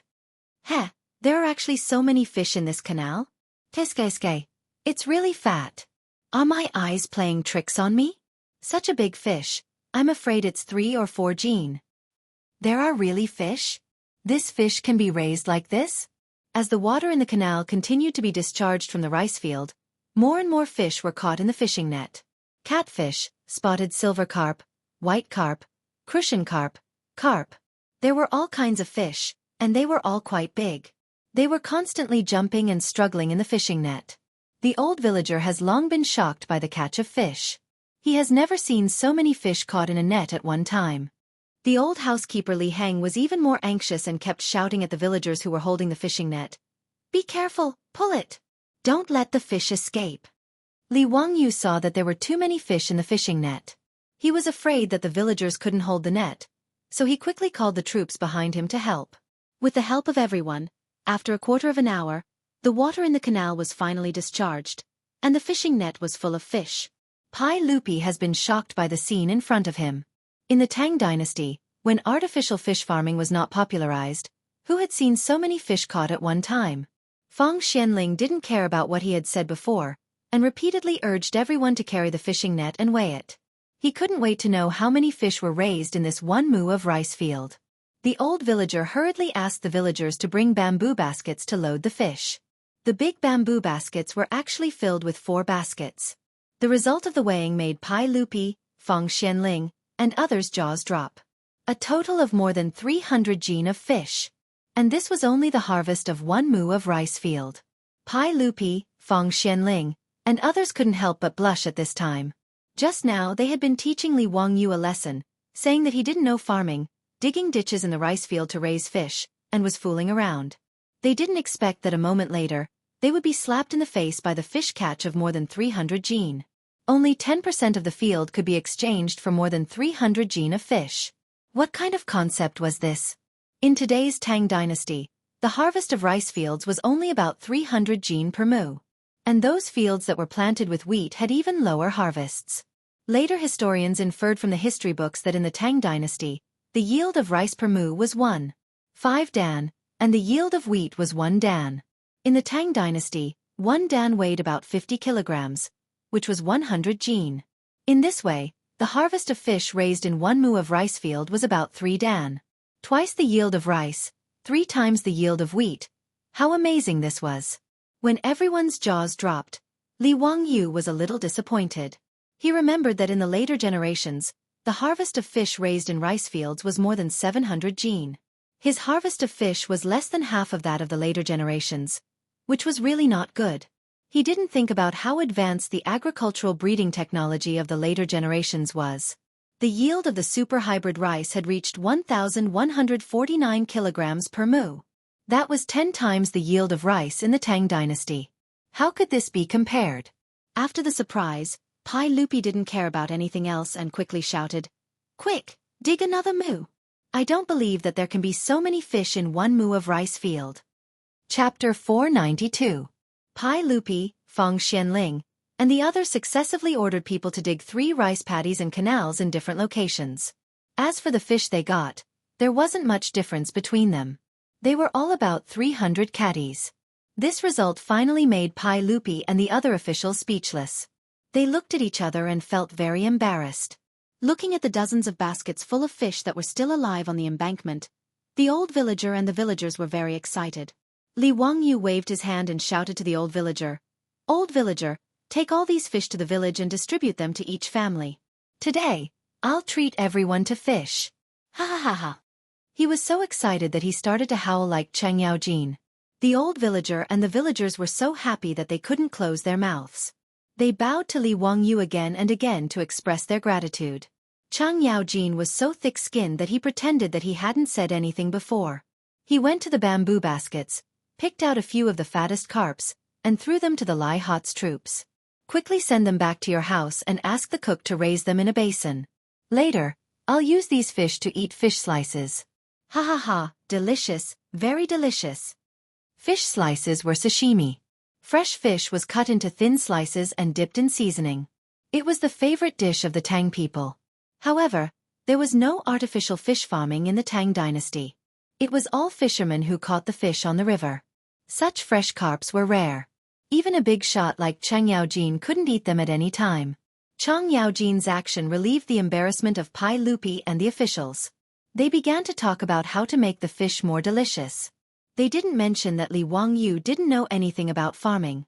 Li Wangyu didn't expose them. He wasn't stupid. He didn't want to provoke Pai Lupi. After digging the canals of 4 acres of rice paddies, Li Wangyu didn't ask people to continue fishing. Now that there was no refrigerator, it would be difficult to deal with too many fish. What's more, there were 300 mu of paddy fields. If 1 mu could produce 300 catties of fish, that would be 90,000 catties of fish. With so many fish, it would be impossible to digest them all at once. If the fish died, they wouldn't be delicious anymore. Fortunately, the aqueduct in the rice field was more than a meter deep. Therefore, even though the rice paddies had long been drained dry for the purpose of harvesting, it did not affect the aqueducts in the slightest. This was the benefit of 3-dimensional rice farming. Li Wangyu did not intend to sell these fish. He was not short of money now, and he no longer had the thought of raising fish to sell for money. Although this fish was not for sale, it could be used as a gift. Li Wangyu pondered for a moment, then called the old housekeeper, Li Hang, and the old village chief, and ordered them to arrange for people to dig a mu of water channel every day to catch fish. The fishes that were caught were all filled with water in wooden buckets to ensure that the fishes were fresh. After that, He asked the farmers to send it to Chang'an in four-wheeled carriages. He would send it to the palace, as well as the various noble residences, and invite the big shots to try it. His words made Chang Yaojin and the others beam with joy, and they all praised Li Wangyu for his generosity. Even Pai Lupi had a satisfied expression, and he accepted Li Wangyu's gift without any hesitation. In fact, if these 300 caddies of fish were distributed to the various residences, each family would only get one tael. However, to be able to taste fish every day, no one would complain about it being too little. After arranging the fish, it was time to harvest the rice paddies. Li Wangyu looked at the 300 mu of rice paddies, and suddenly asked, "Uncle, do you know what the yield of rice paddies in the Tang dynasty is?" "Haha, Zio, do you still want to test me? I naturally know that the rice paddies in the south yield about 1 stone and 5 caddies per mu." Li Wangyu chuckled. "Uncle, you said before that this nephew dug out 10% of the rice paddies, reducing the cultivated area of the rice paddies. This nephew wants to make a bet with Uncle. I wonder if Uncle is interested?" "Bet on what? I don't have money." Pai Lupi immediately became vigilant when he heard Li Wangyu mention a bet again. After these few bets, Pai Lupi suddenly realized that this brat had never lost a bet before. Even if everyone thought that victory was in their hands, it was laughable that the final winner would always be this brat. With the example of Taiyuan Wang clan and Ho Junji as an example, how could Pai Lupi make a bet with him? "Haha, Uncle, I'm not betting. What this nephew means is that if the harvest of my 300 mu of rice paddies is good, I hope that Uncle and the other officials will consider this nephew's proposal. It's already the end of the 8th month, and it will be too late if we don't start planting rice paddies now." Li Wangyu put away his smile and solemnly bowed to Pai Lupi. This subject is speaking from the bottom of his heart, and is not joking. "Your Majesty, please understand." His words caused Pai Lupi, Feng Xianling, and the others to fall silent.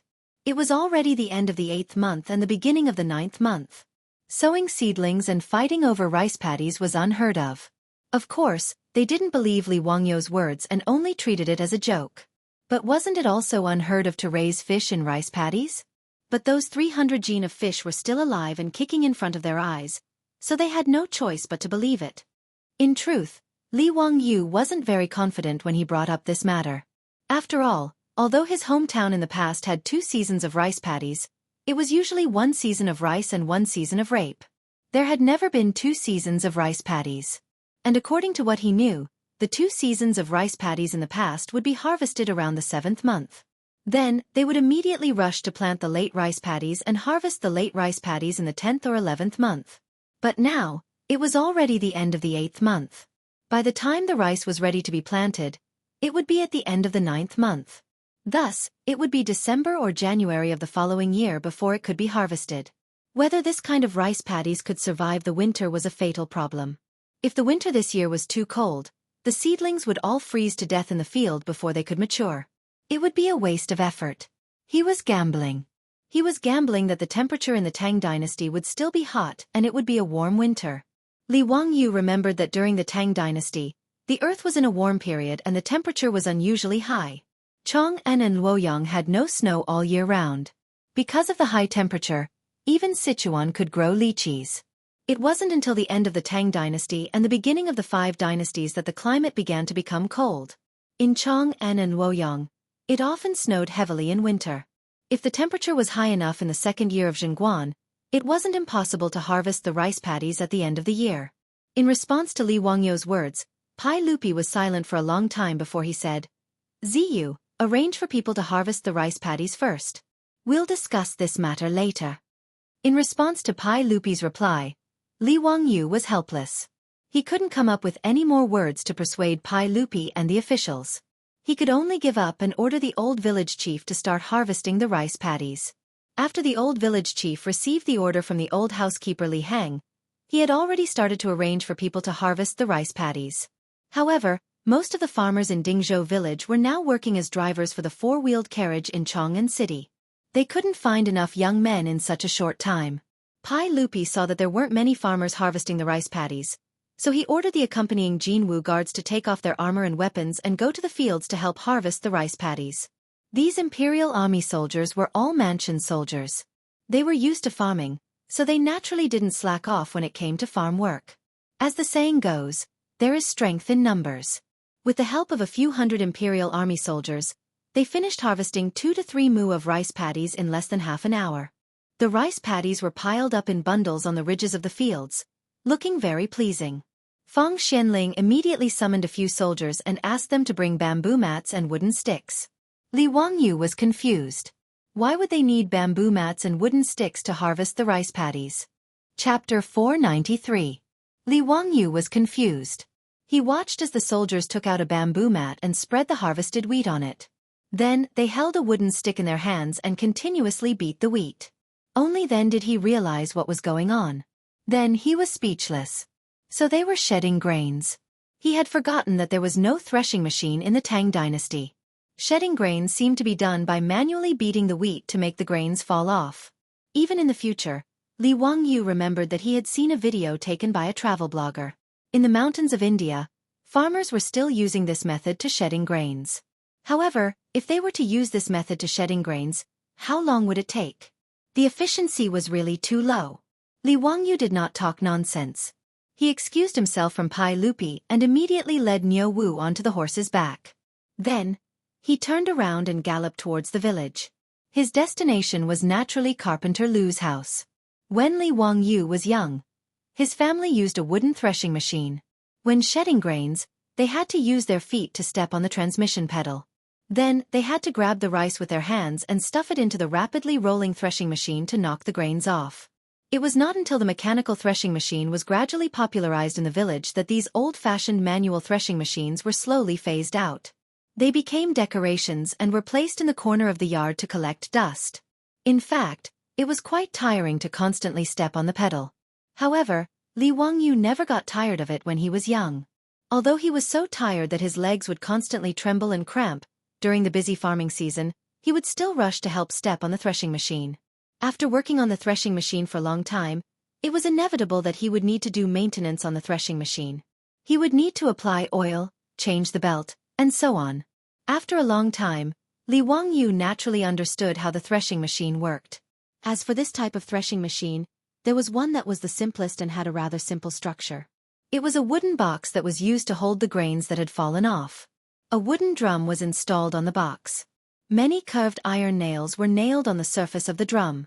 Then, a handle was installed on the side of the drum for shaking. Finally, the job was done. Although this simple threshing machine wasn't as efficient as the pedals and was more tiring, Li Wangyu couldn't care less. After all, he wasn't the one doing the work. Moreover, even if it was more tiring to shake than to pedal, it was still better than using a stick to beat the grain. Whether it was in terms of manpower or efficiency, it was much more efficient. It wasn't that Li Wangyu couldn't make a foot-powered threshing machine. The main thing was that a foot-powered threshing machine needed a transmission device. Obviously, it was much more complicated and couldn't be built in a short time. As for the hand threshing machine, Li Wangyu thought that with the craftsmanship of the Lu family's father and son, it wouldn't take much effort to build one. The truth was just as he had expected. He simply used a tree branch to draw a sketch for Carpenter Lu on the ground. Carpenter Lu led his 3 sons and used only an hour to build a hand-crank threshing machine. Although it was very rough, and even the wooden planks had not been shaved off, it was enough. Li Wangyu asked Niu Wu and the troops to carry the threshing machine. Then, he asked Carpenter Lu and his family to build a few more threshing machines. He would get someone to move them later. It was obvious that a hand-crank threshing machine wasn't enough to fill 300 mu of land with rice. Carpenter Lu naturally agreed happily. After Li Wangyu left, Lu Dalong picked up the saw and prepared to cut the wooden planks. However, Carpenter Lu slapped him on the head. "Father, why did you hit me? Bastard, why aren't you going to burn incense to your ancestral master and thank him and Lord Ju for their kindness?" Carpenter Lu glared at his son and scolded him. After being scolded by Carpenter Lu, Lu Dalong quickly led his 2 younger brothers to wash their hands and ran to the central room to burn incense to their ancestral master. The ancestral master of carpentry was, of course, Lu Ban. In the central room of Carpenter Lu's house, there was also a statue of Lu Ban enshrined in the shrine. The 4 of them kowtowed respectfully to the statue and burned incense to thank their ancestral master for his blessings and Lord Ju for his kindness. Thanks to him, the Lu family was able to learn how to make a divine weapon. However, the statue of Lu Ban in the shrine looked very familiar. If someone else saw it, they would definitely exclaim in surprise. Wasn't this the face of Li Wangyu? Anyway, Lu Dalong knew that the ancestral master statue that he used to enshrine in his house didn't look like this. However, ever since Lord Ju taught his father how to make water wheels, four-wheeled carriages, and other things, he realized that the ancestral master statue in the shrine at home had changed. He wondered what Li Wangyu would think if he knew that Carpenter Lu had turned him into a statue and placed it in the shrine. When he led Niu Wu and the others to carry the freshly made threshing machine to the rice field, the soldiers were still working hard to beat the rice with wooden sticks. When Li Wangyu saw their results, he couldn't help but feel happy. After more than an hour, more than a dozen soldiers had only beaten 1 grain of rice. The efficiency was really terrible. Pai Lupi and the others were still waiting for the soldiers to remove the rice ears so that they could weigh the rice and see the output of Li Wangyu's field. Just when they were getting impatient from waiting, they saw Li Wangyu and the others carrying a strange thing back. They couldn't help but ask curiously, "Zio, why are you carrying a wooden box back?" "Hee, uncle, this is a threshing machine that I had people make for me after seeing how difficult it was for the soldiers to grind the grains." Li Wangyu shamelessly claimed the invention of the threshing machine under his own name. "This thing is a threshing machine? How do you use it?" Hearing Li Wangyu's words, Pai Lupi, Feng Xianling, and the others were all interested. They gathered around the threshing machine and carefully looked at it. "It's very simple. You just need to turn this handle and then put the harvested rice and wheat ears on this drum. After a while, the rice will fall off and fall into the wooden box below," Li Wangyu said as he signaled Niu Wu to turn the handle. He grabbed a handful of rice ears and stuffed them into the threshing machine. The rapidly rotating drum and the curved iron nails constantly collided with the ears of rice, easily knocking the grains off the ears of rice one by one. The grains of rice fell off the ears of rice one by one and fell into the wooden box below. With a few efforts, the rice ears in Li Wangyu's hands were cleaned up. It was very easy. Li Wangyu also found the feeling of helping his grandfather when he was a child. He quickly grabbed a bundle of rice ears and stuffed it into the threshing machine. It didn't take long for the rice to be completely threshed. The golden rice grains covered the bottom of the threshing machine. This made Pai Lupi and the others dumbfounded. They felt that this thing was too magical. It was only 2 people, and it took them at most 30 minutes. It was actually the same efficiency as the dozen-strong soldiers who spent more than an hour. Moreover, the rice ears that were beaten with a stick were obviously not completely clean. One could see with the naked eye that there were still a lot of rice grains on the rice ears that had been hammered and had not been knocked down. On Li Wangyu's side, Pai Lupi casually grabbed a handful of beaten rice ears. It was clean, and not a single grain of rice could be seen. "Haha, good. Zio, your threshing machine is really amazing. The strength of 2 people is actually lower than that of dozens of people. What's more, this thing is so simple that it can be promoted everywhere in the Tang dynasty." Feng Xianling also stroked his beard and praised. "Your Majesty," Confucius said, "if a worker wants to do his work well, he must first sharpen his tools." Sure enough, this threshing machine can save a lot of manpower. It must be promoted immediately. This is a magical weapon. Du Ruhui, Zhang Sun Wuji, Dai Zhou, and the other big shots also praised it, especially Li Wangyu.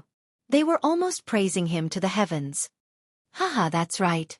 Someone, send an order to the Ministry of Works. Order the Ministry of Works to immediately copy this threshing machine and send it to all provinces and counties. Order the local people to start promoting it. I think this threshing machine will be called Wangyu Threshing Machine.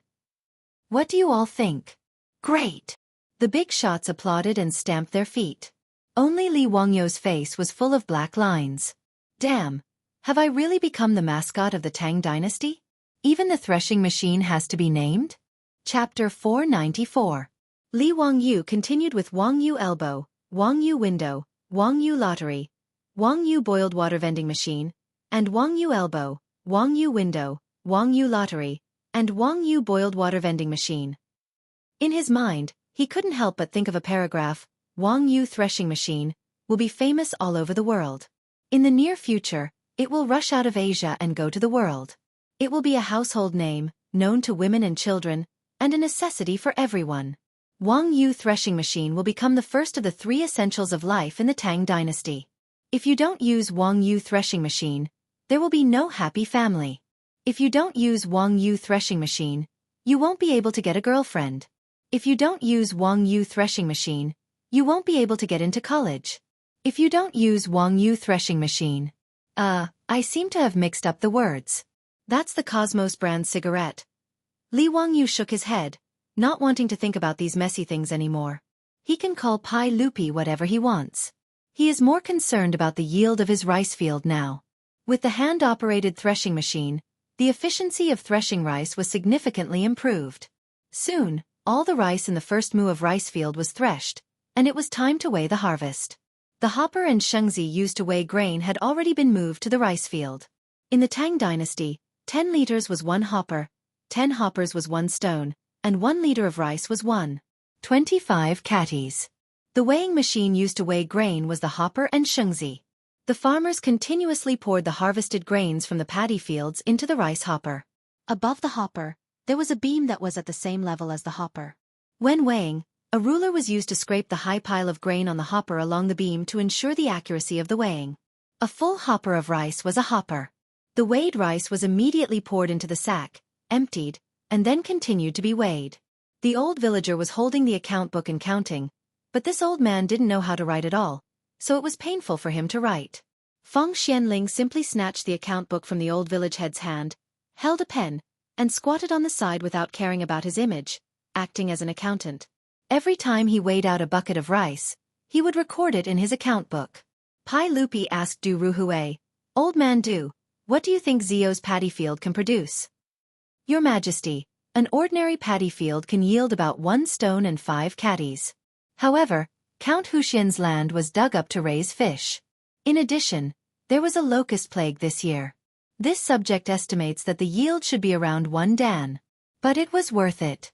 Just the 300 catties of fresh fish was beyond my imagination. County Count who is truly amazing." Zhang Sun Wuji chimed in. "That's right, Your Majesty. Your subject has never heard of rearing fish in paddy fields, nor did I expect that there would be so many fish. This is equivalent to doing 2 things in 1 mu of paddy field." "That's right. Even if County Count whose rice field yields less than 1 dan of rice, I still think it's worth it." Pai Lupi nodded. "That's true. Zio's actions were indeed beyond my expectations. Previously, I even laughed at him for not knowing anything about farming, but in the end, I was taught a lesson by this brat. This is truly embarrassing." "Haha, Your Majesty, aren't we the same? However, I do hope that this kind of embarrassment can happen a few more times." Du Ruhui laughed. Pai Lupi also laughed. "Haha, old man Du is right. I do hope that this kind of embarrassment can happen a few more times. Zio's method of rearing fish in paddy fields is indeed worth spreading. This way, the lives of the people of the Tang dynasty will be much better." While Pai Lupi and the others were talking, the first mu of paddy field was finally finished. Feng Xianling held the account book in his hands, as if he had read it a few times. He seemed to be wondering if he had added the wrong number. "Old man Feng, how is it? How much does Zio's paddy field yield per mu?" Pai Lupi asked. Feng Xianling raised his head and murmured after a long time, "Your Majesty, Zio's paddy field yields 1 dan of rice and 7 dan of rice per mu." "Haha, that's not bad. After all, it produces so many fish." "Wait, old man Feng, what did you just say? How much does Zio's paddy field yield per mu?" Pai Lupi laughed casually, but halfway through, he felt that something was wrong. Just now, Feng Xianling said how much does Li Wangyou's paddy field yield per mu? 1 dan of rice and 7 dan of rice? How is this possible? Feng Xianling also showed a helpless expression. "Your Majesty, you didn't hear wrong. It is indeed 1 dan of rice and 7 dan of rice. To be precise, it is 1 dan of rice and 7 dan of rice for 3 liters. After hearing Feng Xianling confirm the yield per mu again, not only Pai Lupi was stunned, but Du Ruhui, Zhang Sun Wuji, and the others were also stunned. In that 1 mu of paddy field, at least a portion of the ditch for fish farming was dug out. How could the remaining paddy field yield so much? It must be known that the best paddy field in the Tang dynasty, even with good weather and a good harvest, could only yield so much rice. This year, due to the impact of the locust plague at the beginning of the year, the local government reported that the paddy field would definitely be reduced. All the big shots in the imperial court had a headache because of this, so today, They rushed to Dingzhou village to discuss with Pai Lupi the matter of releasing grain for disaster relief. Li Wangyou's 300 mu of paddy field was originally just improved from useless saline alkali soil. It was already a miracle that paddy field could grow. But now, not only did it produce rice, but the yield was also too high. Old man Fong, this is not a joke. 1 dan of rice, 7 dan of rice. Is there a mistake? Could it be that the weighing scale is not accurate? Is there not enough dan of rice? Someone asked doubtfully. Fong Xianling immediately shook his head. That's impossible. This is the weighing scale issued by the Huxian County Yamen to collect rent. It even has the stamp of the Huxian County Yamen on it. How could it not be accurate? Quick, get a few more people to weigh the paddy field again. Pai Lupi turned his head and ordered the soldiers of the Jinwu guards. Soon, the paddy field produced by the paddy field was weighed again under the eyes of everyone. The result was still the same. 1 dan, 7 dan, 3 liters. This time, everyone was speechless. They looked at each other and didn't know what to say. Pai Lupi was stunned for a long time. Suddenly he turned his head and shouted, "Move the paddy field from another mu of paddy field, quick! I want to see the result." The output of several mu of paddy fields was continuously weighed. The difference was not big, basically 1 dan of rice, 7 dan of rice.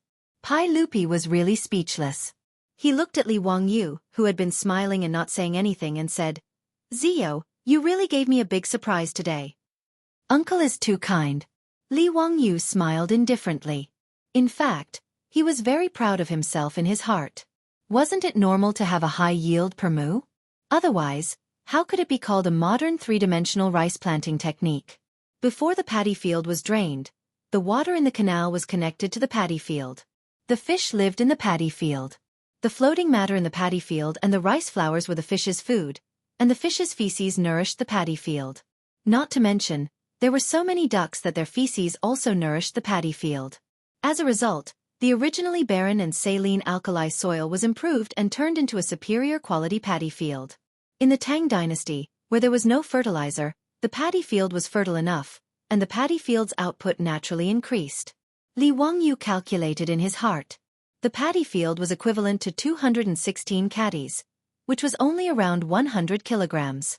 In the future, the paddy field in his hometown could produce around 800 kilograms per mu. The output of 100 kilograms of paddy was really not worth mentioning. 216 caddies of paddy field would lose 25 to 30% of its shell. In the end, the paddy field would only produce around 160 caddies of rice. The output was really pitifully low. Pai Lupi and the others were already shocked by the output of the paddy field.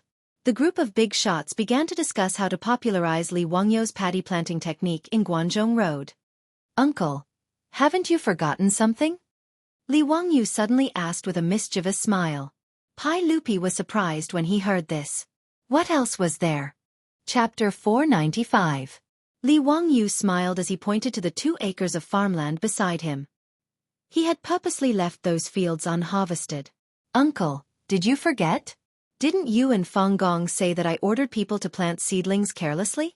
Those 2 mu of fields were the rice paddies that little nephew had people use the method of throwing seedlings to plant. Why don't we let them harvest now and see how much each mu yields?" When Pai Lupi and the others heard this, they turned to look at the 2 mu of farmland. The mature rice looked the same at a glance. It was not as conspicuous as when the seedlings were first transplanted. One could tell if the seedlings were planted neatly or not. Pai Lupi didn't dare to say that Li Wangyu didn't know farming and carelessly sowed rice. Li Wangyu had already given them too many surprises today. Now that he specifically mentioned the 2 mu of farmland, there must be a mystery behind it. After being reminded by Li Wangyu, he, Feng Xianling, Du Ruhui, and the other big shots all walked closer to take a closer look. It was the same heavy golden rice.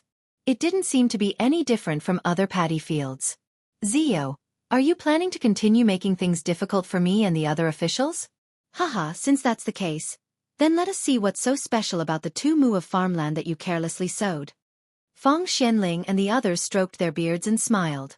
"Zio, we were wrong today. Why don't you let them harvest it and let us see what's the difference?" When Li Wangyu saw that Pai Lupi and the others had expressed their stance, he couldn't continue to be arrogant. Since Pai Lupi, Feng Xianling, and the others had lowered their heads and admitted their mistakes. What else could he say? Li Wangyu was slightly depressed that he had lost a chance to show off and slap them in the face. He could only immediately arrange for the farmers and the soldiers of the Jinwu Guards to harvest the 2 mu of paddy fields. The ears of rice were cut and stacked neatly on the ridge of the field. Then, they were threshed and collected by the threshing machine. Carpenter Lu's family moved quickly. They rushed out 2 threshing machines and moved them to the edge of the field, which sped up the harvesting process. Very quickly, the 2 mu of rice paddies were harvested, and the weight of the rice paddies could be weighed. This time, Pai Lupi, Feng Xianling, and the others all came over and stared at the farmers weighing the rice. In fact, in the hearts of Pai Lupi, Feng Xianling and the others, they still didn't believe that the yield of these 2 acres of paddy fields would be any surprise. After all, the scene of the seedling being planted was still vivid in everyone's mind. There was a huge difference between the crooked seedlings and the neat seedlings in other paddy fields. Hasn't rice been like this for thousands of years? Horizontal and vertical, orderly spacing, maximizing the use of the land. As for Li Wangyu's 2 mu of paddy fields, the seedlings had no rules to speak of. Although it was said that they were planting with some seedling throwing method. In fact, they were just randomly throwing the seedlings and then straightening them up. It seemed very perfunctory. Even the laziest farmer would not dare to plant rice fields like this. Wasting the land was punishable by being struck by lightning. Because of this seedling throwing method, the old villager almost went to the county government of Hu County to complain. One could imagine how the Tangs viewed this planting method. But when the rice paddies of these 2 mu of paddy fields were weighed, the big shots like Pai Lupi, Du Ruhui, and Feng Xianling, as well as the old villager and farmers of Dingzhou village, were all dumbfounded. 1 stone and 9 bushels per liter. 1 stone and 9 bushels per liter. When these 2 sets of numbers were reported, everyone instantly fell silent. What did it mean to have a yield of nearly 2 stones per mu? The old villager and the farmers regretted it so much that they almost slapped themselves in the face. At that time, Li Wangyu had also persuaded them to change to rice paddies, instead of continuing to plant wheat and sorghum. The farmers, who had done farm work all their lives, naturally didn't take Li Wangyu's words seriously. At that time, they even secretly laughed at Li Wangyu for being young and frivolous, waiting to see Li Wangyu make a fool of himself. When the villagers in the surrounding villages heard that Li Wangyu had ordered people to dig up the paddy fields to such an extent, who among them didn't laugh at him? Some even made a special trip to Dingzhou village to watch the show. But today's harvest of the paddy fields shocked them too much. Not to mention the more than 300 caddies of fish produced in each mu of paddy fields. Just the rice yield alone made the old villager and farmers regret it so much that their intestines turned green. The wheat fields they planted could only harvest 1 stone per mu at most. Even compared to ordinary rice fields, it was already a lot worse, not to mention compared to the 2 mu of rice fields planted with the seedling tossing method. The difference was twice as fast. The old villager suddenly gave himself 2 heavy slaps on the face and then knelt down in front of Li Wangyu, which gave Li Wangyu a fright. Old villager, what are you doing? Lang Jun. Old me was muddle-headed. I shouldn't have stopped Lang Jun from planting rice with the seedling throwing method. This is all old me's fault. Please punish me. Old villager, don't talk nonsense. Get up quickly. This seedling throwing method was just an experiment. Whether it succeeded or not was another matter. What's more, if you didn't arrange for people to take care of these paddy fields every day, how could there be today's harvest? Old villager, this is all thanks to you. Li Wangyu hurriedly stepped forward to help the old man up and comforted him. After being comforted by Li Wangyu, the old man squeezed out an ugly smile. In his heart, he secretly made up his mind that in the future, he would do whatever Li Wangyu said. No matter how ridiculous it seemed, when it came to his lord, it could turn something rotten into something magical. In any case, when spring came next year, the whole village would definitely switch to paddy fields. The old villager was even certain that if news of the paddy fields' yield spread, many people in the surrounding villages would follow suit and switch to paddy fields. Pai Lupi grabbed a handful of rice and allowed the golden rice to flow through the gaps between his fingers. Zio, tell Zhen and the other officials. Why is the yield of your paddy field so astonishing? Even now, Zhen still doesn't understand. Why is it that the seedlings that were carelessly thrown out can increase the yield by 10%? In response to Pai Lupi's question, Li Wangyu scratched his head. He knew that the seedling throwing method could increase the yield by 10%, But how could he understand why? Uncle, the other officials, the yield of my paddy fields is higher, but it's mainly because of the fertility of the land. The fish and ducks that I raise in the paddy fields can all provide fertility for the paddy fields, so it's normal that the yield of my paddy fields is higher. As for the seedling throwing method, well, it's mainly because it doesn't harm the roots of the seedlings and has a high success rate, so the yield is slightly higher.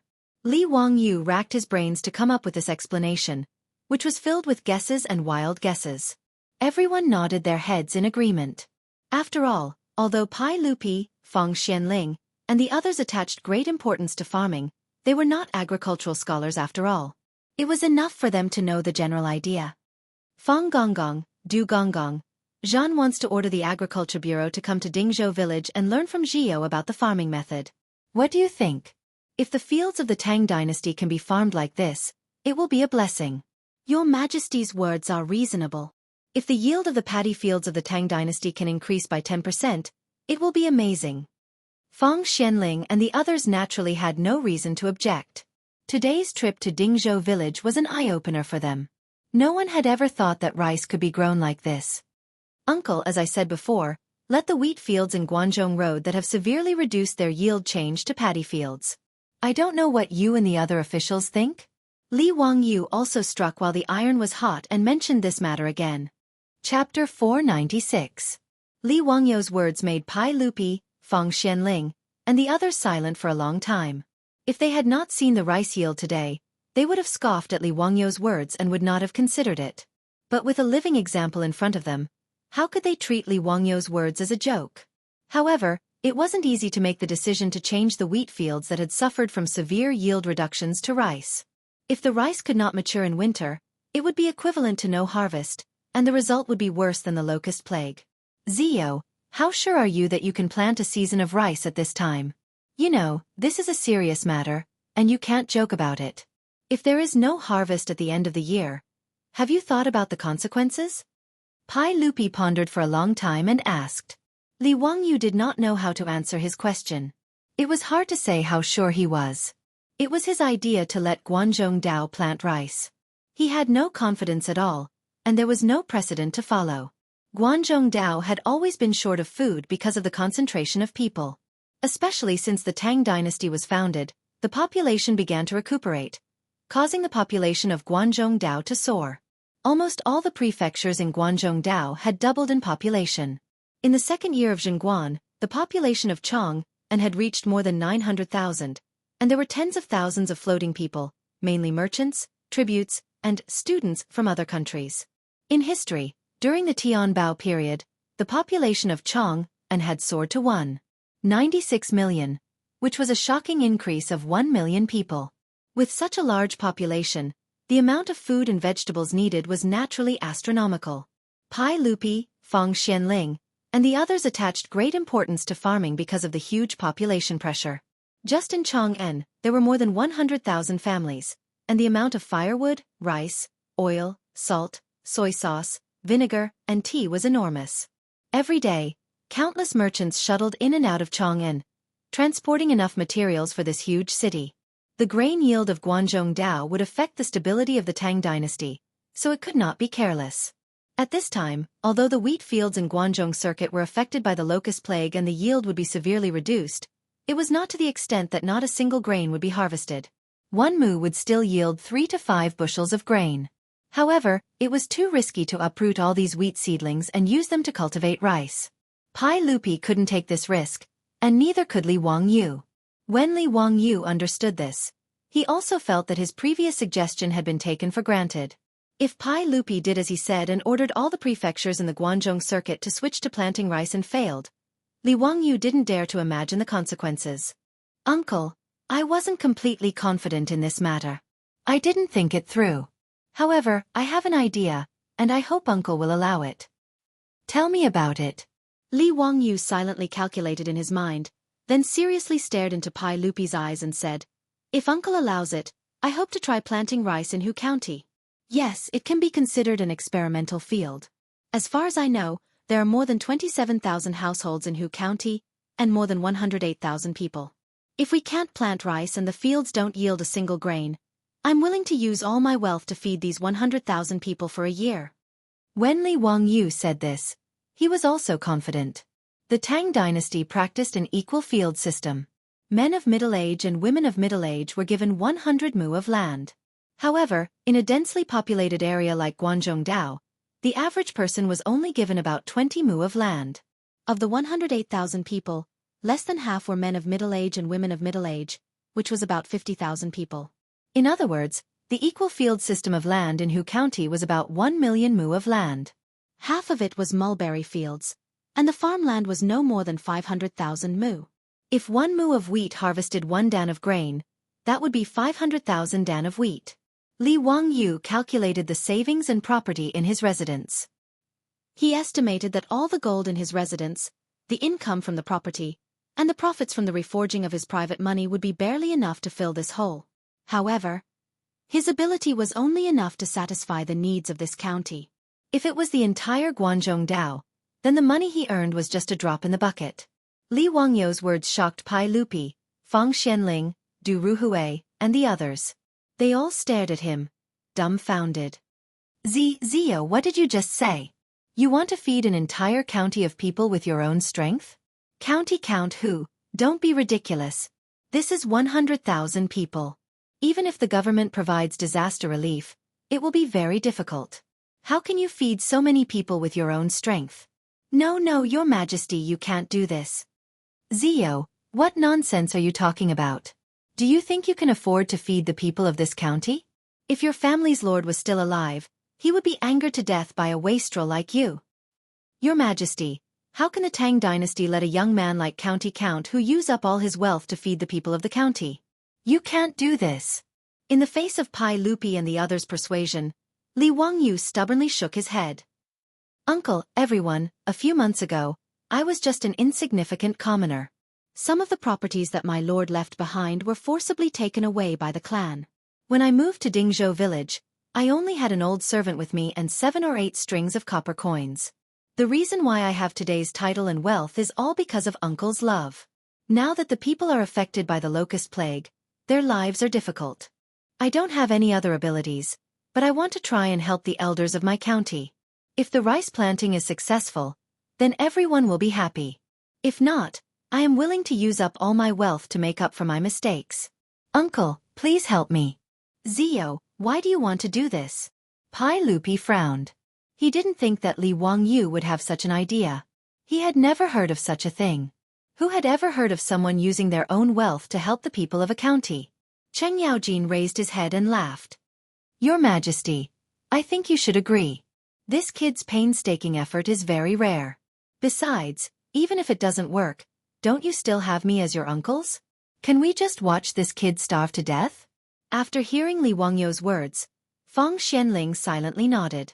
She turned to Pai Lupi and suggested, Your Majesty, County of Hu is also affected by the locust plague. Why don't we cancel the rent for this year? This way, even if Zio's rice planting is unsuccessful, the pressure will be reduced by a lot. However, if he succeeds, we can fully promote rice planting in Guangzhou next year. Moreover, we can plant 2 crops a year. This is truly a good plan for the country and the people. Pai Lupi looked at Li Wangyu. Zio, are you really willing to do this? If you make a mistake, then you will have to pay a huge amount of copper coins. Hee, uncle, as the saying goes, I am born with a purpose. Money will come back after being spent. This little nephew doesn't care about worldly possessions. I can't bring them with me when I'm born and can't bring them with me when I die. Good. As expected of my Li family's Qilin son. Since that's the case, I will allow it. I will ask you Zio to take care of the 100,000 people of Hu County. However, I will not let you suffer a loss.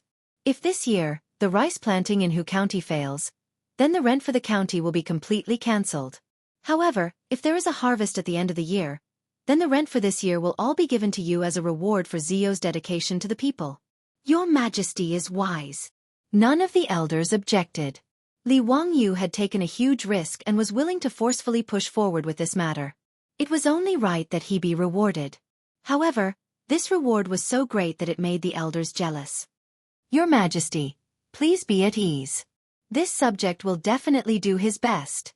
Li Wangyu hurriedly bowed to accept the decree. However, he was secretly delighted. The rent was 2 dan per man. If this year, the rice planting in Hu County was successful, then wouldn't the rent for 50,000 men be given to him?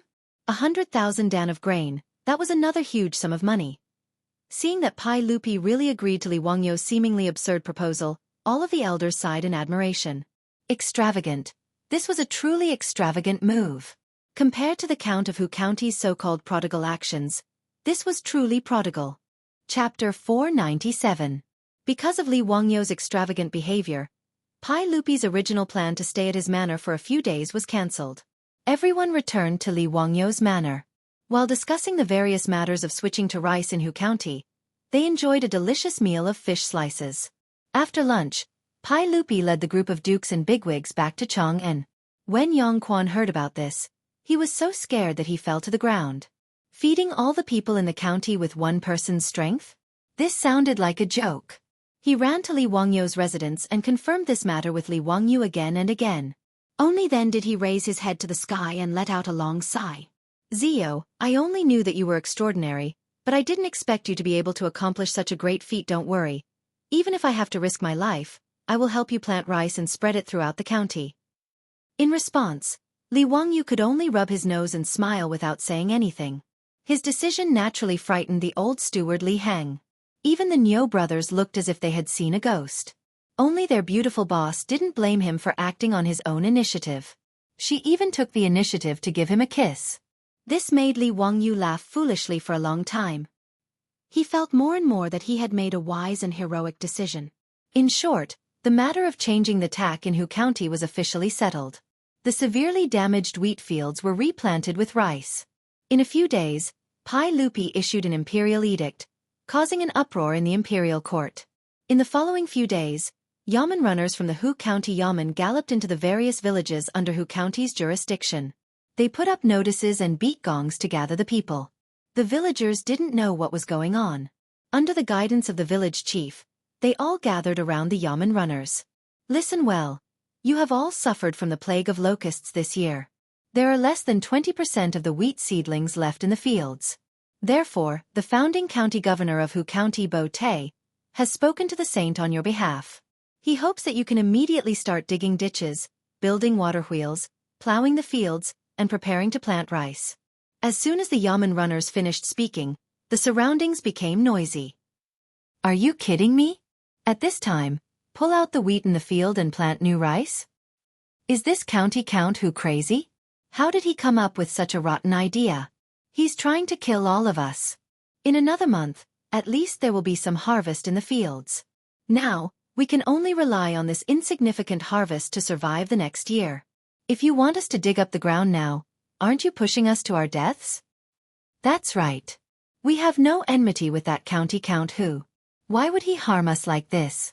It's almost September, and he's still sowing rice? Is this county earl whose head kicked by a donkey? Our ancestors have been farming wheat in Guanzhong Road for generations. Why are we suddenly switching to rice? Seeing that the villagers around them were in a mess, the more they talked, the more agitated they became. It was as if they were going to fight to the death. The bailiff did not dare to be negligent. He banged the gong in his hand, temporarily suppressing the crowd's voices. Shut up and listen to me. The Yamen runner managed to silence the crowd with great difficulty. He quickly raised his voice and shouted at the crowd. What are you all arguing about? Can the saint watch you all starve to death? The saint's edict said that if you dig up the wheat seedlings and don't find anything by the end of the year, county count who will take care of your rations for a year. Furthermore, you will be exempted from a year's rent. Do you all understand? The village chief hurriedly squeezed over and cupped his hands towards the Yamen runner. Brother, is what you said true? Do we really only care about the seeds? If we can't grow them, the rent for this year will be waived. Furthermore, county count who will take care of our rations? Will he only take care of the middle-aged and middle-aged men, or will he take care of the entire family for a year? Will he take care of the new rations next year? The Yamen runner nodded. Of course it's true. The saint's edict is written clearly. How could it lie to you? He will take care of your entire family's rations, no matter how many people there are. However, there is one condition. This rice must be planted seriously. If anyone tries to cheat, don't blame yourself for starving. There will be yamen runners and scribes coming to inspect at any time. Don't try to fool them. These words suppressed the anger of the crowd, and they began to discuss in low voices. If that county count who really took care of their entire family's rations for a year, they would naturally be willing. Because of the locust plague this year, the villagers were all worried. They didn't know how they would survive with the meager harvest in October. Now that someone was willing to take care of their rations, it was only asking them to dig ditches, plow the fields, and plant seedlings. Only a fool wouldn't agree to such a good deal. However, there were still people who voiced their doubts. Does that county count who really have mountains of gold and silver at home? It was written in the notice that the entire county is going to switch to growing rice. If the rice can't be grown, how can county count who take care of the entire county's rations? The yamen runner curled his lips. That's why I say that you farmers are ignorant. Ask around in Chang'an City. Who doesn't know that county count who is the reincarnation of the god of fortune?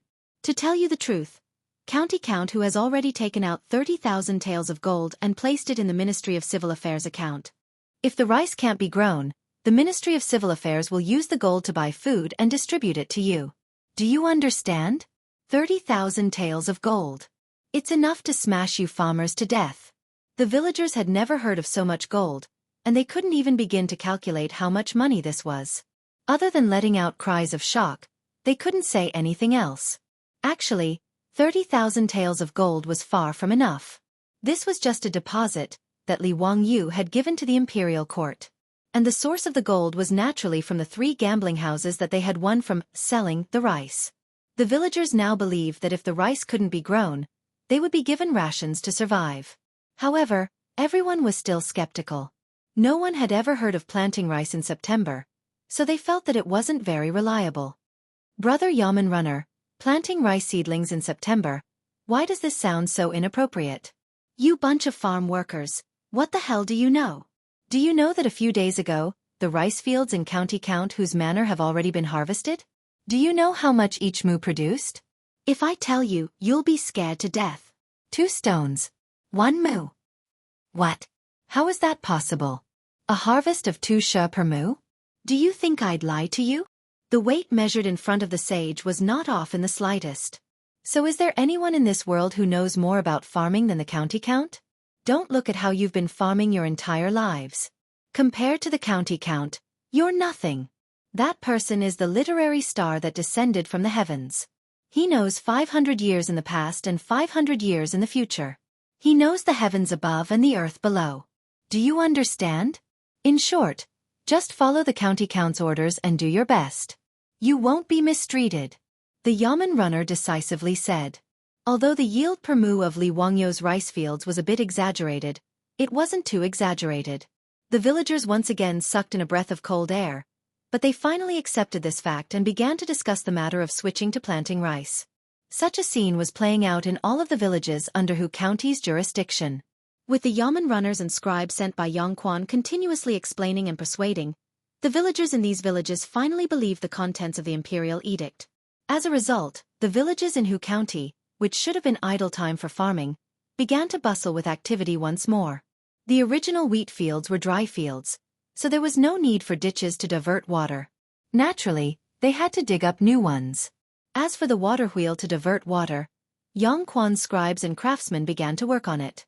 The sparse wheat seedlings in the fields were burned to the ground, and the villagers were extremely reluctant to part with them. Then, they began to plow the fields again. Just as Yang Quan and the other villagers in Hu County were busy in full swing, Li Wangyu was impeached. Chapter 498. This was the 3rd time that Li Wangyu had been impeached, and the reason for his impeachment was naturally because of his decision to plant rice in Hu County. After Pai Lupi issued the edict to burn all the wheat fields in the county and plow the fields to plant rice, it immediately caused a huge commotion in Chang'an. The common people naturally just watched the commotion and treated it as gossip, but the officials in the imperial court reacted even more fiercely. In particular, some of the older officials in the imperial court reacted even more strongly and cursed Li Wangyu. In their eyes, County Count Li Wangyu's actions would bring disaster to the country and the people, and he would be punished by the heavens. It was rare that there were no aristocratic families adding fuel to the fire. So many of the older officials in Chang, and began to gather together to impeach Li Wangyu and get rid of the traitorous officials for the imperial court. During the daily court session, as soon as Pai Lupi sat down on the throne, a dozen or so older officials stood up and bowed. Your Majesty, we wish to impeach the founding county count of Hu County, Li Wangyu. Pai Lupi didn't understand what was going on. What did Ziyu do now? Why did he have so many older officials impeach him? Come. We wish to impeach the founding county count of Hu County, Li Wangyu. He has committed 3 crimes. First, harming the farmers. The wheat in Hu County was about to be harvested in a little more than a month, but Li Wangyu actually forced the people to burn the wheat and plant rice instead. This is truly forcing the hundreds of thousands of people in Hu County to their deaths. Right now, the people of Hu County are filled with complaints, and the people have no way of making a living. Second, trying to buy the hearts of the people with ulterior motives. Your Majesty, Li Wangyu actually suggested that he provide for the people of Hu County. What intentions does he have? He has a disloyal heart. He is trying to buy the hearts of the people to do his evil deeds. Third, misleading the people with his lies. Planting rice in the 9th month is complete nonsense. We have flipped through the ancient books, but there is no record of planting rice at this time. It is clear that Li Wangyu is just spouting nonsense. I ask your Majesty to take back the imperial edict and punish the founding county earl of Hu County. This group of old officials was talking so hard that their spittle flew everywhere. It was as if they were sworn enemies with Li Wangyu, this treacherous official, and wanted to get rid of this evil for the country and the people. The more Pai Lupi listened, the gloomier his face became. Are you done? As soon as the words "you all" were uttered, the hall immediately quieted down. It must be known that addressing others as "you" was not a good thing. Usually, it was a form of address for people who were lower in seniority or rank. The tone was strong and it was a form of address that was not very respectful. When Pai Lupi faced the courtiers, he never used the term "you all." Instead, he usually addressed them intimately as "Your Excellency" or "Your Excellency." The group of old officials was a bit stunned. They had never heard Pai Lupi speak to them in such a tone. For a moment, they did not know what to say. Seeing that no one in the hall spoke, Pai Lupi stood up from the throne with a gloomy face. He looked around at the courtiers in the Taiji Palace and slowly said, "You are all loyal courtiers of the Tang dynasty. Naturally, you must be loyal to the law. Although there are locusts in the world today, there are only 2 or 3 crops left in the fields. Famine is imminent. Prime Minister Fang, Prime Minister Du, and the other courtiers are racking their brains to find ways to raise food and prepare for disaster relief. Li Wangyu, the county earl of Hu County, is even willing to take out all of his wealth to fight for food for the people of Hu County next year. How did such a loyal and righteous act become a crime in your eyes?" The dozen or so old officials who were standing just now all knelt down. "Your Majesty, if the county earl of Hu County was truly loyal, then he should have offered all of his wealth to the court to buy food and provide disaster relief to the people. He should not have forced the people to burn the wheat seedlings in the fields and plant rice instead. Your Majesty, he is clearly trying to buy the hearts of the hundreds of thousands of people in Hu County. He is not loyal to the court." Within the hall, there were many courtiers who were friends with Li Wangyu. When they heard the words of these old officials, they were so angry that their teeth itched. Chang Yaojin glared and wanted to step forward, but Qin Qiong pulled him back and whispered in his ear, "Jijia, don't be rash. His Majesty will not let that kid suffer." Ma Zhou and Yan Liben, the 2 disciples of Li Wangyu, were so angry that they clenched their fists. They did not care about court etiquette and directly stood up to bow to Pai Lupi. "Your Majesty, since these courtiers are so patriotic, why don't you issue a decree for them to donate all of their wealth to the court for disaster relief?" "Your Majesty, the lives of the people are difficult. It is rare for the courtiers to put in so much effort. Why don't we ask these courtiers to set an example for us and donate their wealth first?" Ma Zhou and Yan Liben's words immediately caused the dozens of courtiers kneeling in the hall to explode. "Nonsense, a bunch of nonsense. How can my private wealth be used with the court's resources? Isn't that mixing public and private? How can this old man learn from that county earl, selling his integrity for the sake of fame and fishing for compliments?" "That's right. Public is public. Private is private. How can they be mixed together? Humph, I am all alone and have nothing to do. I am not as rich as this county earl. The words of this group of courtiers almost made Ma Zhou and Yan Liben laugh out of anger. They were shameless to such an extent. It was really an eye-opener. The courtier who said that he was all alone and had nothing to do with his wealth had just spent a lot of money to buy a beautiful lady from the western regions. He had even shown off to his colleagues for a while. Now he was crying about being poor. Most of these courtiers had been officials since the Sui dynasty. Even though the world was in chaos at the end of the Sui dynasty, which one of them didn't have thousands of acres of fertile land and hordes of servants? Pai Lupi was so angry at the courtiers' words that he almost laughed out loud. When talking about others, they could just open their mouths and ask them to donate all their wealth, but when it came to themselves, they wanted to separate public and private interests. Enough, don't mention this matter again. County Earl who is loyal to the country and has a heart full of sincerity. If there is anyone who dares to offend the County Earl again, we will not spare them. Pai Lupi was too lazy to continue arguing with this group of courtiers. He directly spoke up for Li Wangyu. That bullshit impeachment was simply nonsense. Pai Lupi was too lazy to continue paying attention to it. But Pai Lupi didn't expect that after he finished speaking, the courtiers still wouldn't stop chattering. Your Majesty, we are all thinking for the sake of the Tang dynasty. Your Majesty, why do you only listen to those treacherous courtiers?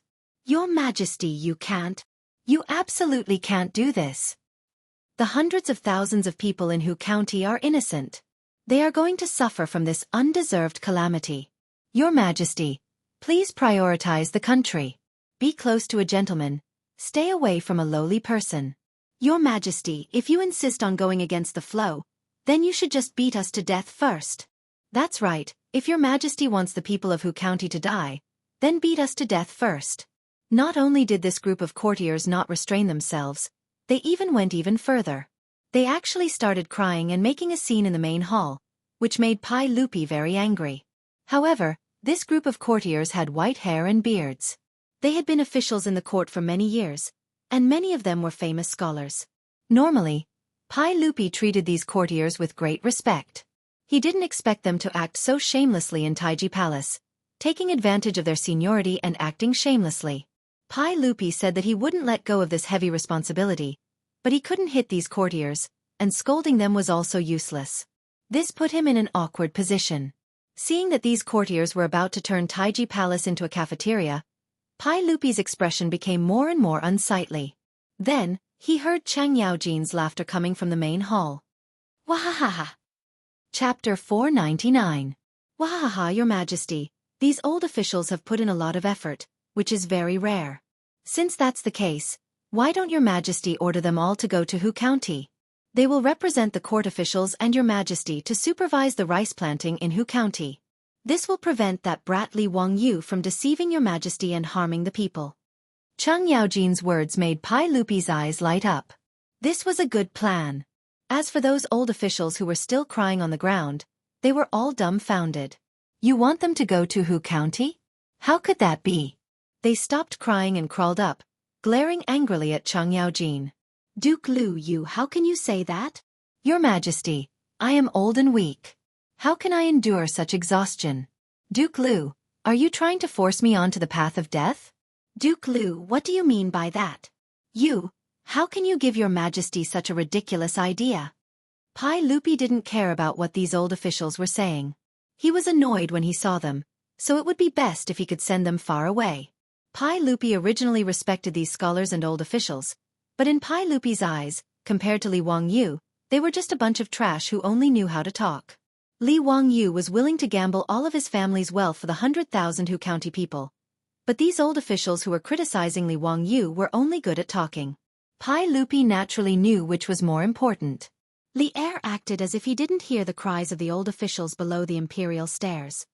Ji Jie's words are reasonable. The matter of Huxian changing the planting of rice has never happened before, but it is incomparably important. We definitely cannot let the common people suffer. Since that is the case, we need the old officials in the court to supervise this matter. All of you are my trusted aides, so I naturally trust all of you. Therefore, I will have to ask you all to help me with this matter. He didn't wait for the old officials to react and immediately ordered Zhongsun Wuji. Wuji, the Ministry of Personnel will handle the documents for the officials today. Tomorrow, These officials will head to Hu County to supervise the rice planting. Planting the seedlings is urgent and cannot be delayed. The dozen or so old officials were completely dumbfounded. They didn't know what had happened. As the Minister of Personnel, Zhang Sun Wuji naturally wouldn't have any objections. He immediately stood up and said, "Yes, Your Majesty. Although all of you are going to Hu County to supervise the planting of rice, we naturally will not let all of you work for nothing. Grandpa Dai, while the officials are supervising the rice plantation in Hu County, everyone's monthly salary will be increased by 1 grade. Yes, Your Majesty."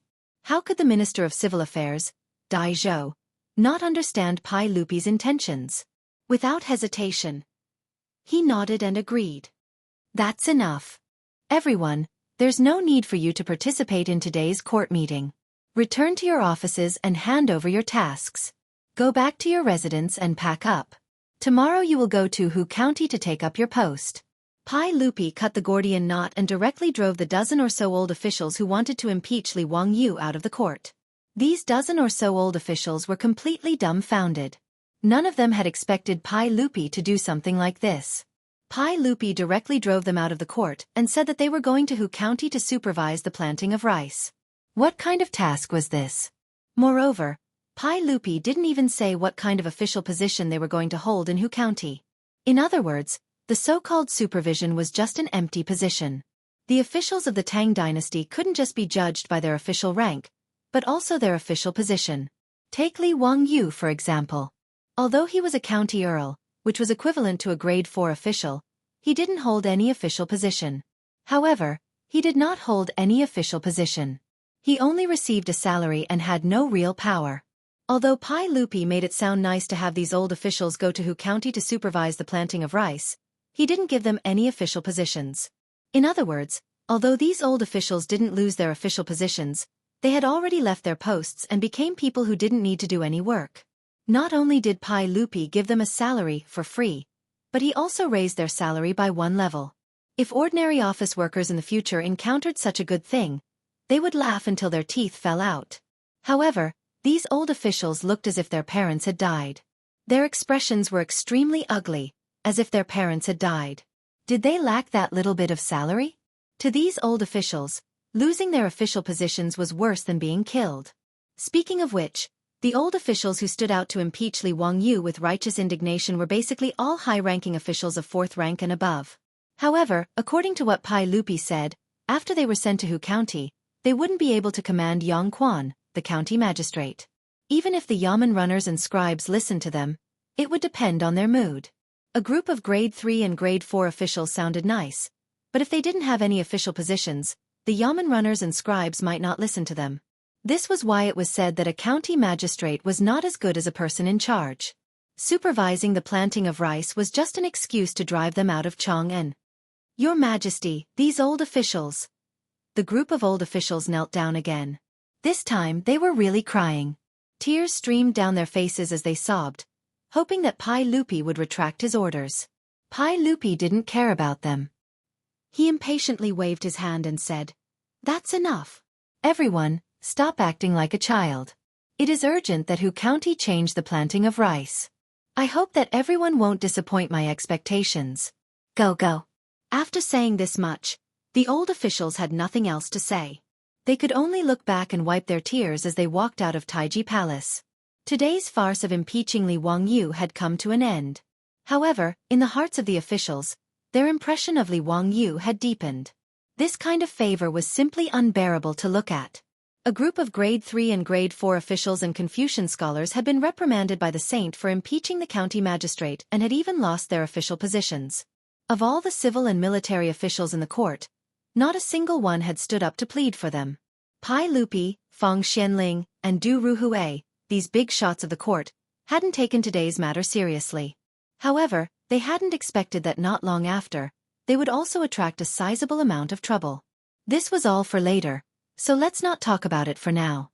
After leaving the court, Ma Zhou and Yan Liben both asked for leave from their superiors and rode to Dingzhou village to explain to Li Wangyu what had happened in Taiji Palace. Li Wangyu only laughed in response. He didn't think that this kind of so-called impeachment could do anything to him.